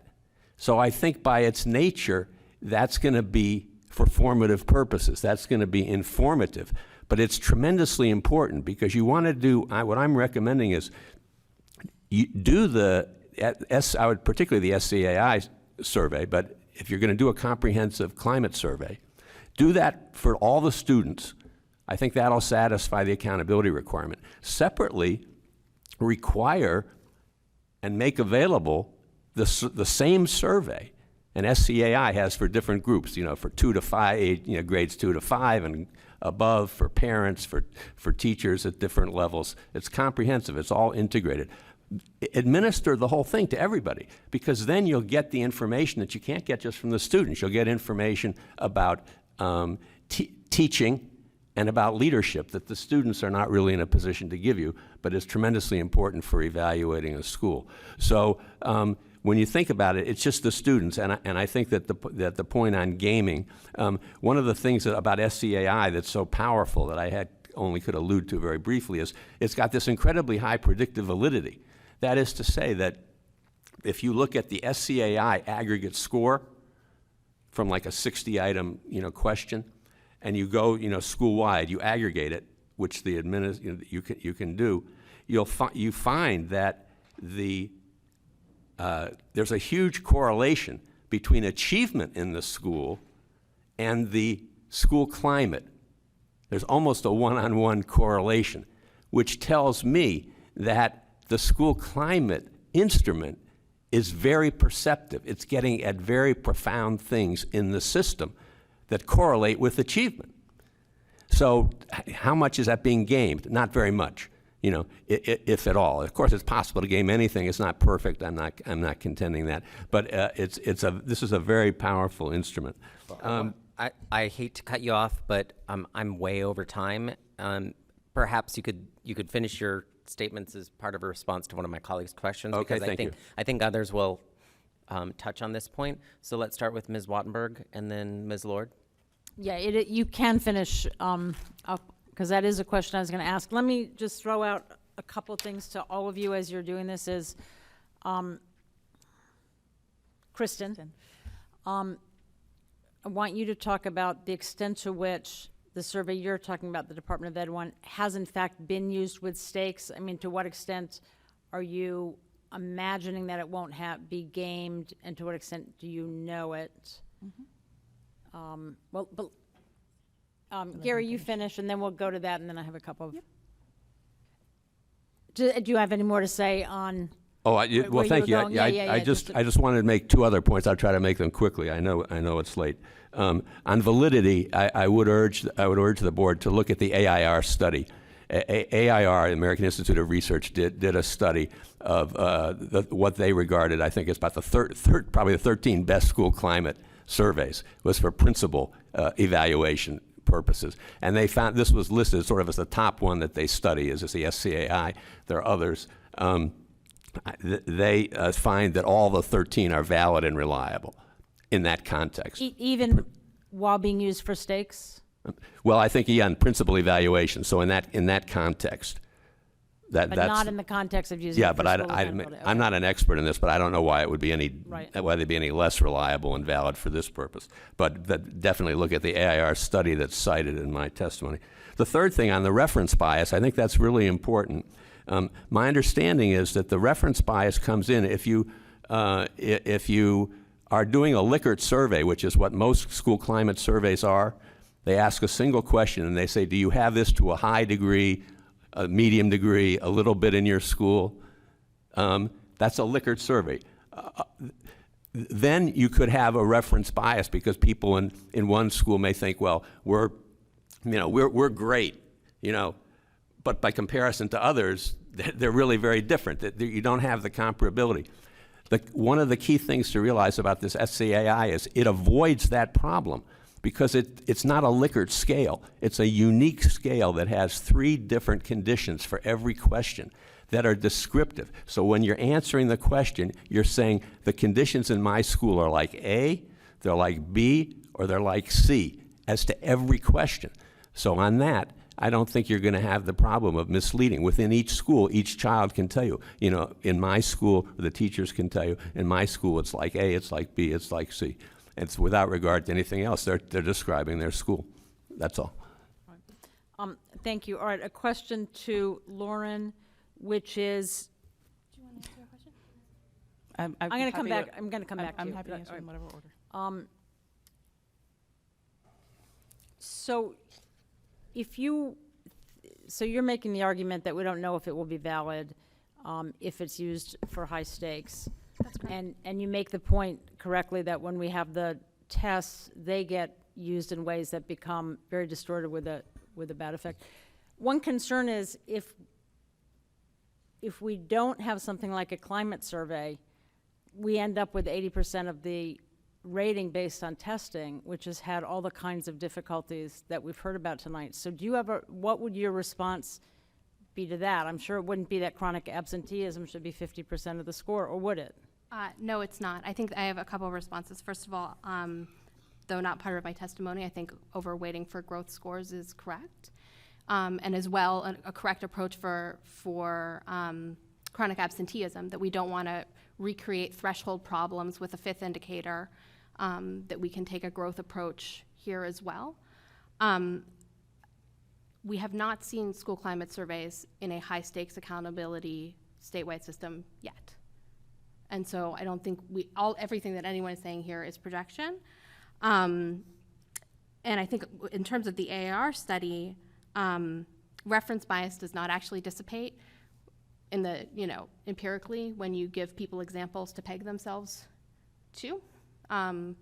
It's not how the cognition works, and it's not what we find when we try to dissipate reference bias by giving an example to compare people to within a survey. And so that's something to note as well. In terms of weighting, I think my approach to this 5th indicator work has been, how can schools know that they're making progress on it, right? And how can they take actions to say, we've done something here, and we've shown improvement, and we're going to be rewarded on that improvement, which is why we've recommended a single indicator that's meaningful, where other sources of information that we want schools to be collecting and working on can be an input into that. In terms of the actual, composition of this percent of the total score, I can't speak to that because I haven't looked at I like to look at the data and game it out for you, and I'm happy if you want to provide me with some data to give you some scenarios as to what things would look like for schools, but I can't speak directly to it. All right. And for you, you talked about the Department of Ed survey, and I think you talked about how it's being done here in DC as a pilot. Yes. So one issue, it is being done here as a pilot, and as you said, I think it's ready to go, be put into full practice in 2020. To your understanding of it, how would it harm or not harm the rollout of that if we were to use it more quickly for all schools for accountability. I mean, and there's the issue of what effect does the stakes have. There's also the question of, do you harm a greater project? And I actually had some conversations with Aussie about this, and at least one thought that I had is that now it's being rolled out in a way where you can, where schools will learn how to use the information from these surveys to improve their schools, which is ultimately absolutely what we want. In the short term, though, and that's part of why it takes till 2020, in the short term, though, having the information without the full training could still help us to fill in this void of information that we have about schools. And insofar as this idea of if you measure it, they will come, right? You at least have something that's being measured that people can look to as a goal. So first I want to be clear. I think there are a number of options to pick from to put climate in the spotlight as part of your accountability system. There are a number to choose from. When it comes to school climate measures, we don't know. It's attaching high stakes to school climate measures. There's not a lot of information either way. So yes, if you attach it to the teacher survey, yeah, you're asking a teacher to decide, okay, if you answer one way, you're going to get dinged over here. That seems pretty clear to me. But the student survey, again, I've not seen research showing that the student survey, again, you're asking a number of students within the school, ideally all the students within a school, and you aggregate the measures up. I've not seen anything to show that you can manipulate it easily. And if it is a situation where a teacher is beginning to encourage their students with the goal of making the indicator asking, my teachers encourage me go up, that sounds like a great outcome. I don't think the teach to the test for school climate scores and for academic assessments is analogous in any way. However, taking a step back, I think it is probably safest to assume that any measurement has strengths and potential weaknesses, any of them. So on school climate measures, I think it's fair to say that there is a significant we don't know. It's something that would have to be watched. On discipline, another very clear, actionable item that we know is tied to risk of dropout, risk of JJ contact, risk of grade retention, but that one has to be watched. We know that one can be manipulated and manipulated easily. For chronic absenteeism, I think this is another one that we have to think about its application to different contexts. DC, for example, has a very high rate of student mobility. I don't know what that means when you try to add in chronic absenteeism. So if you do that in one state, maybe that works for them. Does that necessarily mean it would work for DC? I don't know. I think it's safest when we assume that any measure is going to have, it could offer us certain benefits. And we need to think in advance, what are the potential weaknesses that we need to guard against and be vigilant. No, I think that's a good point, that whatever we do, we have to study. And one point also is what we use, its usefulness and its effectiveness really does depend on what the consequences are, how high are the stakes. And so for us as a board, in trying to figure out how we're going to make the judgment, there needs to be a conversation about what the consequences are going to be, because certain things will make more sense in that setting or not, and it hurts all of them. So I just raise that as a future Thank you, Ms. thing for us Wattenberg. to think about. Much appreciated. Ms. Lord. Thank you. There's so much interesting material here.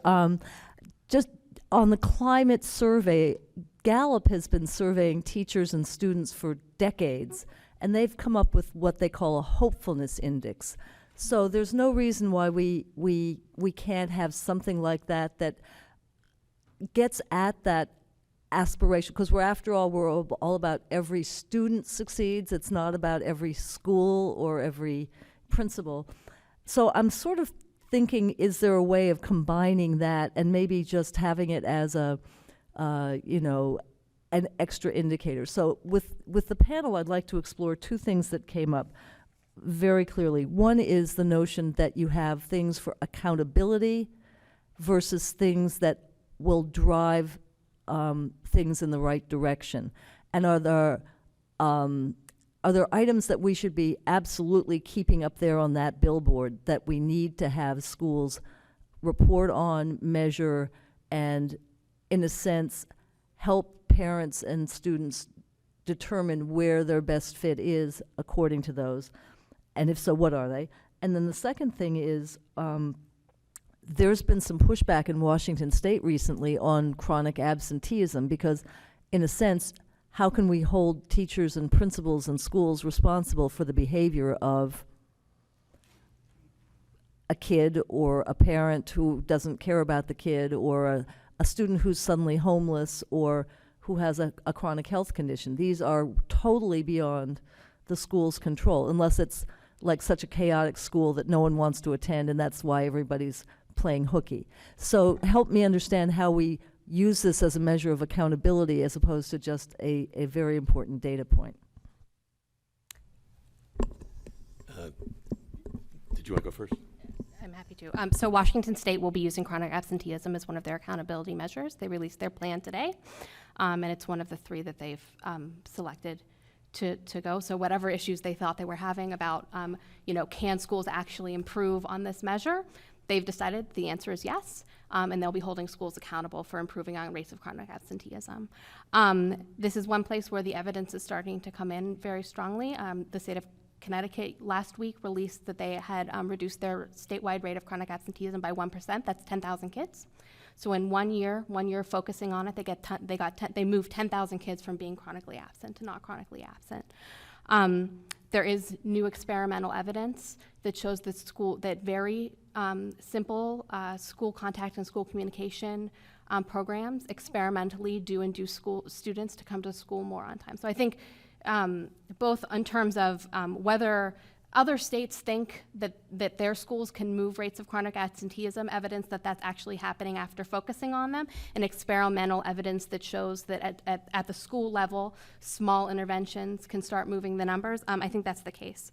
In terms of your other question, I think, school report cards will be coming, and changes to what's publicly reported will be coming in the next round. But that's a really important place to bring some sunlight into some of these other measures that are very, very important for data to be collected and for us to know about and for parents to know about, but might not be appropriate to attach stakes to. And so, some of the exclusionary disciplinary policies are going to be, could be sucked up into a measure like chronic absenteeism, even if we want to attach stakes directly to it. But it certainly is appropriate to publicly report those on the new school report card so that parents know what disciplinary policy, rates of exclusionary disciplinary policies, lengths of suspension, et cetera, how those differentiate between schools. And so I think that's, a step down from high stakes accountability, but certainly high enough stakes to, give schools a couple of years notice that we're going to be telling people what your rates are. Yeah, thanks. On the accountability versus non-accountability usage, I think that it's really important to have a school climate survey, particularly a comprehensive one, as part of accountability, as a counter to the emphasis, the overemphasis that we've had on testing. It's required, as you know, in the Act, you have to have a school quality measure as part of the accountability system. That's not open under the federal law. The question is, what kind of school quality or student success measure, or possibly both, do you want to have? I'm urging a comprehensive one because, particularly with the SCAI, you get something that will not only help to take the emphasis off testing, in addition to reducing the weight, which I agree you need to do that, but this will give them something concrete for the schools, for all the stakeholders to concentrate on is, well, what are we doing in terms of, the student relations? What are we doing with the faculty relations? What are we doing with leadership? What are we doing with curriculum? What are we doing with each of these things? It gets the conversation focusing on the right issues. So, and it's only the students that are going to be reported here. So that I think that's really important. But as I said, I think you need to have the assessments for the teachers and the parents too, because that's an important part of the pool of information. You want to have the stakeholders. I think chronic absenteeism is a manifestation of schools that are not functioning well. If you have a school that does well on the school climate survey, you won't find high chronic absenteeism. That's almost a given. So, it's a relevant factor. for sure. But I think what you need is you need more than that. You need a comprehensive way of helping schools improve. And then that just like test scores will fall into line, because that's part of what you'll be dealing with are the conditions that produce the chronic absenteeism. Just to your point, I see much merit in breaking out the chronic absenteeism because it does give a specific focus. But this other measure, this climate survey, I think also has great merit, particularly as a counterbalance to the testing. And you get a little index score. We're in the top tier for happiness, or hopefulness or something like that. And just to your earlier point, I do think some measure of career readiness is important, just because we think we know what we're preparing students for, but the employers, at least the ones that I've talked with, have a very different idea of what they need to see in students. And I think if we ignore that, we risk having this sort of college or career conversation that is frankly, it's both, but we need to be able to articulate how it's both. And I think there's some merit in exploring those college readiness measures as well. Thanks, I'm over. Thank you, Ms. Lord. Mr. Whedon from Ward 6. Thank you. It's been a great conversation about the survey, so I want to go down a different path. My notes are a little garbled here, as everyone up here knows. I tend to scribble all over paper. I think it was you, Ms. Bauer, who talked about re-enrollment. Could you repeat and maybe expand a little bit there? Certainly. So in the OSSE Strawman, they suggested re-enrollment, and in a different working group meeting that I participated in, it came up as something that a particular type of school would be interested in doing because it has provided meaningful information to parents. And I think in my previous comments, I distinguished between what's appropriate for accountability stakes and what provides meaningful information to parents in terms of transparency. I think that because DC's theory of change is predicated on choice, that any incentive a school has to hold on to a student regardless of whether that student should be in that school or not, it's the same theory of teacher turnover is why we don't want to do teacher retention in a high stakes manner, because a lot of how the system has been designed is based on movement. And so re-enrollment rates not only lose their power to indicate to a student a degree of quality when you attach stakes to them, the incentives around holding on to a student that you already have are quite perverse. And we don't want to create combative relationships between schools and what a parent wants for their child, schools that might never have a re-enrollment rate because they have a wait list, as opposed to schools that do not and have to take all comers. So I'm going to push back a little bit here Sure. because of something else you said. You also talked about how chronic absenteeism can impact what schools are learning. Or what students are learning and impact the classroom environment. That's right. as students come in and out. And I've seen the same within our public schools here in the district, both public and public charter. As students re-enroll or transfer or are pushed out, whatever those reasons are, you're moving students around and they're entering different schools at different places, and that impacts the students that are there. And I think we need to strike a balance between choice, holding parents accountable for the choice they made, but really the way that I view the re-enrollment within this is it an indicator of whether or not that school is meeting the needs of the students and those parents who chose to enroll their student in that school? How is that undermining our theory of change, our theory of choice in the district? I would say that my counterexample would be a student who chose to enroll in a school because they're on a wait list for a different school.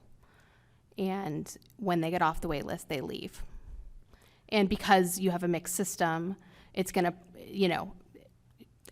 I think my having not looked at the data specifically because I don't have access to it, that no charter school would fail on the re-enrollment statistic in a high stakes environment, because it's my interpretation of how the data would flow.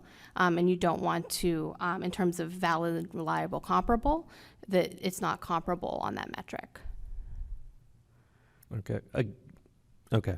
I understand the logic there. I'm not sure I agree, and I think this is something that I've heard others talking about re-enrollment being critical and making sure that we're evaluating whether or not the students are moving forward within individual schools. Well, I don't So, disagree. I do think it's critical. I think everything that we've talked about here is critical.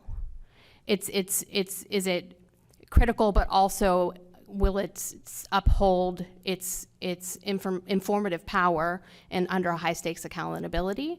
And I'm concerned particularly about school climate surveys, but also about re-enrollment under those circumstances. Okay, thank you. Thank you. With that, thank you so very much for staying late and for providing us your insight and your experience. We very much appreciate it.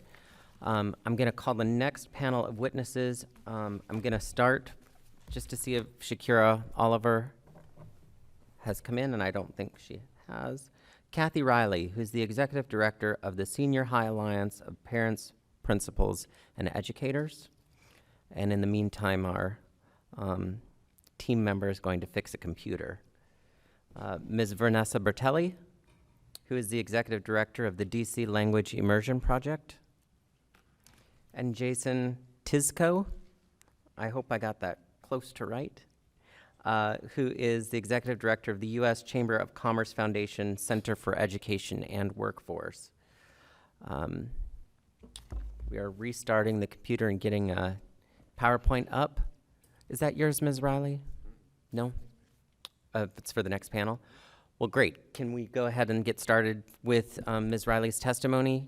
You have 5 minutes. You know the drill. Thank you so much. Thank you. Ms. Elena Roberts is not able to be here this evening. Thank So- you. My name is Kathy Riley, and I am the Executive Director of the Senior High Alliance of Parents, Principals, and Educators, which is largely a DCPS group.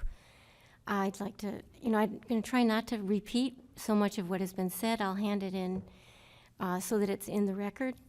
I do really appreciate your having this. My main criterion in looking at the metrics for evaluation is that they should measure items that leadership or staff of a school actually have control over.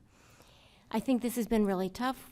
You can even make a statement that they don't have complete control over the test score, certainly not over proficiency. So if that's one criterion we look at, that's a good window. The second thing, I feel we've been using a very blunt instrument by measuring, 70 or 80% of it with test scores. This is an opportunity to move away from that. We've seen the price of that. It directs everything in one direction.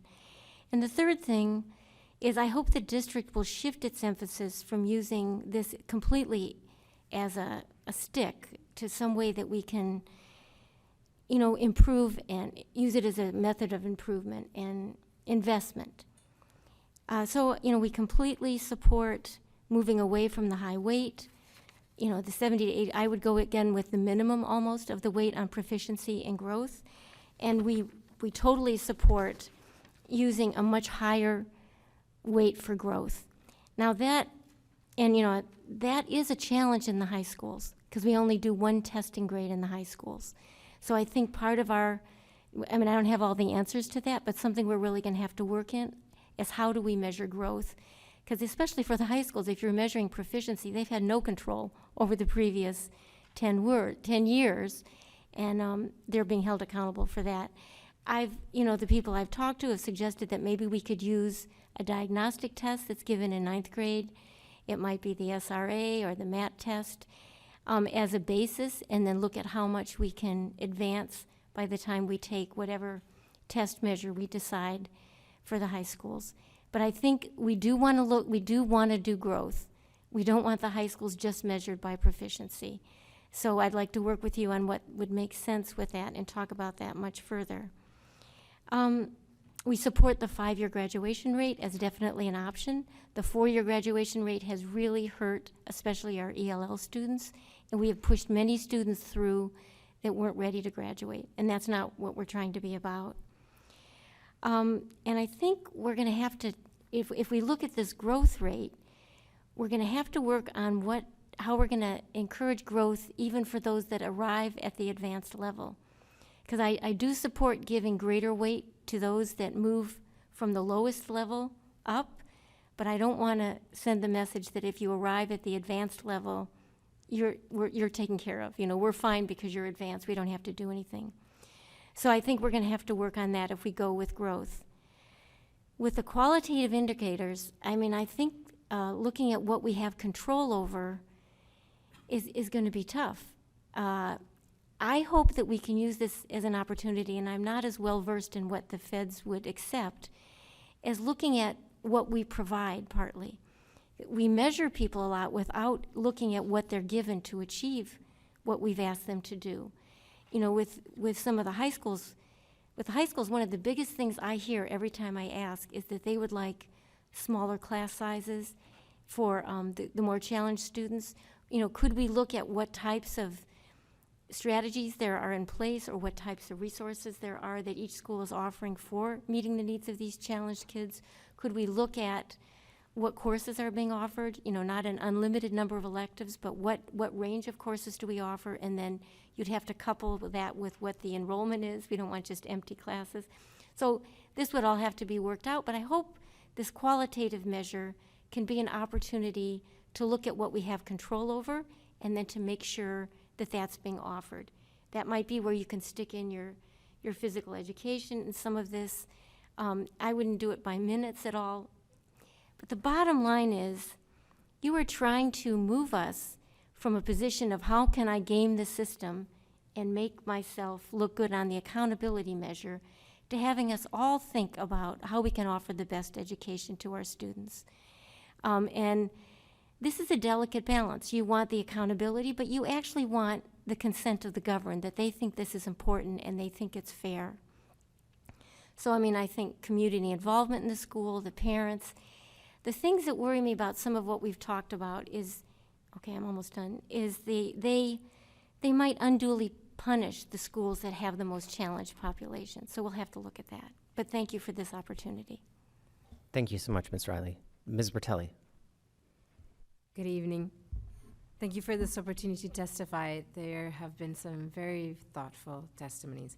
My name is Vanessa Bertelli, and I'm the Executive Director of the DC Language Immersion Project, a not-for-profit organization working for dual language programs to become the norm in the District of Columbia in order to narrow the achievement gap, provide access to education and specialized programming, equitable access, tackle school segregation, and improve access to college, and build desirable 21st century skills that allow for full participation in a competitive and inclusive workforce.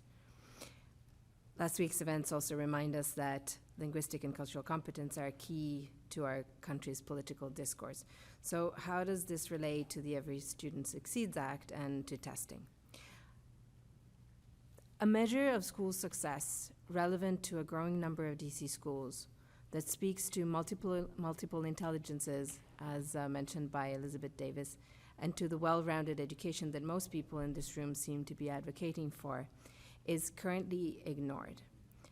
I'm talking about partner language proficiency. Partner language is defined as the language in which students in dual language programs are taught at least 50% of instructional time. At the moment, because assessments rely primarily on proficiency in math and in English, the fact that in 19th of our district schools and close to 8,000 of our students also happen to be literate in a foreign language and competent in a foreign culture is largely ignored by fellow parents and policymakers when comparing schools and their achievements. If we look at educational growth, a large and growing body of research finds that students in dual language programs, their increase in achievement is faster than that of their counterparts who are in non-dual language programs. So aside from this growth aspect, there is an argument to be made for partner language proficiency being a measure of growth, because growth for some students might happen in the partner language. This goes back to the multiple intelligence argument, and is a valuable indicator of educational growth. Growing understanding and literacy in a foreign language is not only directly correlated to access to college, but is also valuable in itself from a job opportunity standpoint, as fluency in languages other than English becomes a requirement for many jobs. Regarding weight of testing, In the effort to reduce the weight of testing and the ill effects of over-testing, we must also look at ways to rationalize the testing that is mandated. Most of our dual language schools already test students in partner language, and DC Immersion is working with Georgetown University on research to improve and better coordinate partner language testing, so that this measure of achievement can be captured and used to better inform parents and the work of education stakeholders. Finally, if we look at safety, engagement, and environment, learning in a context in which two languages and cultures have equal footing not only affects the perception of our native English speakers and their ability to respectfully engage with other communities, but it also empowers and keeps safe the students who speak languages other than English at home. Hector Tobar writes in yesterday's New York Times, "For Latino immigrant children, Spanish is a source of self-knowledge, a form of cultural capital. They are smarter, in fact, for each bit of Spanish they keep alive in their bilingual brains. And they are more likely to see the absurdity in the rants of xenophobes and racists." Now, I realize that this measurement is tricky because only roughly a tenth of DC schools has anything to measure.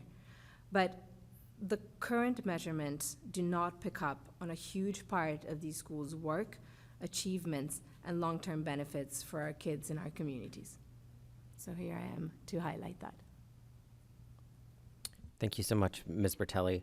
Mr. Tisco. Mr. President, members of the board, thank you very much for the honor and privilege of being able to come here and talk to you today.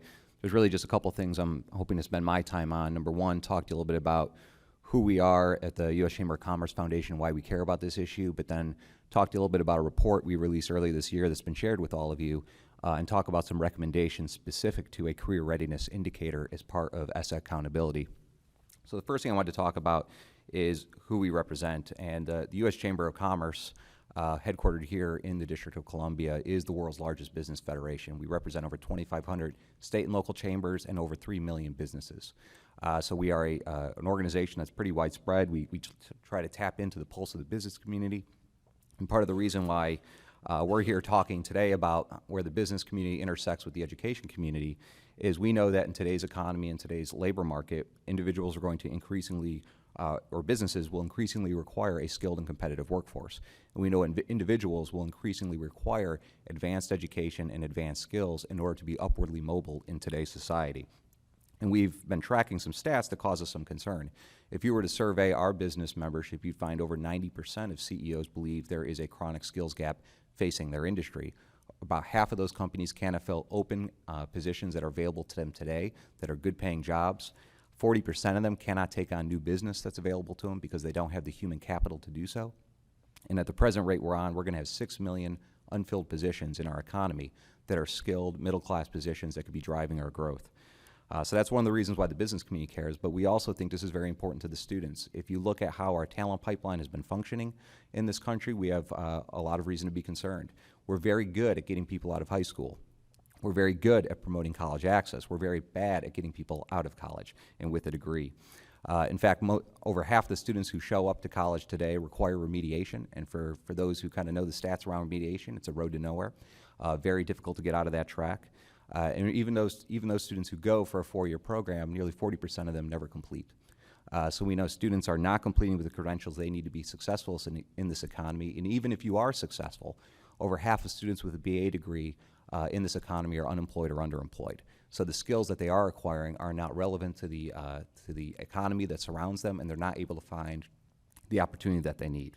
So for all of these reasons, it's why the business community cares about this, and it's why the U.S. Chamber of Commerce Foundation, its 501c3 affiliate, is really trying to engage proactively with the education and workforce systems of our country in order to better promote career readiness for our young adults. And we think this is a very ideal time to have this conversation because the business community has been supportive of the college and career readiness agenda that many states and districts have adopted. We've been strong supporters of that. And under ESSA, we think this is a tremendous opportunity to further explore through a more revamped accountability system, what do we exactly mean by career readiness? For a long time, we've treated them synonymously. College ready equals career ready. We often use them in an intertwined way, but when you look at how we measure it, it's always come down to academic proficiency in math and reading. And while that is very important for someone to have those skills to be able to access the workforce, it requires a little bit more than that to meet the needs and expectations of the employer community. So what we're really excited about is this allows us to tease out what exactly do we mean by career readiness and how is it the same or different from college readiness. So that's why we're very excited, and I'm hoping what we can provide through this report is a little bit more in terms of how you can define career readiness, how you can measure it, and what are some interesting ways you might be able to incorporate it into your accountability system. So as part of this report, we really wanted to highlight 3 big challenges. One is we need to tackle what is a cultural stigma that's right now positioned against career readiness. And that stigma is there for a lot of good reasons. Career and technical education, back when we called it vocational education, had long been seen as a way of tracking students, putting them on a lesser path, precluding them from opportunities to access college, and it was seen as something that needed to be done away with. We know things have changed, but there are still widespread perceptions that career readiness is not something for my child, it's something for somebody else's child. So that's one challenge that we need to tackle. What are public perceptions and what is the community buy-in to a career readiness indicator? Another one is where states and districts have experimented with it, it's often been in a very narrow way. So if you look at how most states have tried to track it, they've simply called it career ready if you have scored proficient on a certain academic assessment. They've called it career ready if you have participated in a dual credit course, which could be an AP course not really related to any specific career or industry area.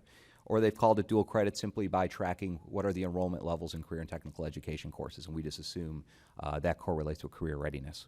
So the third challenge then is looking at employer engagement. We talk about career readiness and we talk about how to measure it, how to define it, but we don't talk often about what is the enabling environment and the support environment that's necessary that involves the employer community to really make that successful. And we need to rethink how could we reinvent the relationship between the business community and the school community to support those principals, those teachers, and those students that really want to meaningfully tackle career readiness as an indicator. So the way we've approached it is we've put out mainly 2 recommendations. The first is if you are interested in approaching career readiness as an accountability indicator under ESSA, we encourage you from day one to frame it not as a lesser track or less than college, but really college ready plus, as we call it. But career readiness should be framed on day one with families and with students as an advanced level of college readiness. And what we mean by that is there is still the expectation that you will be academically proficient and you will be prepared for college, that you will receive college and career guidance, but then you will be expected to do at least one additional thing that could improve your career readiness. And that could include course participation in career-related fields. It could include the attainment of an industry-recognized credential, or it could include participation in a high-quality work-based learning experience, which could be an internship or a youth apprenticeship, or even project-based learning or a simulated work experience. So we think that if all students are given the opportunity to be College Ready Plus, that helps tackle some of these stigma issues, and it also helps us break out of any one single indicator as a measure of career readiness, but allows folks to experiment with different combinations to show the kind of skills that a student has. And then the last thing I'll just mention is the way that the business community wants to support this is say, don't just define it and measure it, but work with the business community to really make it a reality. And that includes getting the business community to come in and provide some of that career guidance directly to students and build relationships, give them the ability to access those students in work-based learning opportunities and to be able to assess those students to determine that they learned something on the job, allow them to identify the credentials that are recognized and valued by business in your community, and find other ways of getting employers to evaluate schools based on the measures that matter to them, and allow employers and the business community to actually endorse schools who have done extremely well in actually promoting the career readiness of their students. So we hope to make this report available to you as you consider your ESSA accountability system, and to the extent that any of our other materials or additional conversations could be brokered, consider us at your disposal. Thank you for your time. Thank you so much to all 3 of you. We'll do a round of board questions. I'm going to apologize ahead of time. I'm going to need to head out, unfortunately. But let's start with Ms. Lord and then Ms. Wattenberg. Ms. Lord. First, thank you all for staying late. This is enormously exciting, and as the parent of 2, the word I believe that was used was malemployed college graduates.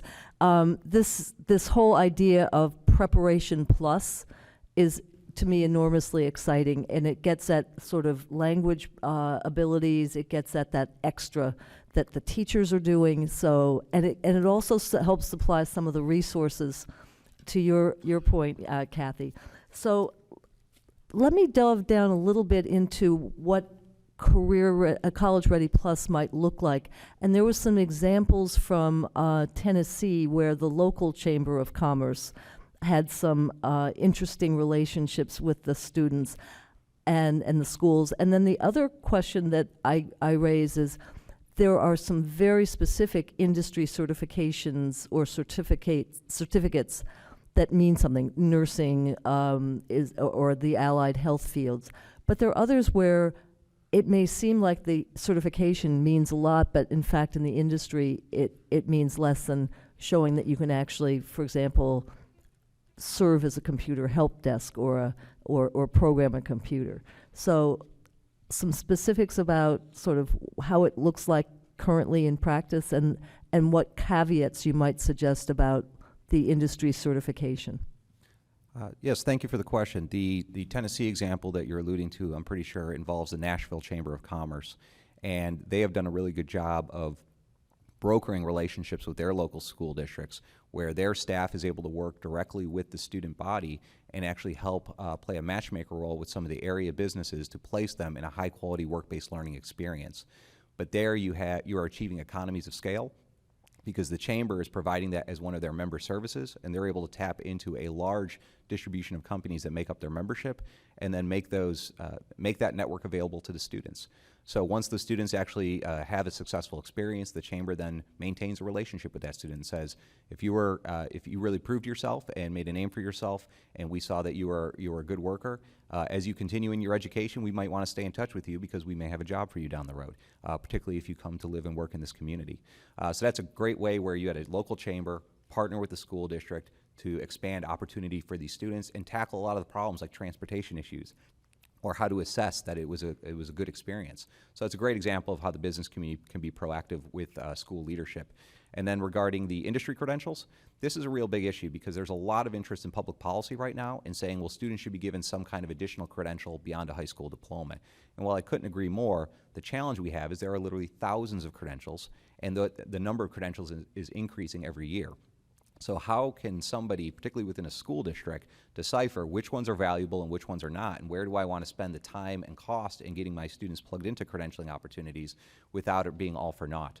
So that is where the business community really has to have direct engagement and has to have a process whereby they identify and continually update which are the credentials that employers are using for their hiring purposes and which ones are they not. That is key information that can only be gotten at by having a dynamic conversation that's constantly updated. You're never going to find a list and that list is good for 10, 5 years. It's not even going to be good for necessarily 1 or 2 years. So this is really why we need to address that larger support environment, and we need better communication channels between the business community and the schools and the teachers who are actually making these decisions for the curriculum, so they're spending their time on the right set of credentials that are most recognized and valid and reliable. Channeling the previous conversation, but the ones that are most recognized and have utility to the business community. Would we be well advised to consider maybe something like a diploma of distinction? For example, Duke Ellington School for the Arts, they do the equivalent of an internship. They also have extra coursework in addition to their there's a professional or career track. So they don't necessarily get industry certification, but they do have this extra or badges, so that you have your traditional diploma, but you also have this sort of career ready plus, college ready plus assortment that is separate and apart from the accountability plan. Credentials come in all different shapes and sizes, and they have different meaning for different folks and different stakeholders. Whether it's a digital badge, a industry recognized credential provided by a vendor, what I'm trying to encourage is don't get caught up in those kinds of distinctions. What matters is the conversation you have with the business community and them having buy-in to what that credential represents and whether or not they're actually looking for it when they place someone in a work-based learning experience or whether they actually recruit somebody for hiring purposes. So it could be anything you want it to be. What matters is it getting attention, is it understood, and is there buy-in from the employer partners that matter to you? So it's a way of at least kicking that conversation off, because in some of the programs of study or career and technical education tracks, there aren't credentials that could be earned at the high school level. That doesn't mean you're out of options. It means you can create a digital badge or some other form of endorsement that has widespread buy-in from the businesses in your community, and if they see that as part of someone's transcript or as part of their resume, that actually carries value. But that's not something that you can just create and say, I'm going to give you a badge, and I expect employers to recognize it. You need to have processes in place that are managing those conversations and constantly updating those conversations with the business community. Thank you, Ms. Lord. We'll go to Ms. Wattenberg. I just wanted to say how much the contribution of the business community is really, really important.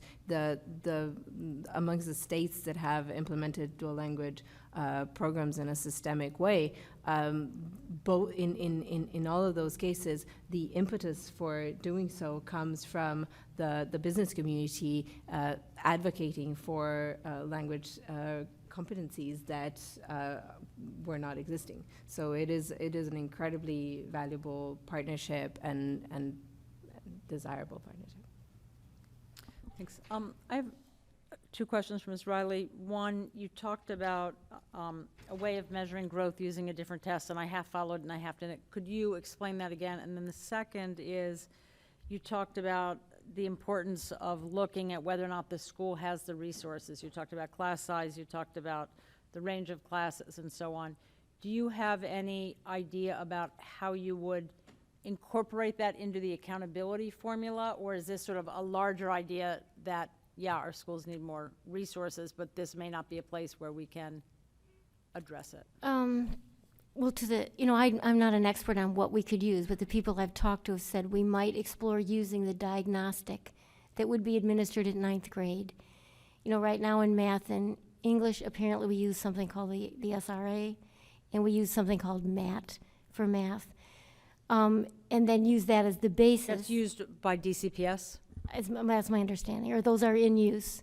And those, if that were the basis, then you could figure out how to align that then so that when you gave whatever test we decide on for high school, you could see growth. How that aligns, I don't know. It's just kind of exploring that you'd give a diagnostic and then measure the growth, that you need to do that for high school. So that's, I'm not the expert. I think there are people that can help us with that, though, so that we did something in 9th grade and we could see if we keep administering it in 10th, or if we went to 11th, we could see that we'd actually made progress. In terms of what I'm after, which could be these college, the College Plus, I'm after in the qualitative indicator looking at something that we have control over, and that we're looking at some of the inputs, as well as, it's an accountability thing, but I would like us to roll in what we have control over, so that it's both larger. I don't know since it's accountability, what you're permitted to do. I am concerned about things like chronic absenteeism as a blunt force, because we don't have complete control over that. It might be if you use 3 or 4 measures here, you're not having such a high stakes. You use your climate survey, you use something like the career readiness, which then you have to give them the resources to do it. So the other thing I want to say is I do disagree that choice is our main form of improving our schools.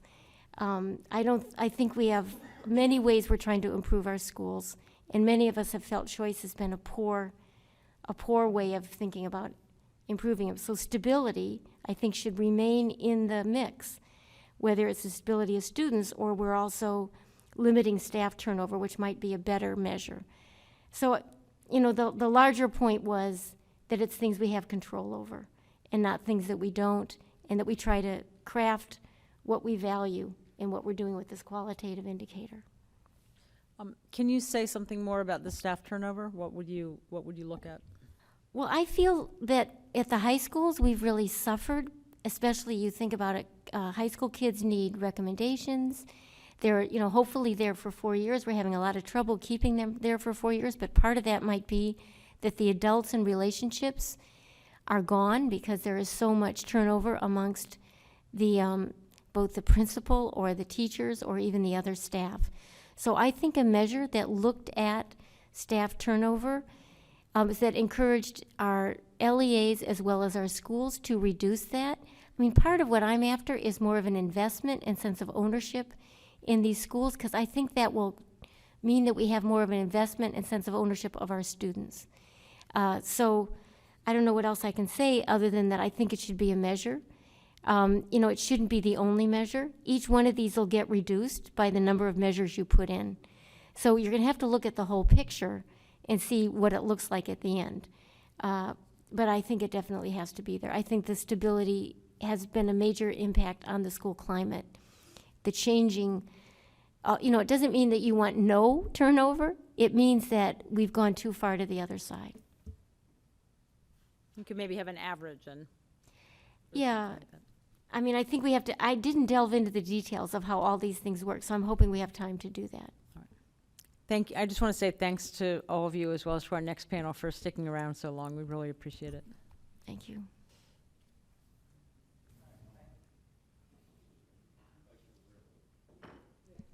Mr. Wattenberg? Mr. Whedon, I'm sorry. It's Come on late. down. I'll forgive you. Just real quick, I wanted to thank you all. And then I also wanted to bring up or relate to something you talked about, Vanessa. Strongly support foreign languages. And it's disappointing when we see our public schools talk about how students get foreign language or world language or weekly, and every elementary school gets it. At the school my children have gone to, I believe they had Spanish, French, Spanish, nothing, Chinese. That's not how you learn a language. And I think one of the other themes that I've heard repeatedly tonight is making sure that we get good data that's meaningful. And I think there's something into what you're talking about there, and ensuring that we're getting students who can speak proficiently and embrace the culture and diversity in the languages, and that's one of the factors that we should be looking at. And thank you, everyone else, as well. Thank you. You can go home now if you like. Or you can stay and listen to the last panel, who Mr. Stephen Glazerman, Mark Simon, and Mr. Tinsley.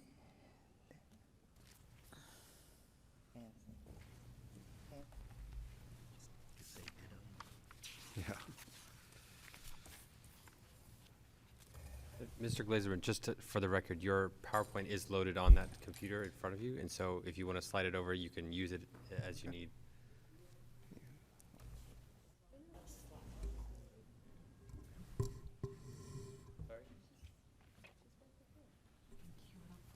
I'll explain it in a second. Oh, sure.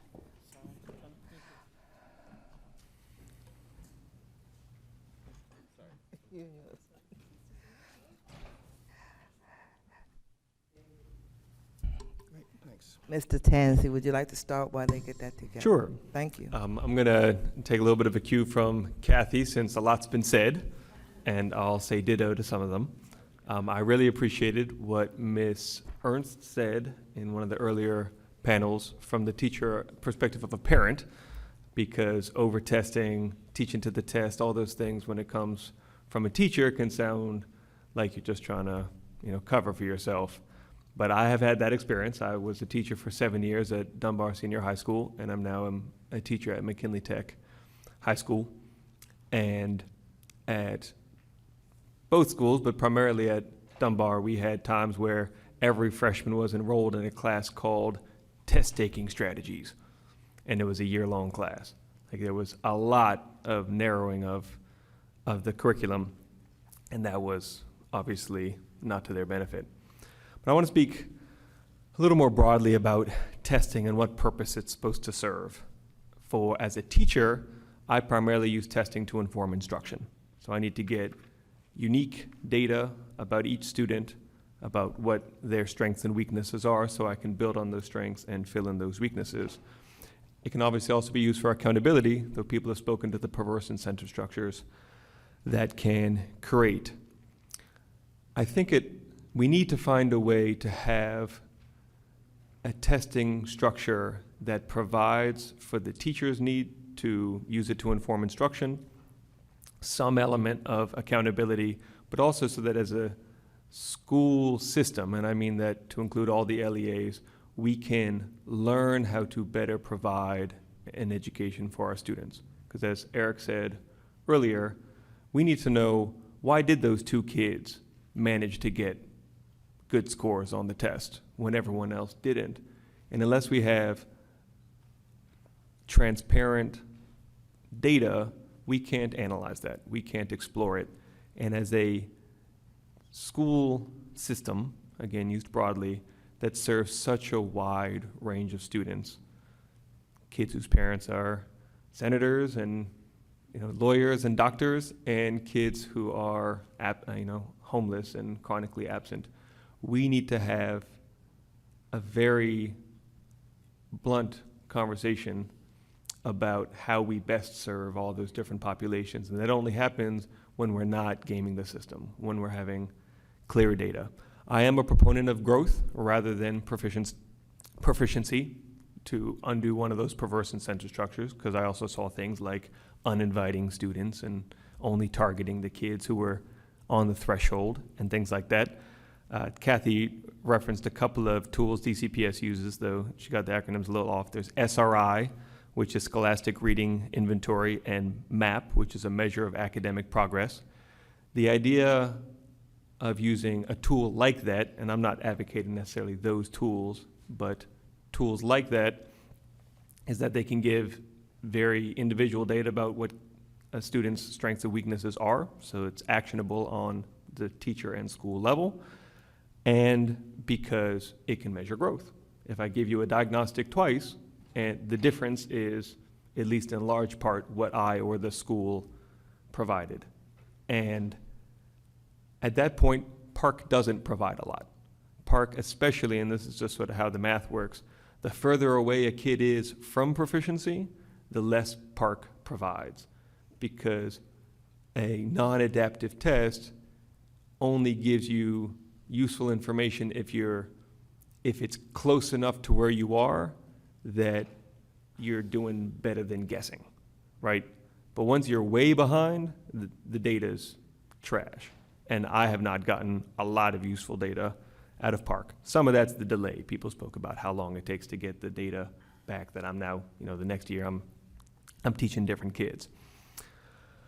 The other benefit of SRI or MAP or any other diagnostic data is it would allow us to have a very blunt conversations about where our kids are. If we started getting data at the beginning of the year going, wow, we have 9th graders coming in at the 3rd grade level, like, we need to have a conversation. What do you do?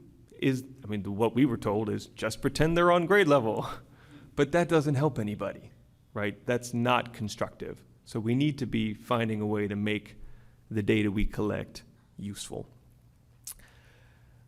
I don't know what, I heard some of the research about climate surveys and things like that.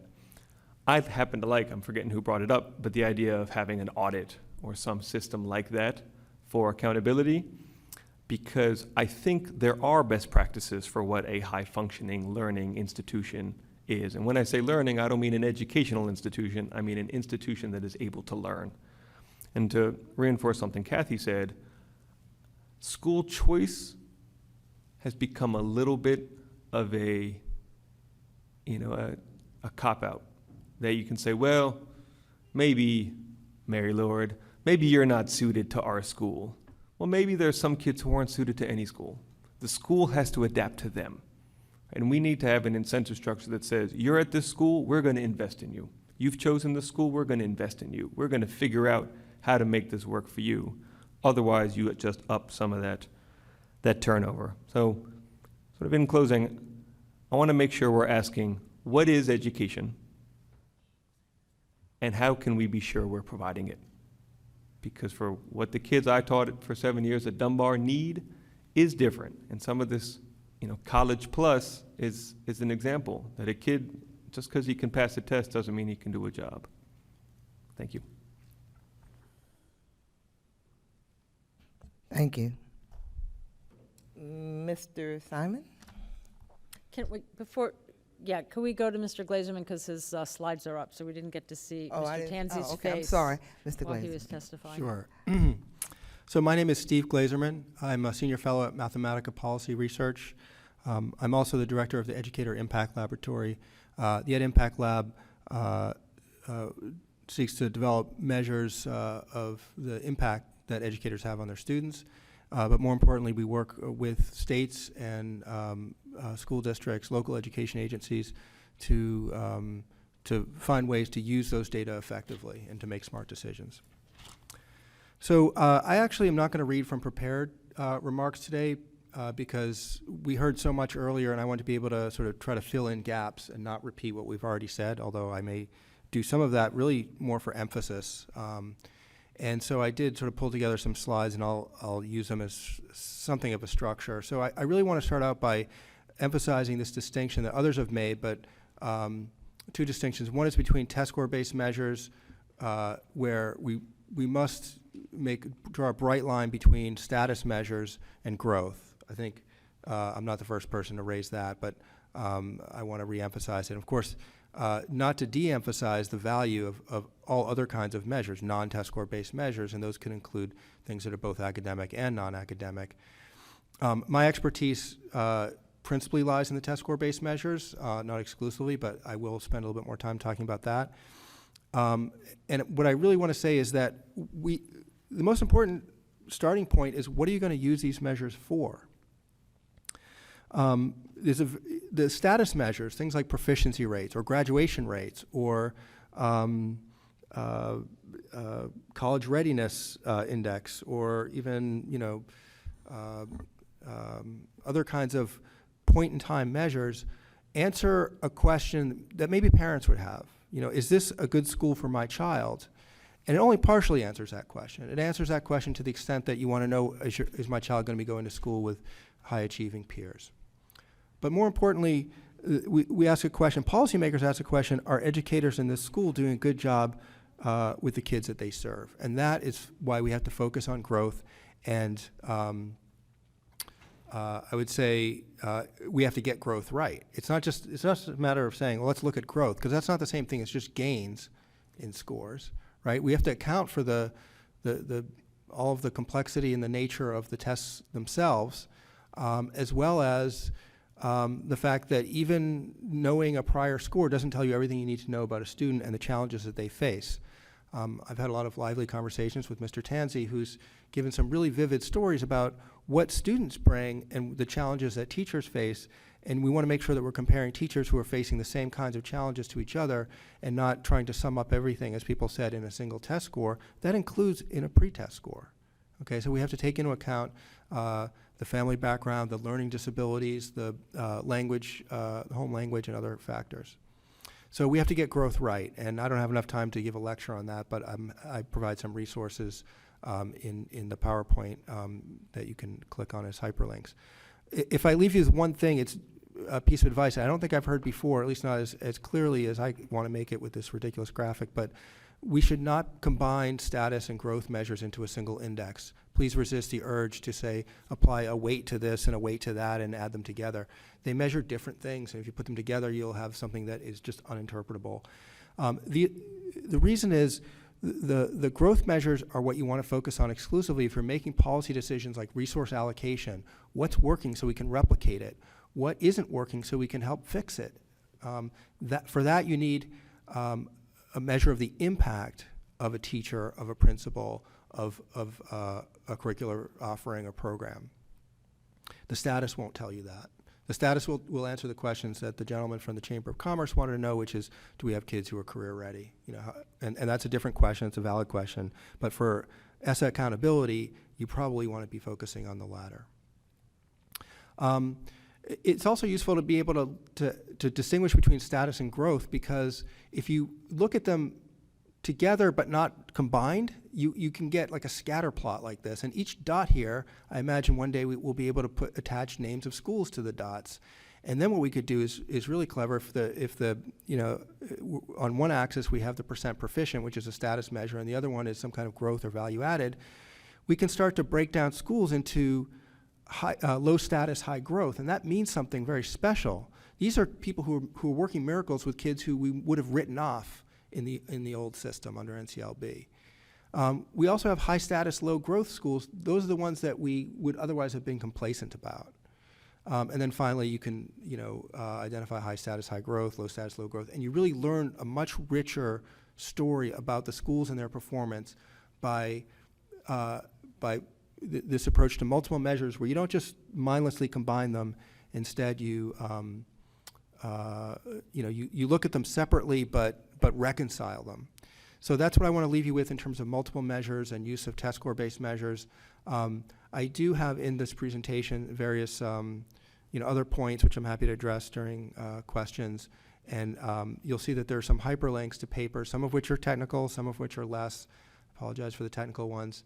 And let me just sort of, as I scroll through, you'll see a lot of links on things like standardized testing, comparing different growth models to each other. And also one point I do want to make, which is that these accountability ratings matter, even though we already have the sort of de facto accountability through parental choice. Choice is going to work better if we have smart measures and more better information that we're providing to parents. And that includes everything. That includes on the school climate.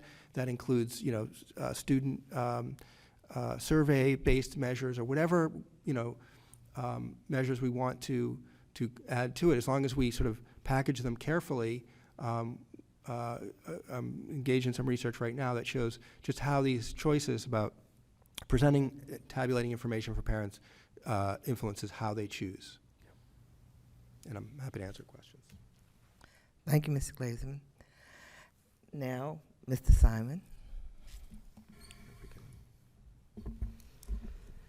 My name is Mark Simon. I come here tonight as a former active DCPS parent from Ward 1, a 30-year career educator, and as a national education policy analyst with expertise on education reform and specifically teacher evaluation.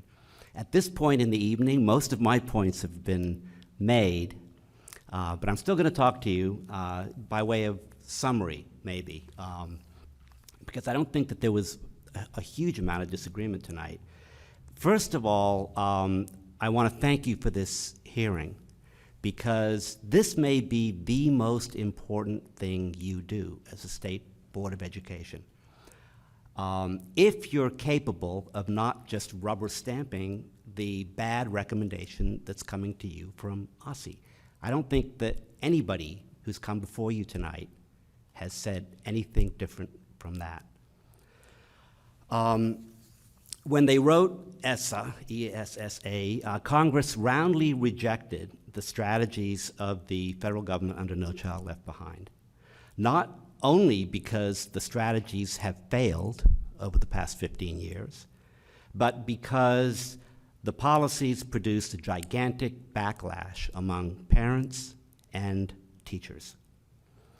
So you have an opportunity now to join the states that are rethinking what schools, teachers, and school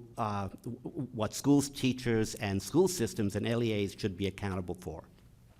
Many states are moving towards engaging educators in developing more meaningful assessments of student work, towards qualitative measures of school quality, towards focusing on growth, not the ranking of students in schools based on test scores that largely reflect the socioeconomic background of the students, and towards more of a focus on the learning culture in schools and system-wide continuous improvement strategies. Drawing conclusions from standardized tests has been inaccurate, simple-minded, demoralizing of both students and staff, and it's driven educationally unsound decisions. States as diverse as California, Arizona, Michigan, New Hampshire, Massachusetts, Kentucky are all forging new ground. The District of Columbia should be part of that group. So this is a moment for courage on the part of the State Board of Education. I have 3 recommendations, and I think that they've come from almost everybody who's spoken tonight, with very good caveats from Stephen and Gary Ratner, and a lot of people have kind of gotten into the care that has to be taken. But number 1, you have to shift from using absolute standardized test scores or proficiency rates to rating schools more based on growth. So my first recommendation is to replace growth. To replace the absolute ranking with a growth measure. But I take what Stephen said to be true, which is it's the combination of the two on some level that is maybe most effective, not combining them, but having the two measures. My second recommendation is there has to be a dramatic, not an incremental, but a dramatic decrease. Even if it's a growth model, even if you have both, there has to be a dramatic decrease in the stakes attached to that single standardized test score indicator. You know, Gary said something in the 45% range. It's got to be below 50%. You have, it has to be something so that what's getting measured is going to drive different behaviors at the schoolhouse and system-wide. If it doesn't do that, you will have failed.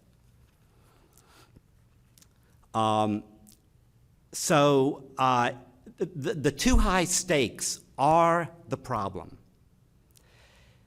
All the other things that we talked about, you know, efforts to require numbers of minutes of PE or science or, you know, prohibiting test prep, all of that will fail if you don't first dramatically decrease the stakes attached to the test scores. My third recommendation is, oops, can I keep going? I'm the last one.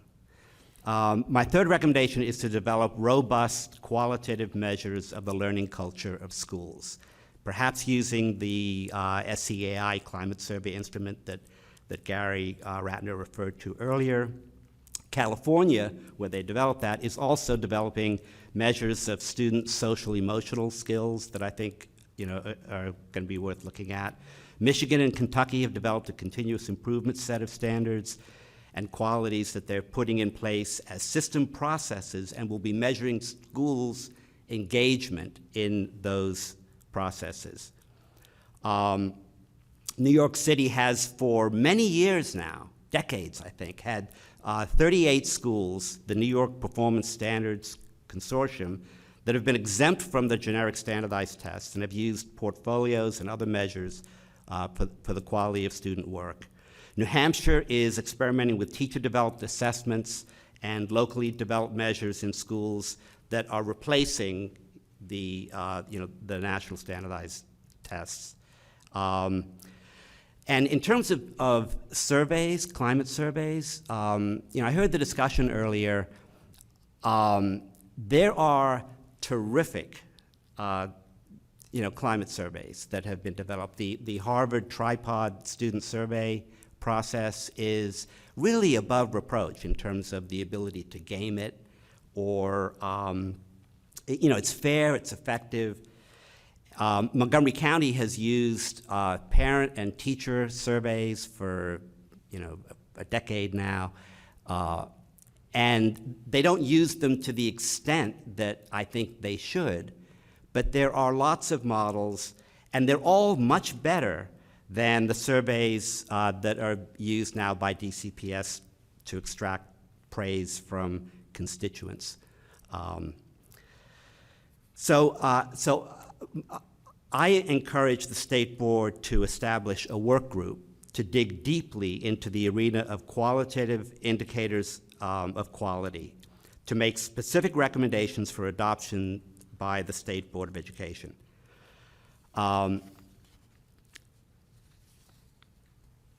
Qualitative measures of school quality need to account for a significant percentage of school accountability if the learning climate is going to improve. The Consortium for Chicago Schools Research talked about organizing schools for improvement depending completely on these qualitative factors of school change.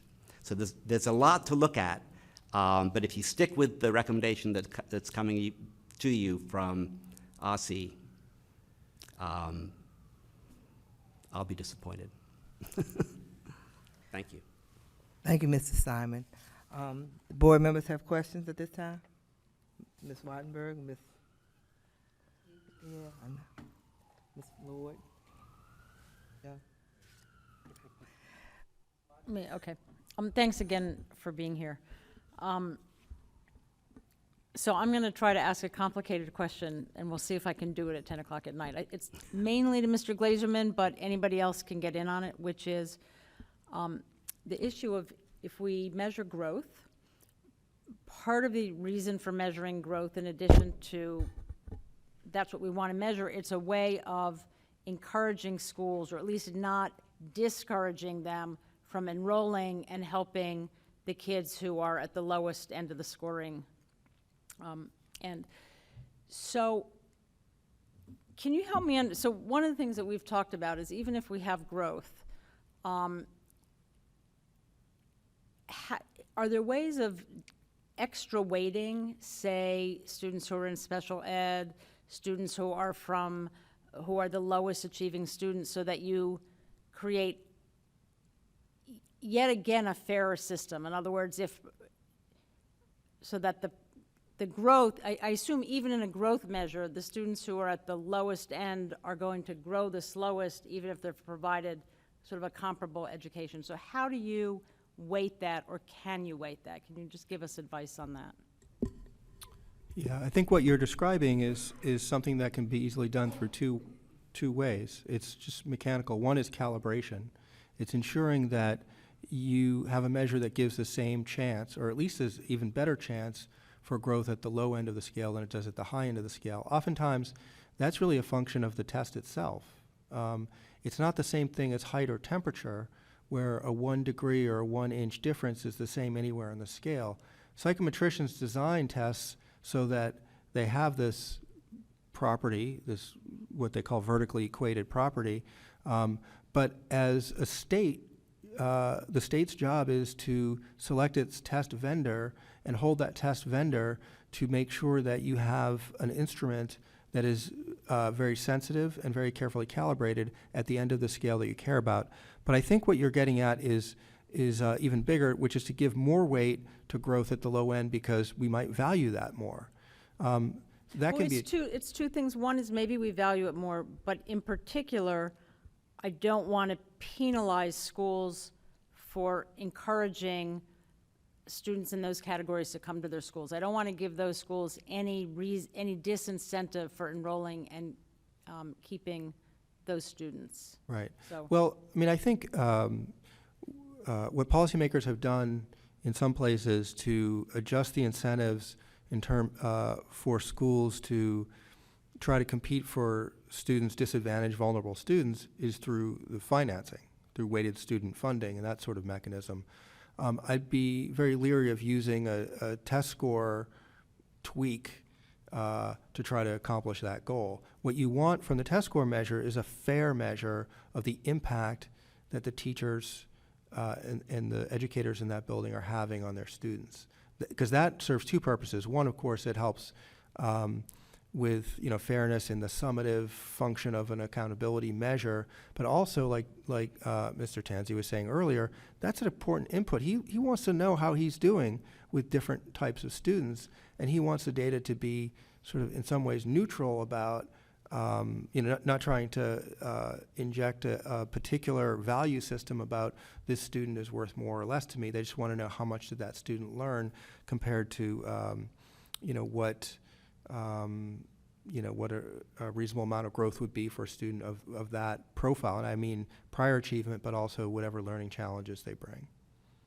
I'll add just a thought on that.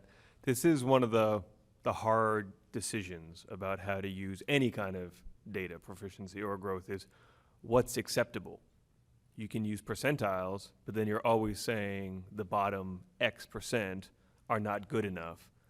If we say, as the original No Child Left Behind said, it needs to be a certain amount that was set by the state, but I don't want to call it arbitrary, but was not based off anything other than it had to get to 100% by a certain time, then where do you get that measure? And maybe there's some research, I don't know, maybe there's some research of what should be able to be achieved for different student dynamics in a high quality classroom.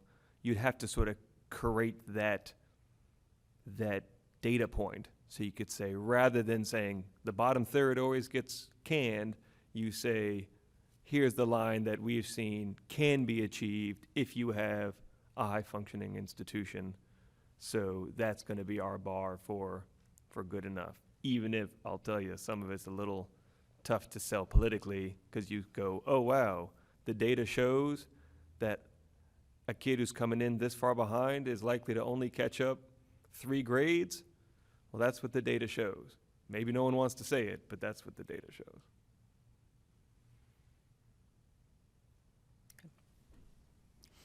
Ms. Lord? Well, you guys get the prize for really, really hanging in there. Thank you. There's so much interesting stuff here. So let me see if I can condense it. The point about the high achieving, the high stat. So in other words, high poverty, high test scores, seems to me a really robust way of starting to look at growth, so that it's not just growth on test scores, it's growth with students who started low and ended up higher. Is there a way of thinking about the accountability system that would allow both parents, teachers, and also public policy people to sort of credit teachers with growth that so far has been below the bar? To Mr. Tanzi's example, take the student that started 3 levels, grade levels below, and got to within 1 level, so 2 years worth of growth. Right now, we don't capture that. And are there ways of thinking about that, regardless of the weight, just setting the system up so that we get those measures, we get the growth, and we are able to essentially not just acknowledge the school, but also acknowledge the teachers who are doing extraordinary things? Well, I have to say, I didn't agree with everything Mr. Martell said earlier, but one thing that he did have right, which is that a school is really just a collection of teachers and a principal. You know, some of my colleagues have done some research on things like school performance, which is not the same thing as principal performance. So they've sort of empirically determined that those are quite separate. But also, you know, you think of a school performance as the sum of the effectiveness of its teachers. Yes, I think really the focus could come back to teacher performance, and that's why the Ed Impact Lab is focused on educators. We don't really talk about schools quite so much, but the clear implication is that effectiveness of a school is a sum of how effective its educators are collectively. And if you're a parent sending your child to that school, you're going to get some string of teachers. I think that there is a lot to be learned by taking this approach to multiple measures, where you, instead of trying to come up with the single score, is to reconcile differences. You do run into a problem where you have we talked about a lot of different measures today, and if you have too many of them, it does become overwhelming. The research I'm doing right now is taking different indicators of schools and grouping them into domains, and then testing whether parents and other users of this information find it more accessible if the domains are grouped in such a way that you either get a less detailed or more detailed report, or if you have something employing a progressive disclosure principle, where if it's online, you can, as a user, you can choose to see more information, open a drawer and look at more information, or close it and just have the summary and the less overwhelming quantity of information. But it's this process of reconciling differences. The school might be very good at what we call attachment measures, you know, reducing absenteeism, increasing attendance, and increasing its re-enrollment rate, but it may be another thing entirely about whether what the learning experience is for those students and the growth that those students experience in that school. And they may go together. But we should never assume that they all, you know, sort of load onto a single overall, you know, to use an unscientific term, like awesomeness of the school.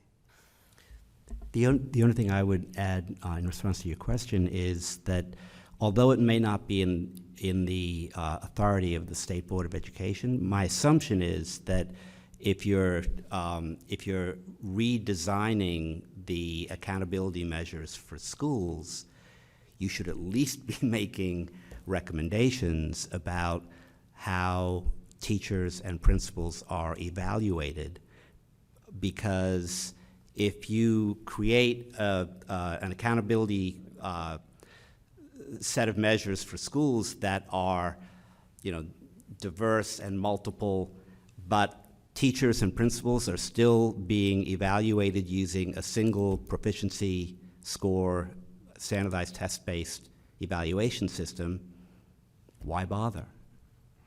So schools, principals, and teachers all have to have a similar transformation in their evaluations to dramatically de-emphasize the standardized test and bulk up the other qualitative measures of the work that they do. To that point, there's been some, well-established research that shows that if you use an instrument designed to assess or measure one thing and put it to another purpose, you warp its validity as a true gauge of, for example, student achievement. So it stands to reason that that conversation, certainly the conversation should be held, but, if you're using test scores to evaluate teachers or principals, you need to know that you're probably not going to be getting a true gauge of student proficiency. I should just add that I think in DC there's been such a fetish made about that single score that you don't realize that, in Montgomery County, the evaluation instrument for both teachers and principals is a blank page, and a narrative is written, and the test scores don't show up in it at all. And so, there are rubrics about the kinds of things that need to be observed and mentioned, but it's entirely a qualitative kind of assessment, taking into consideration a variety of things. So I think DC has to move in that direction. Thank you. Just a quick lightning round. Should science be part of the accountability program? We have to test and we have to report the scores.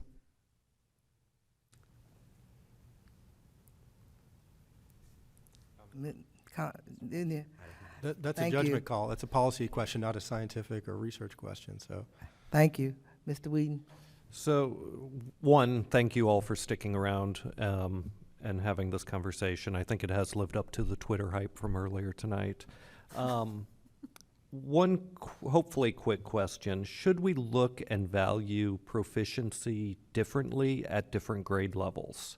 Fourth grade reading is often seen as this universal indicator of future success, eighth grade math. Should we value those differently or higher than we value proficiency in reading at other ages? And just a concrete example, Elliott Hine Middle School came up earlier. There are students in the school reading at a kindergarten, second grade level. Should we value the elementary schools that are producing middle schoolers who are ready to enter middle school higher than we're valuing or rating those that aren't producing those students that are ready to move forward? So I'm very nervous about a should we value question, because usually that's for the policymakers. But if I can rephrase that as a can we? How should we weigh? What is the meaning? How should we interpret proficiency of students at a certain grade levels versus others, or growth at certain grade levels versus others? One thing we do tend to know from decades of analyzing achievement data for students is that there's this process called fan out, where the variation in student proficiencies, abilities, whatever, gets much greater as the students get older. And this is, that's a clear pattern. The implications of that pattern are less clear. Some people interpret that as we need to intervene earlier and put more of our resources into the early grades to minimize the inequitable trajectories of achievement gaps that can form and show up later, because there's only so much you can do about it at the middle and high school level. Another way to interpret your question would be to think about the early grades, grades 1, 2, and 3, or even kindergarten. One thing that I would caution there is that, students grow at different rates, the same way that their heights grow at different rates. And it would be silly to compare the growth rate of, let's say, boys versus girls at that age, because they're gonna catch up. And the same thing happens academically, where student might learn how to learn, and that will show up 2-3 years later. So I think the long-range solution, is, unfortunately, it's not one that will be helpful to you in coming up with this ESSA accountability system, would be to develop some kind of measures that tell you about the impact that an early elementary grade teacher has on their students when they start to hit 4th, 5th grade. Are they learning how to learn? Are their growth rates at those later grades influenced by the kinds of patterns and sort of behaviors that they learned when they were in those very formative years? That's a tough problem. Researchers haven't quite solved it, and if you did come up with a good measure, it'd be very lagged. You don't know how good a first grade teacher you are until 4 years after your kids leave your classroom. Right. Well, we're not really using it to evaluate the teachers per se. We're using it to evaluate the schools. So did the schools put in place the policies, the supports, and support the teachers so that when those students hit 4th grade, they were proficient and moving forward? But I completely get your point. I'd like to just to add one element, because the caution for me is always the perverse incentive structure. Will they just start cramming in 4th grade or whatever?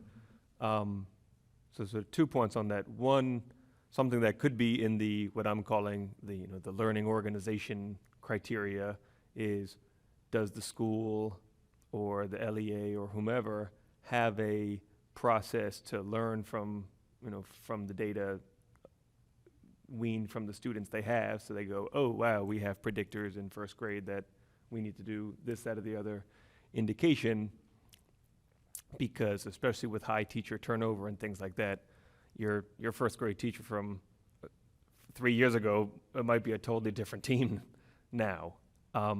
Second, going back to what I like to focus on with data is longitudinal adaptive tests, is that the hope is that we create enough data where people can go, oh wow, developing this strength in 1st grade is predictive of some outcome in the future, so that we can start going, or gap, right? This gap is predictive of failure. But those learning institutions have to be there, or you end up with simplistic answers. Like at Dunbar, I was in our 9th grade academy for 3 years. And by the way, speaking of retaining students, we had a 90+% graduation rate for kids who were there for all 4 years.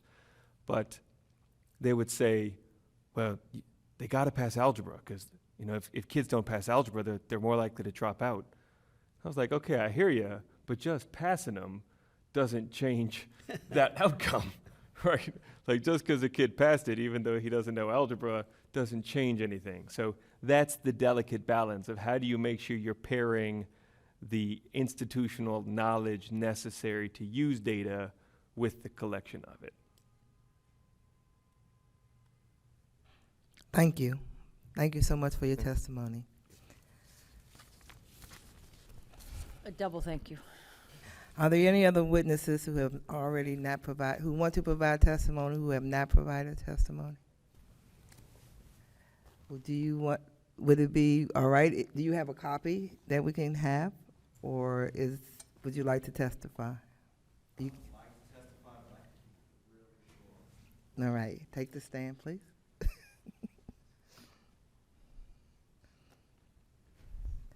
And introduce yourself, because I don't have your name on my list, please.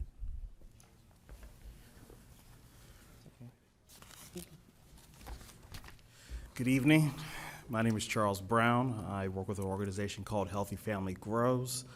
I just want to give a quick testimony about how to better connect the growth model to actually how to better assist growing and developing our schools, better assisting our children, and a kind of a program's mindset that I think might assist us in navigating children to being more successful and schools being more successful and better partnerships with parents. without getting too much into the details of all of it, I like the current trend that everybody's going in with the growth model. We've all kind of accepted it. People aren't fighting it. I think that's a great thing.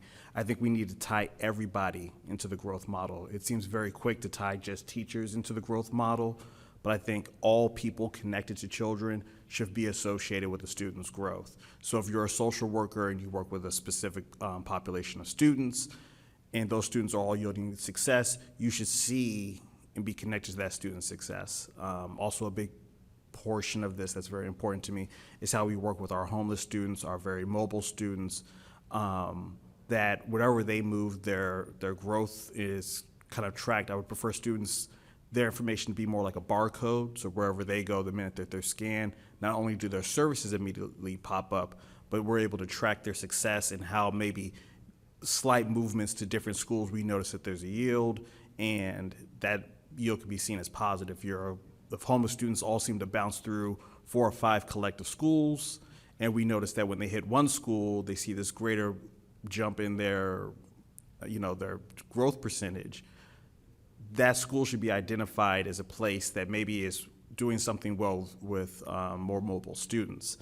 In addition to that, something I've pushed for quite often is that we have better assistive programs for our students that are in the greatest academic need. Those schools that are constantly failing or have lower performing students, those schools should offer better somewhat of academic assistive programs for those students.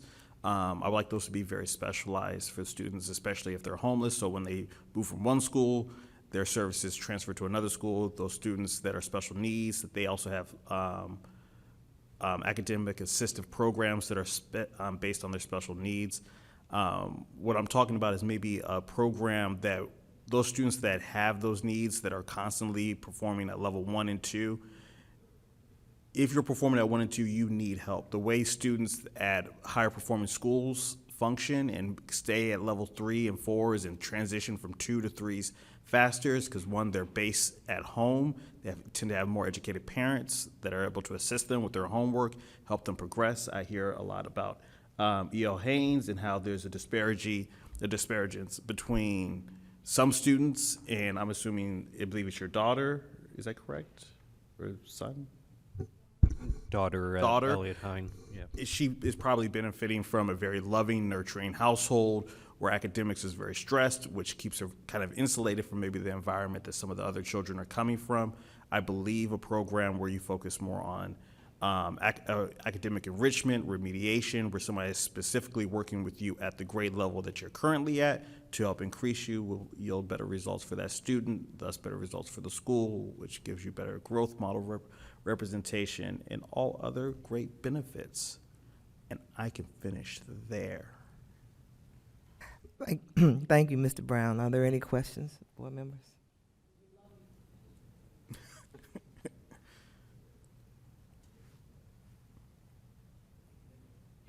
Thank you, Mr. Brown. And do you have a copy of your testimony that you can leave with us? Or you can email it to us. I just got back in town, so. Can you email it to us? I can. Thank you. Thank you. With no further business before the board, I would like to entertain a motion to adjourn. So moved. So moved. Mr. Second. Whedon, second. Ms. Wattenberg. All in favor say aye. The ayes have it, and this public meeting of the District of Columbia State Board of Education is adjourned at 10:19 p.m. Thank you all for coming, and thank those who stayed. Thank you.